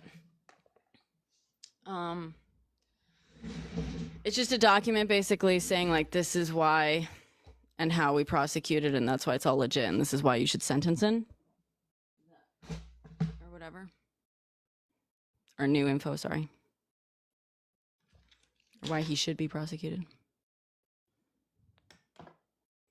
He was convicted, yeah. That haven't been entered into evidence yet. Okay, well that's good.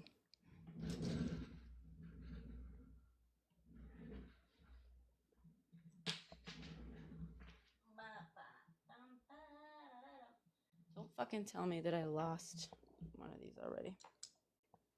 Again. No, I got it. I should stop playing with these.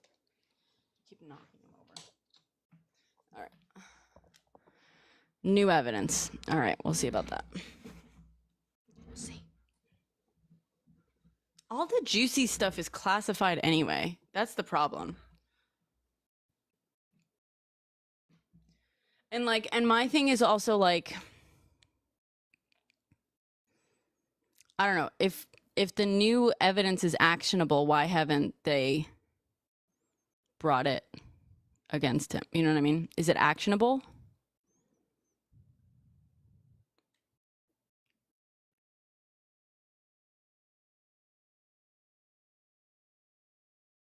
Yeah.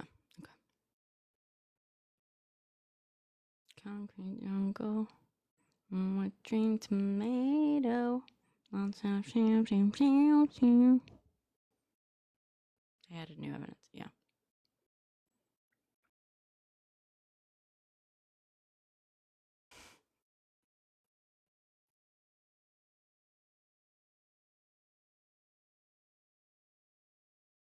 Yeah. Gotcha. Okay. That's exciting. To argue that it was not part of his meeting. We'll see how that plays out. It's a bold strategy, Cotton. Let's see how this plays out. Katie Fang is a pretty good thread. Okay.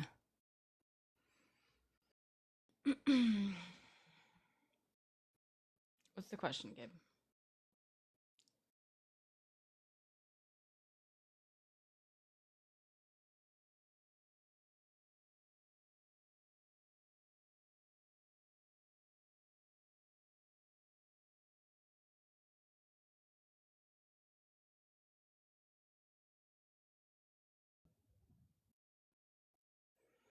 What are we talking about? We're talking about a couple things. We're talking about the Jack Smith document coming out tomorrow, and as well as the Eric Adams indictment. Here it is. God, I keep trying to grab this and I couldn't fucking find it.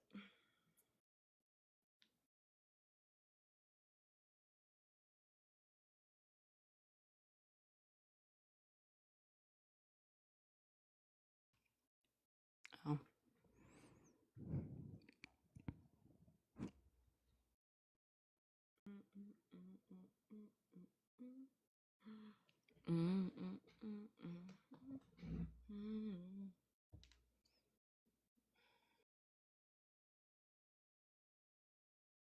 I have to send an email that I keep putting off. Let's maybe send it now. God. How the fuck do I have so many fucking...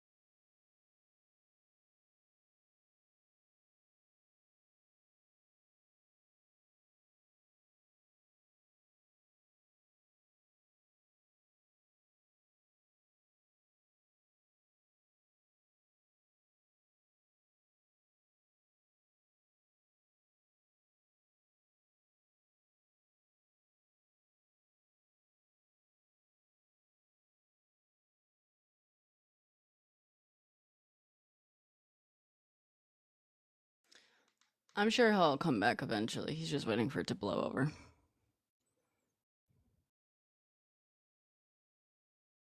Cool fact about myself? I don't know.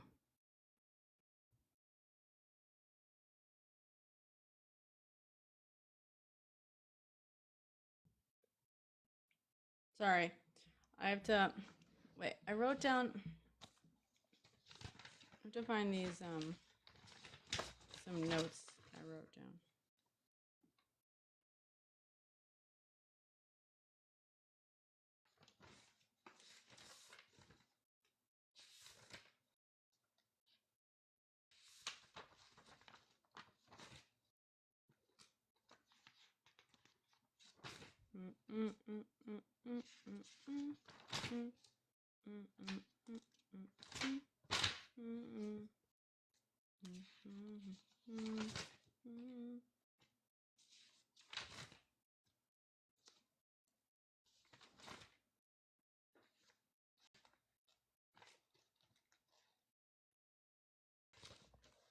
Maybe it's on my.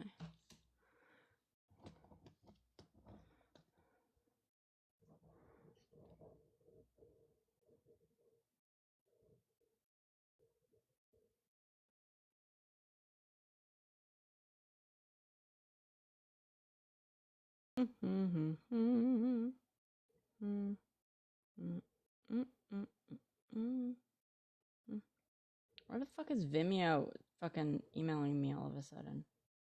Constantly.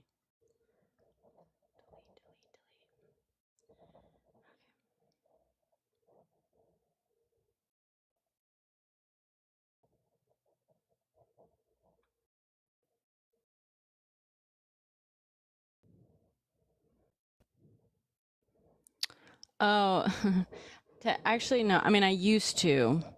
I actually got these for, and I knew about these because I used to draw. But I got these for a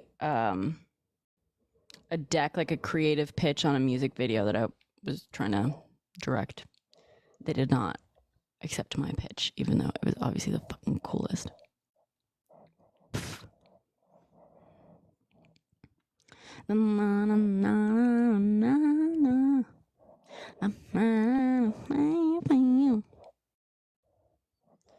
Okay, I'm trying to look. So, have you guys heard of Clapper? Yeah. So the reason I did, also cool. Hi, nice to meet you. The reason I used these was because it was a pitch that was like, it involved a bunch of mirrors. I was basically pitching. Please don't use this, because I still want to make a video like this. It just involved like basically like a mirror maze, and so I got a bunch of like mini mirror things, and I built like these little bases for them. And then, because I wanted to show how it grows, right? How adding the mirrors like further expands, like in each shot, the thing. And so, but it's like really hard to draw that. It's really hard to illustrate that just like through words. And there's not like real, you can find photos of mirror mazes, but whatever. I wanted to show more specifically. So I used the figures with the mirrors to kind of show how it would look, you know. Most of the time I don't do stuff like that, but because I can find just like normal reference photos. But I was pretty proud of that one. I'm a little mad that they didn't pick it. Yeah, exactly. It's really hard to like explain and prove. And I also had to prove it to myself that I could do it, because it is hard. It's really hard to film with mirrors, as you know. So I had to kind of prove to myself that there were in fact angles you could get with the mirrors, you know, that would work. It's hard. It's limiting, I will say.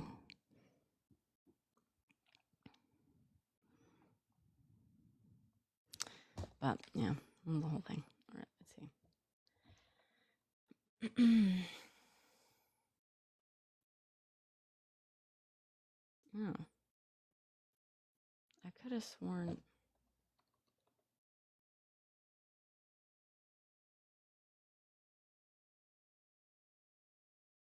This is annoying. Let me check my other notebook.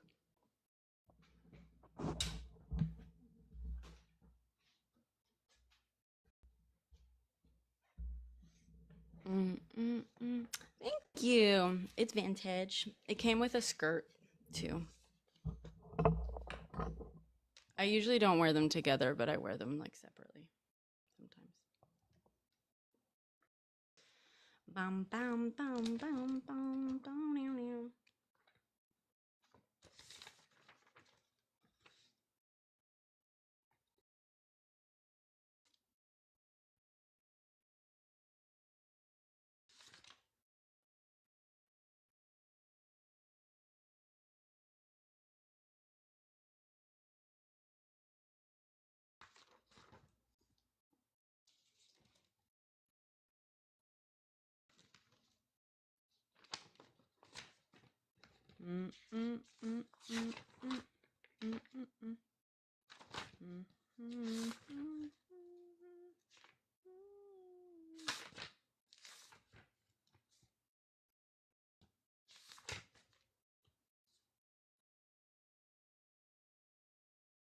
hell?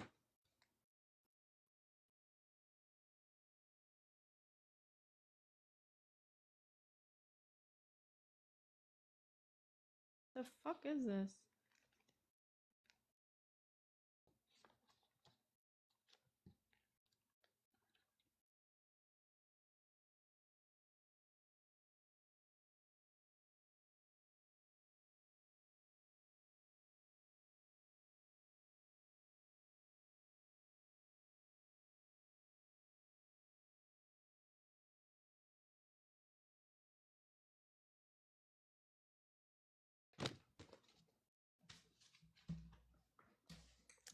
Thank you. Just trying to come up.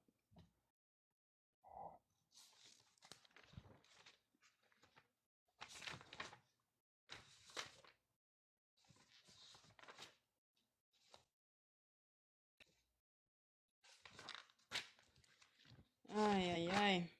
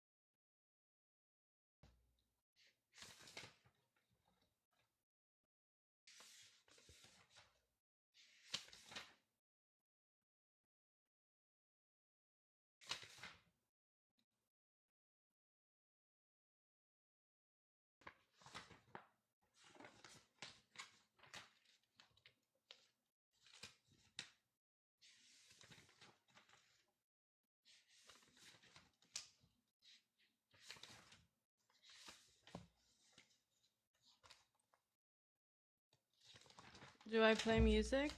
Like, do I play musical instruments or do I still direct? Yeah, I mean, yes, but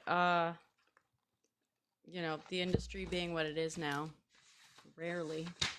I have a lot of time to spend on here, which is great because all of a sudden I discovered TikTok and that I apparently have a penchant for it and am pretty decent at it. You know, just in time for it to get banned. So,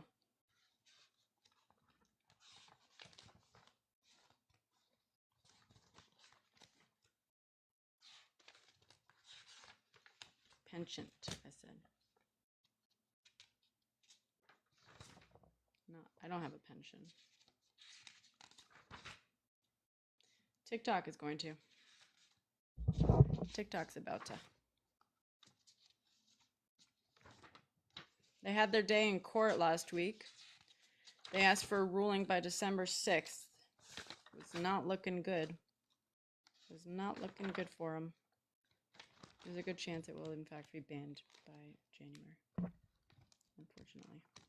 2 of the 3 judges are Republican appointed, so obviously.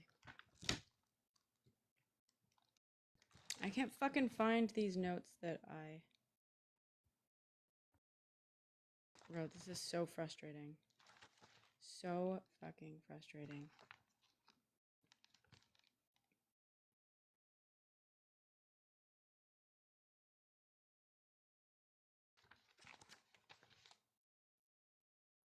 Ah, I found them. Fucking knew it. I knew that they were like on the right side of a page somewhere. Got them.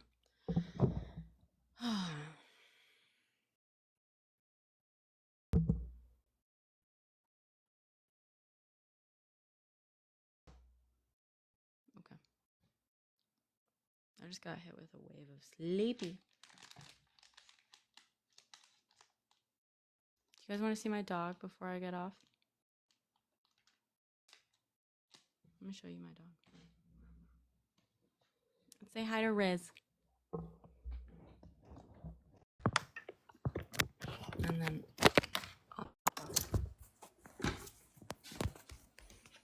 Busy. Oh, sorry, I just woke up.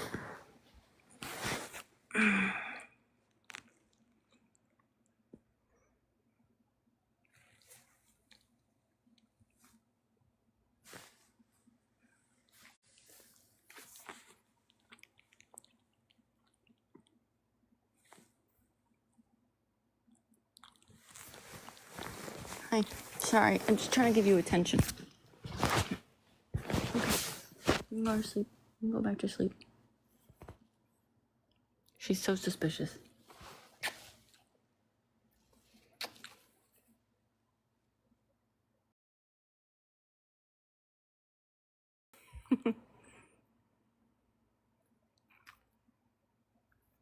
Go, girl.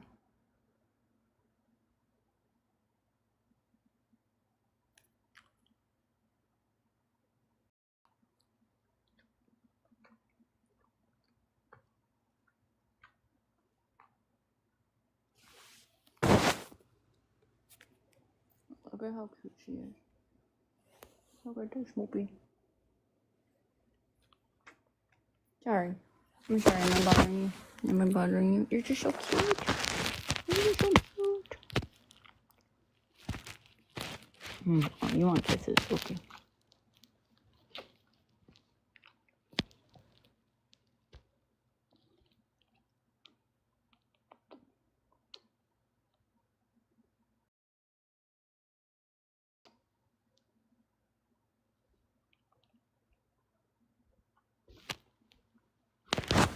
How could you not love Cavalier King Charles? They're so cuddly. So sweet. They're so chill. Look at that. Look at how cute that is. She's like squished. Look at his little munchkin. Look at her. Oh, look at her. Miss, I love you. She's like, I'm done. All right. Hi, Space Oddity. They're very sweet, very calm, very cuddly. Yeah, I'm leaving. You miss me already? You miss me already? I love you. I love you. All right. All right. Tonight's topic, I'm actually hopping off because Eric Adams was indicted. And tomorrow there's some big stuff happening. They're unsealing the indictment, and Jack Smith is releasing some stuff. I don't have super high hopes for what Jack Smith is releasing, to be completely honest. They're great apartment dogs. They're like consistently rated on those like lists of like top 10, apartment dogs. And I know because when I was doing research on good apartment dogs, they kept popping up, which is great because I always like wanted a dog kind of like Lady and Lady and the Tramp. And I actually, and then I have loved Cavalier King Charles just like because they're so cute. Like, there's one in like Sex and the City and stuff. So cute. And I kept seeing them kind of pop on those lists. And I was like, could it be? Could I really get like my dream dog? Was it really like that good in an apartment? And sure enough, they are. They're perfect apartment dogs. And perfect, like they just fit all my, I'm not like super going out on fucking 5-mile runs or anything like that. I'm chill. I don't do a ton of exercise. I like a good walk, and I like an occasional super long walk. And that's what, like Cavaliers are so adaptable. Like she will go on a like 5-hour long walk with me one day. If we go to the park and we just hang out and stuff. And she's, great. And then, just like out of the blue, like it doesn't have to be like an everyday thing, but like I can just, once every few weeks decide to do that if I want to. And she's like game, or like every few months. I love doing it in the fall, to be honest, but they're so adaptable. Anyway. Okay. I keep saying I'm going to leave. I'm going to leave so that I can wake up not at like 2 p.m.